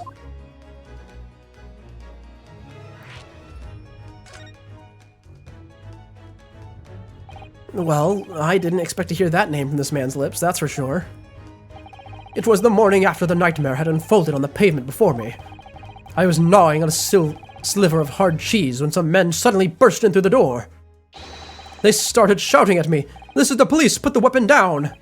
Yes, it was a thin sliver, and yes, it was hard, but I wasn't eating a weapon. Disgusting, dietary discrimination devils! You clearly had a trying morning yesterday. And there he was, in the middle of all the policemen, grinning like a Cheshire cat. That's Herlock Sholmes. It's actually just Herlock Sholmes. He's English.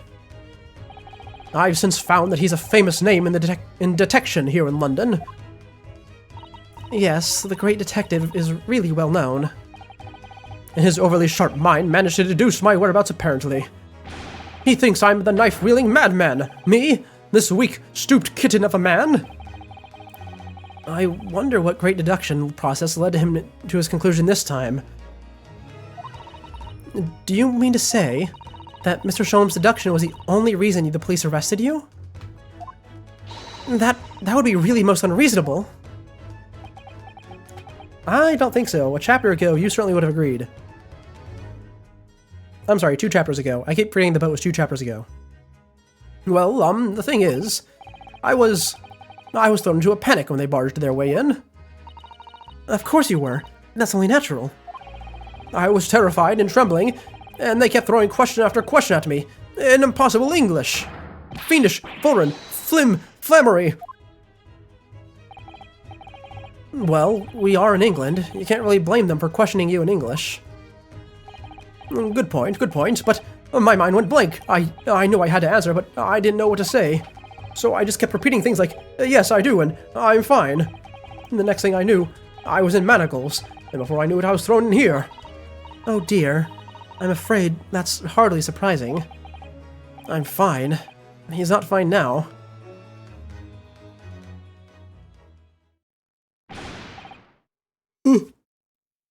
Mr. Naruhodo Esquire! Oh my god, hold on. Esquire. We do not hear that often.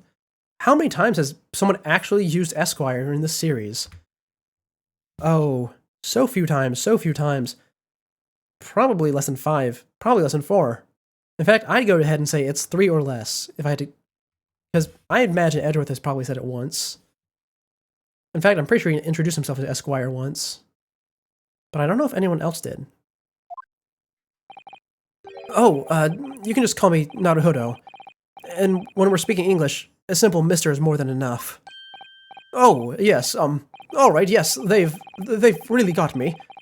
This country's poisoning my mind. Oh wow. There was a pressure change just now, my ears have popped. Ooh, wow, that's uncomfortable. Oh, I hate when that happens. Okay, just ignore it. Everything sounds really different now, but it's fine. But, please, I beg you to defend me in court tomorrow. You can tell them what really happened. You'll do it, won't you? Well, why? Why is it so hard for you to say yes to me? Well, the thing is, I'm just a student like yourself, on a study tour.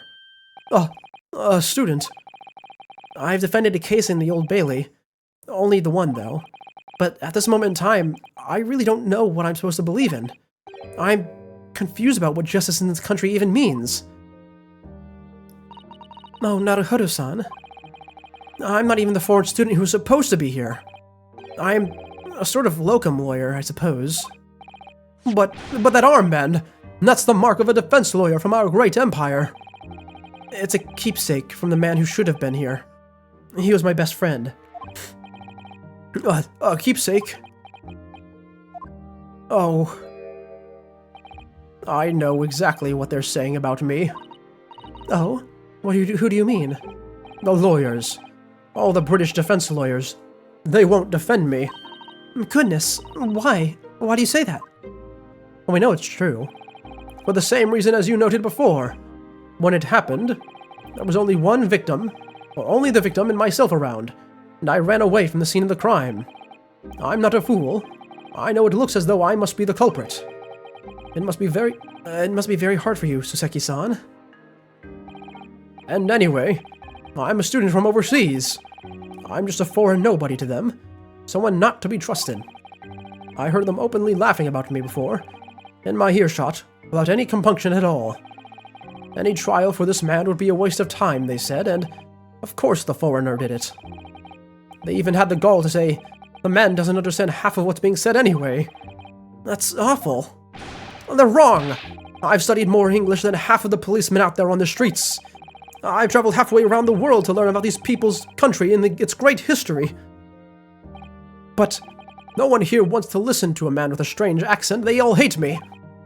So, at the very least, I'd like to entrust my fate to someone who can listen to me in my native tongue. You could do it, couldn't you? When I look into your eyes, I can see it. I can see what you've been through. Soseki-san, it's just that... Give me a little time, please. I'll do what I can, for the time being. What do you mean? We shall investigate the case as thoroughly as possible. If we can find some clues, it will give us a much better chance, I'm sure. Oh, yes, thank you. I'll be here, all alone, waiting for you. Locum student Mr. Naruhodo Esquire. We should be going then, Miss Naruhodo-san. We have a case to prepare for. Aye, we do. Oh, okay. Back to Briar Road, where I'm sure we will meet our good friend Herlock. Oh, you haven't even eaten breakfast yet? Go do that.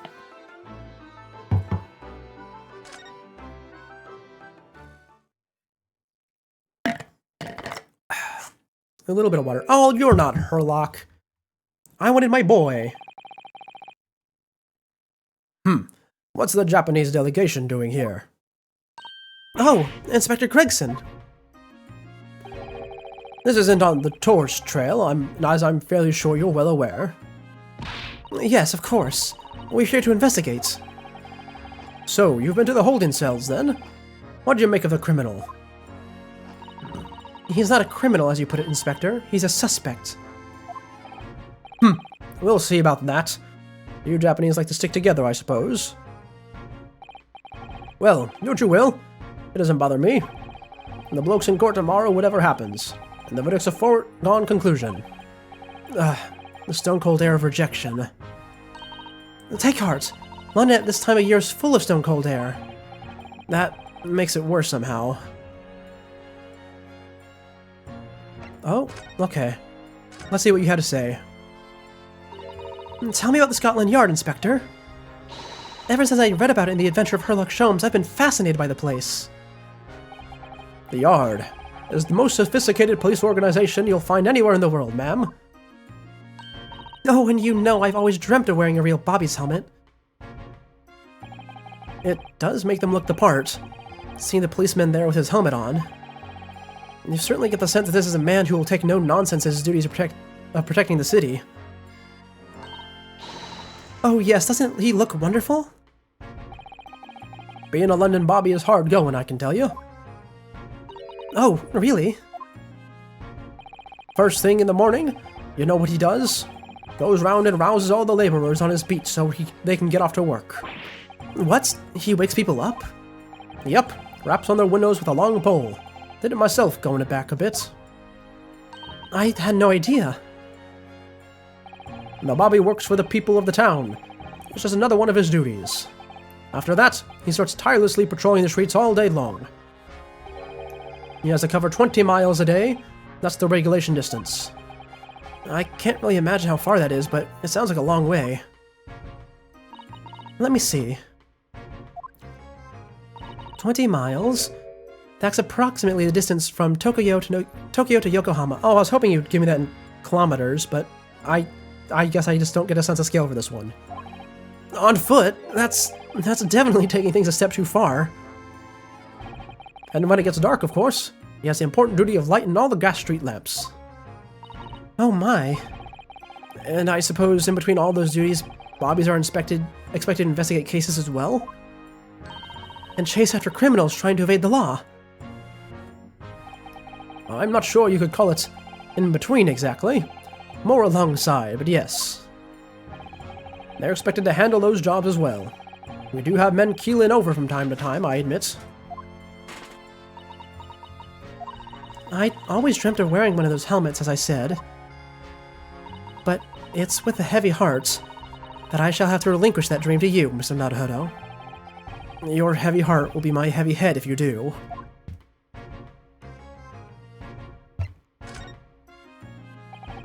It happened around 5 in the evening, 2 days ago. Just there on the open bit of the pavement. The victim, a young woman, was stabbed with a blade from behind. Is it right the lady is still unconscious now? You mentioned that she's being treated in the hospital. I never said she was a lady. Truth is, unless she comes around pretty smartish, we won't be able to find out much about her at all. I suppose that means they haven't been able to take a statement from her, of course. Here's a map of the local area I happen to have on me. You can take it if you want. Really? Are you sure? It's the Yard's policy to give lawyers, defendants, and suspects the odd bit of information to go on. Oh, wow, they're so much nicer than the other games. Oh, in the other games, they are so tight-lipped. Or at least, in theory, they are. Gumshoe is quite the exception. I haven't actually accepted the job yet, but still. Thank you, Inspector. We gratefully accept. Ooh, I need to look at that immediately, actually. Let's see.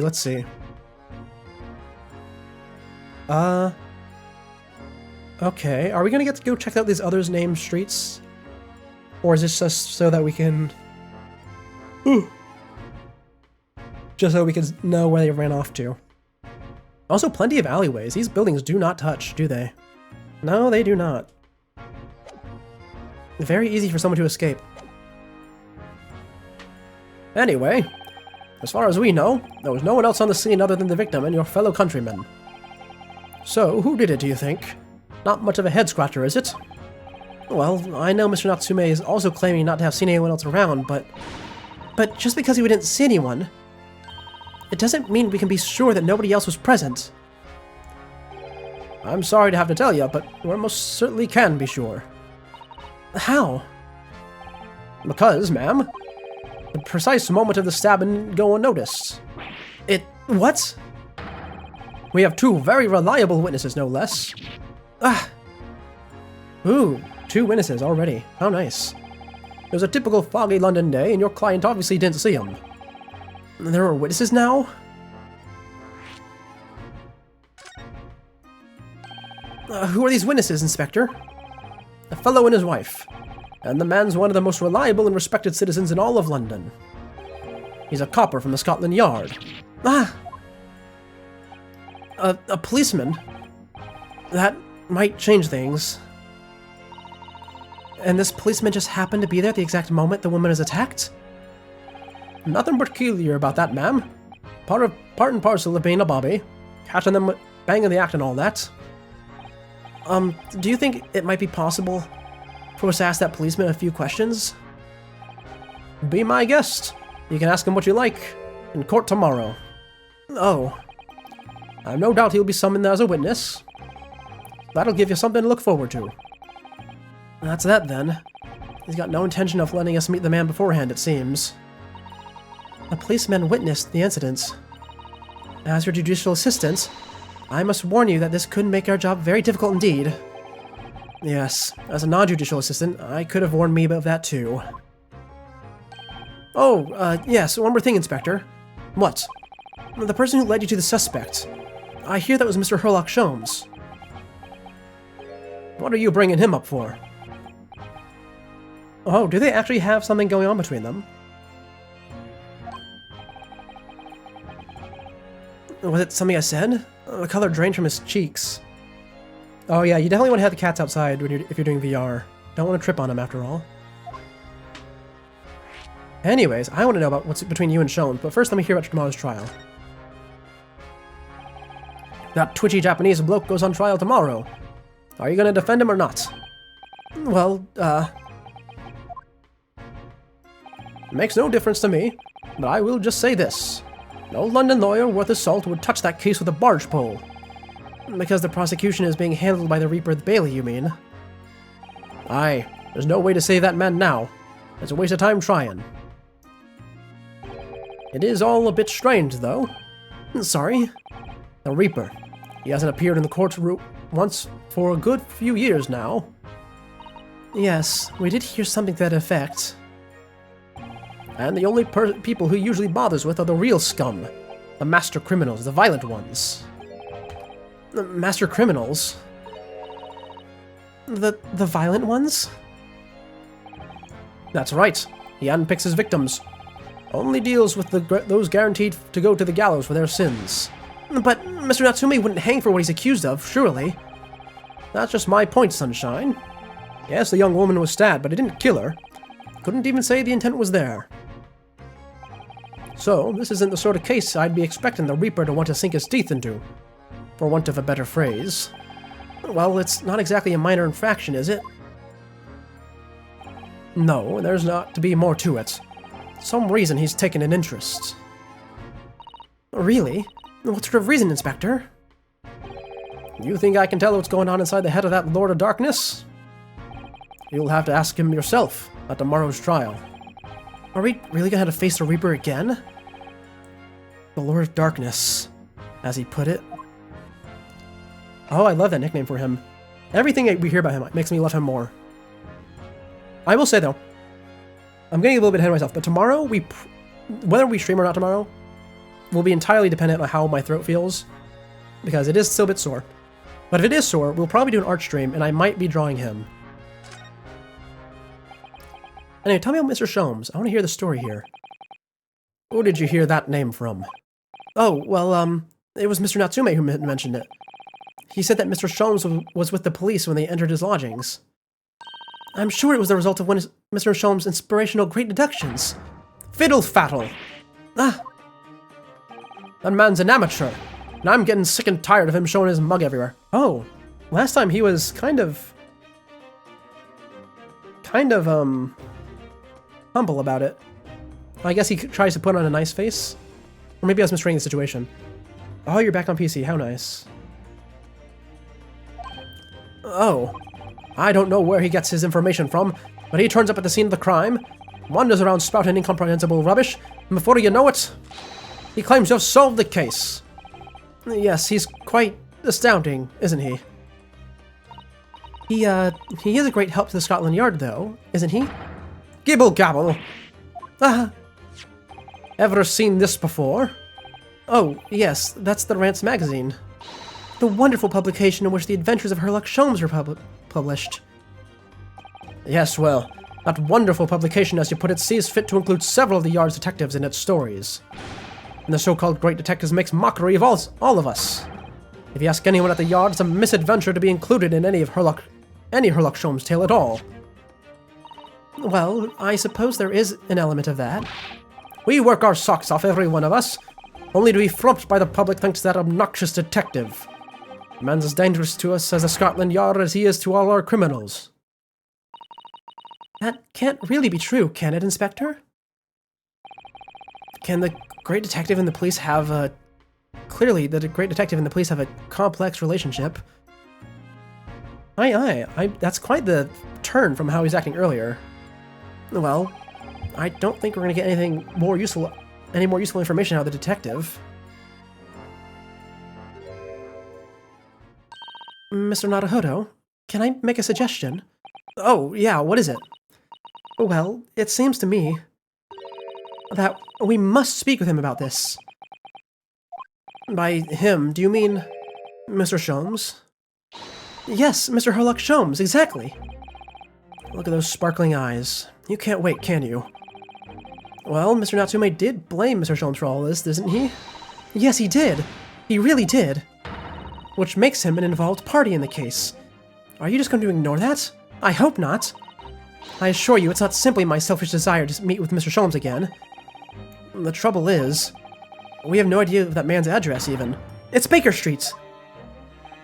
How do you know that? It's in the stories, of course.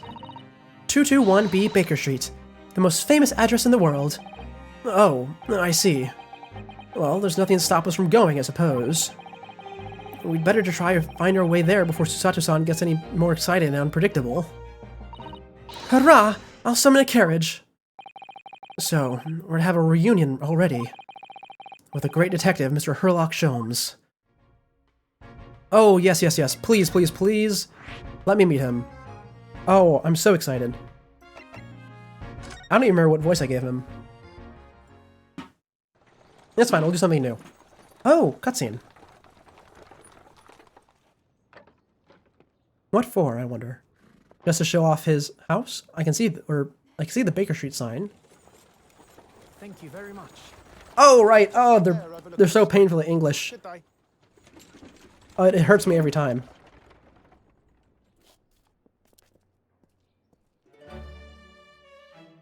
This is it.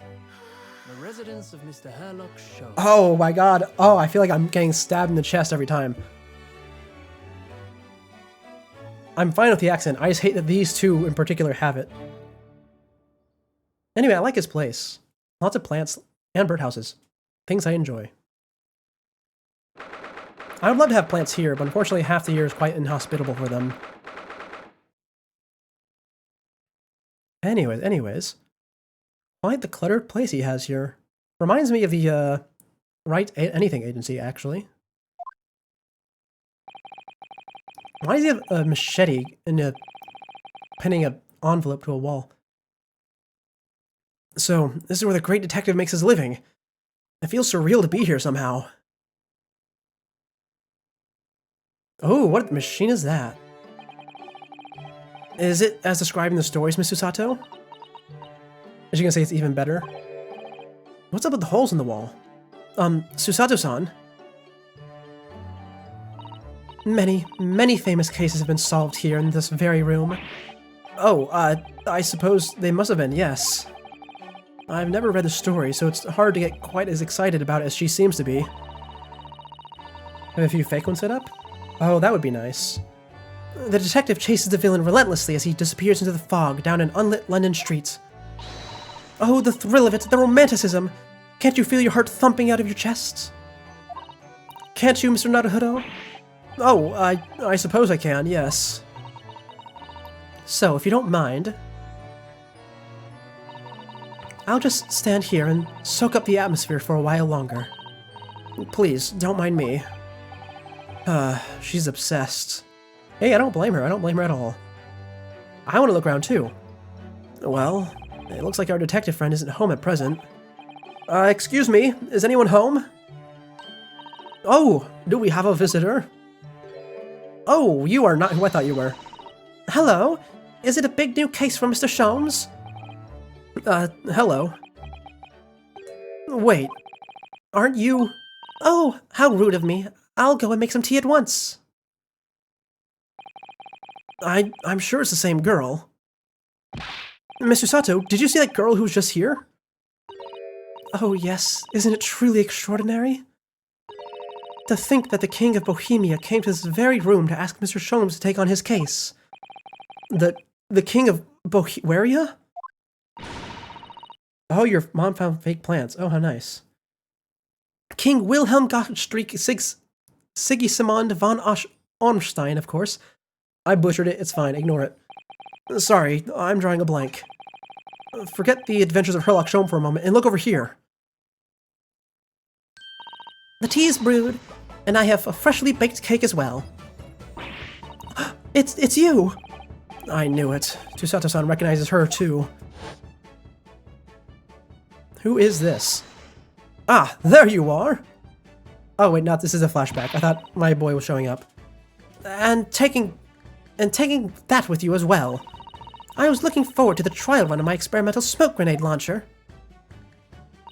Oh, good day to you. I'm, well, the inventor, I suppose, of that machine.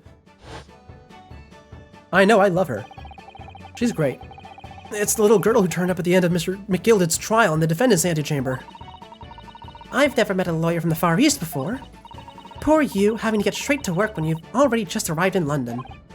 Oh, yes, it was challenging. Well, try this tea. It's my special blend, you know. Oh, thank you. Is tea supposed to look that color? Oh my, what a fragrant yet mellow flavor. Hooray, it's a winner!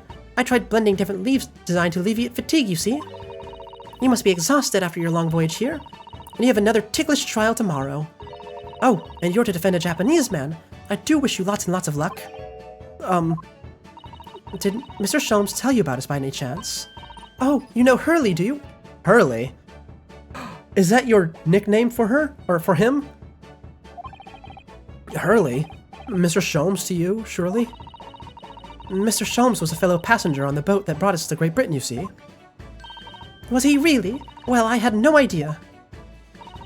I'm afraid Hurley's out on an errand again today, even though he's just returned from overseas. Wait a minute.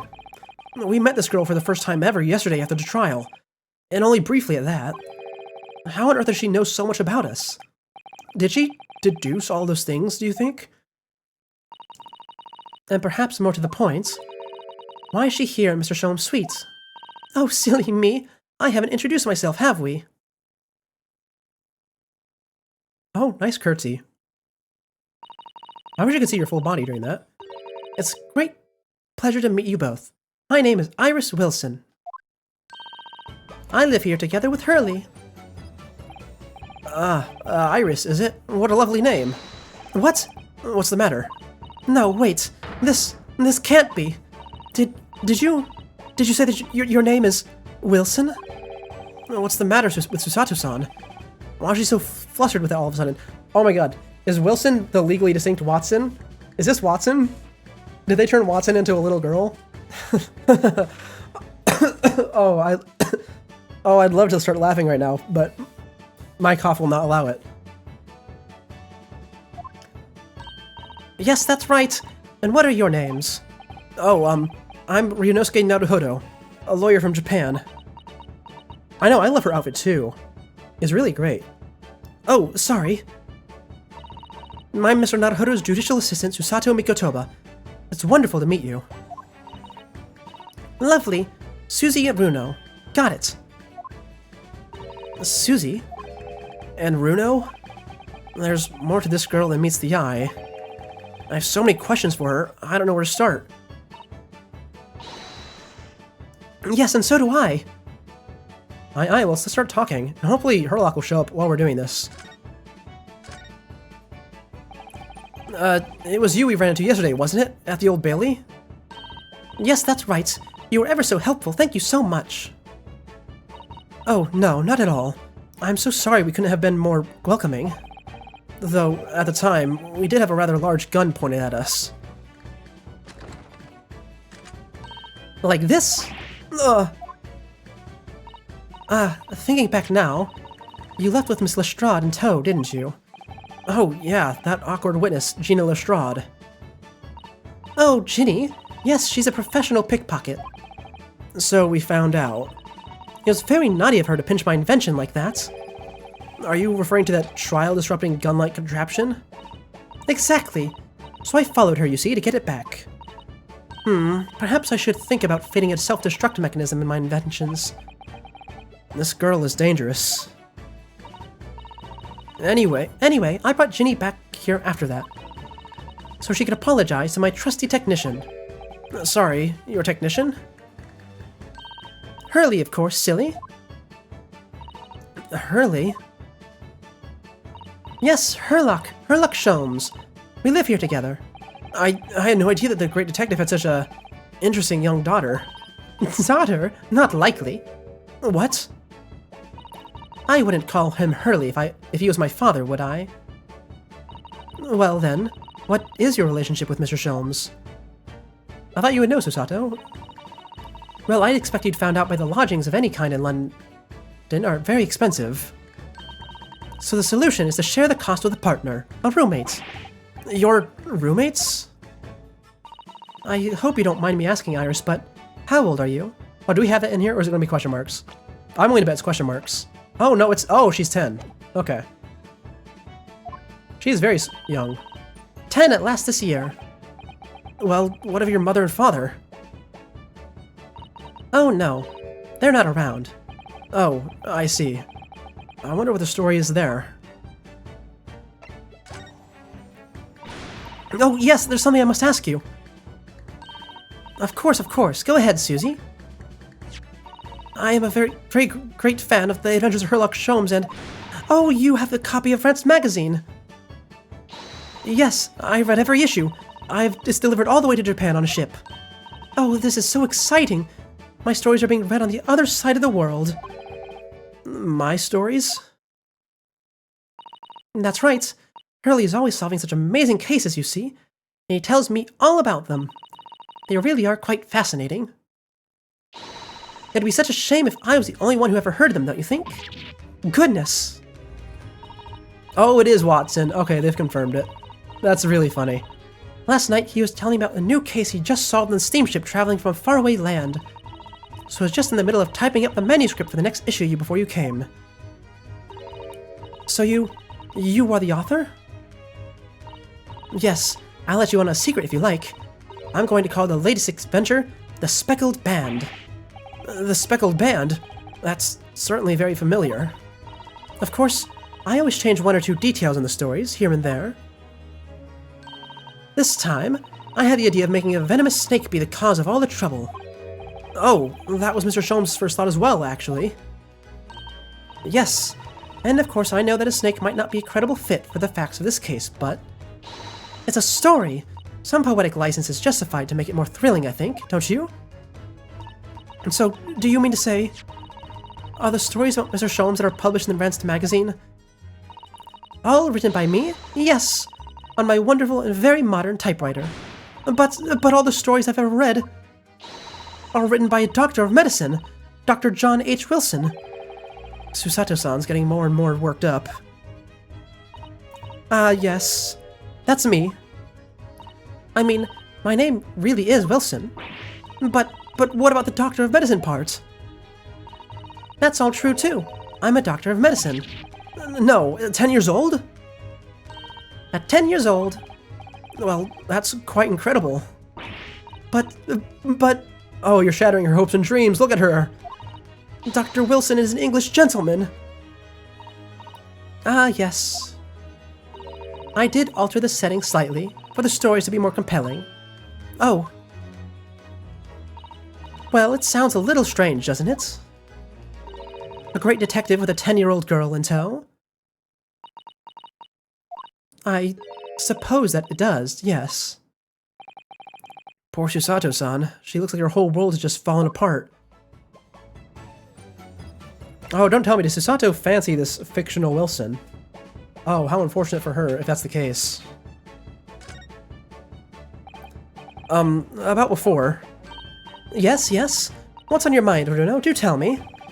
How did you know that I was a lawyer, and we just arrived in London, I mean? Yes. Oh, and that we have a difficult trial tomorrow. How did you know all of that? Oh, that's what you mean. Please, tell us how you did it. Explain every detail. Of course, I'd be delighted. Although there's really no mystery. Now, let's begin.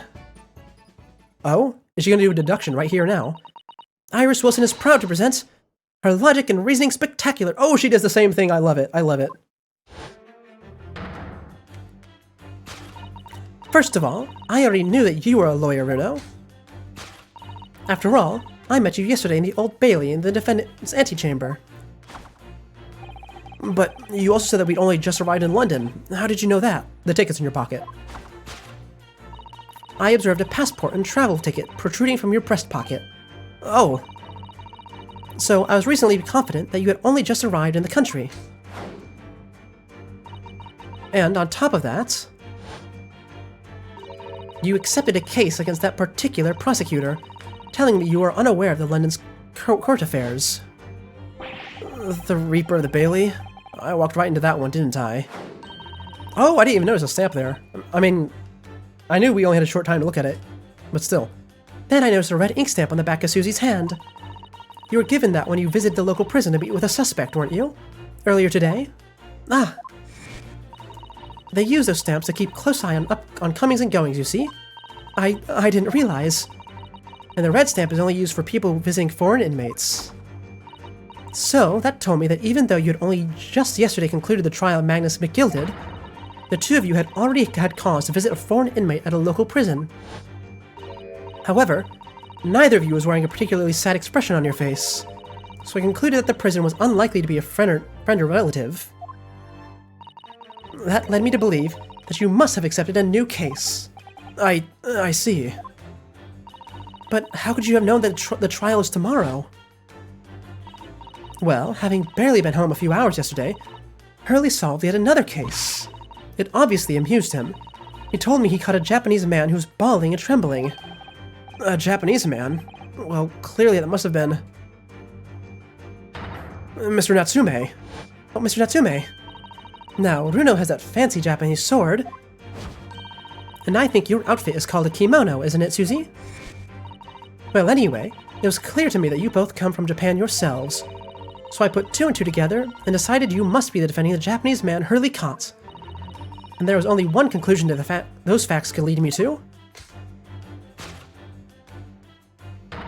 You both came here to ask Hurley about the case. Well done, well done. She did much better than Herlock did last time. Probably because she's not quite as delusional as he is. But I like that about Herlock. There's a note on the mantelpiece that says the man's trial will be tomorrow. Hurley is always stabbing his notes with a knife, you know. He is silly. Oh, I was wondering if they're going to bring it up. That's what that is. And that's all there was to it, really. Thank you for listening. I'm Iris Wilson, and that was one of my great deductions. Go on, clap, Susato. Clap. Even I did, in real life. Well, was it a winner? Were my deductions correct? They were spot on. That was amazing, Iris. Truly a great deduction. You even managed to discern something in Mr. Sholmes' delivery. Oh, well, I was just copying Hurley's style for that. This is really very good news. You could tell us all about the case involving the Japanese man. You will, won't you, Iris? Please. Oh, yes, please tell me, please tell me. So yesterday, Mr. Sholmes apprehended a Japanese man, you were saying? Yes. Hurley had just arrived back in London after his sea voyage, but the police were waiting him at the railway station to take him directly to the crime scene. Ah, the great detective is a popular man, it seems. Apparently, a woman was stabbed on a quiet street somewhere in town. There were witnesses who seemed to have who had seen a short, shifty-looking, stooped man running away from the scene. A short, shifty-looking, stooped man. Mr. Natsume, beyond any doubt. Toseki-san said that he didn't see anybody else on the street at all. But it seems there were witnesses after all. Hurley used his great deductive powers to determine the man's address. It was a lodging room very nearby. He went directly there with the police, and what did they find? A short, shifty-looking, stooped man shivering in fear. Mr. Sholmes' great deduction certainly hit the mark that time. Of course it did. He's a great detective. Still, that means the incident occurred only 2 days ago. Surely tomorrow is too soon for the trial, isn't it? Definitely. We have no time to investigate properly. Hurley says that London is rife with crime. Oh, Scotland Yard is doing its best, but they can't stay on top of it, apparently. Oh dear, I hadn't realized the situation was so dire. Oh, you didn't charge it yet? Oh yeah, those things can take forever to charge. That's why they can't afford to spend too much time investigating cases and trying the criminals in courts. Staff and money are both short. Crimes are usually pinned on the first suspicious person. That's terrible. I suppose it's the harsh reality of the workings of the world's greatest justice system. I suppose it is, but in that case, I don't hold out that much hope for Soseki-san.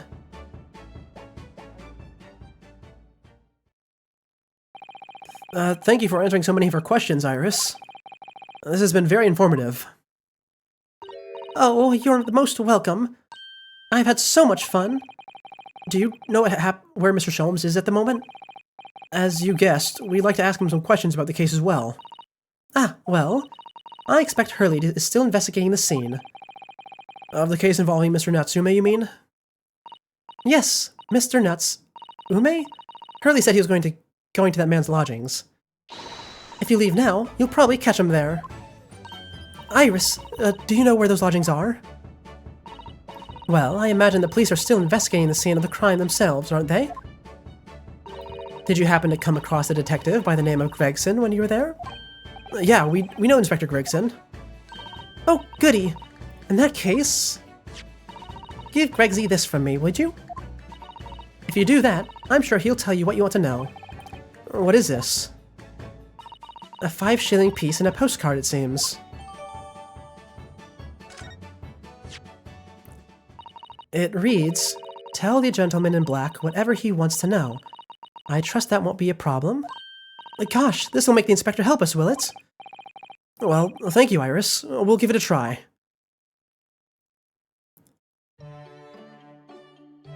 Good luck, then.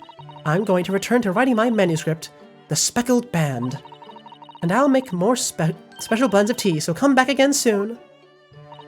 We'd be so delighted. Thank you so much, Iris. Oh yeah, you gotta write things down. I mean, I've had plenty of times where I don't write things down, and it has definitely caused me trouble. That's why my notepads are filled now. Well, Mr. Nakato, it's back to the scene of the crime. Aye, aye. Oh, no, Herlock! So, somewhat dubious that they would exert any influence over the men of Scotland Yard at all. Oh wait, Herlock's gonna be at the scene of the crime, duh. We headed back to the scene with Iris's curious note and one of the world's heaviest silver coins in hand. Oh, is this gonna be to be continued? Oh, it is, it is. Okay, well, you know, that's great, because I was about to bring up that I do have to end soon. So you know what? Let's do it now, shall we? Oh, today has been so much fun. So much fun. Oh, I'm glad to be back. I'm glad to be back. Like I said, whether or not we stream tomorrow, we'll stream tomorrow, no matter what. But whether or not it's a talking stream or not will depend on how my throat's doing. Because like I said, it's still a bit sore. Well, that being said, thank you all for tuning in. This has been Seago Scuffed. And we are going to raid today. Shall we?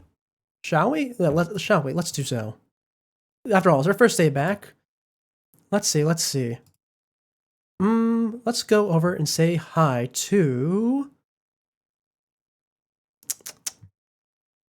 Rika. We'll go say hi to Rika. So, thank you all for tuning in once again. I will see you all tomorrow, and I am so glad that we can have a schedule again. I mean, we're not going to have a schedule this week, because it's the end of the week, pretty much. I'll save that for next week. Oh, but I'm so glad to be back, and so glad to be doing this with you guys. So I will see you all tomorrow. Goodbye.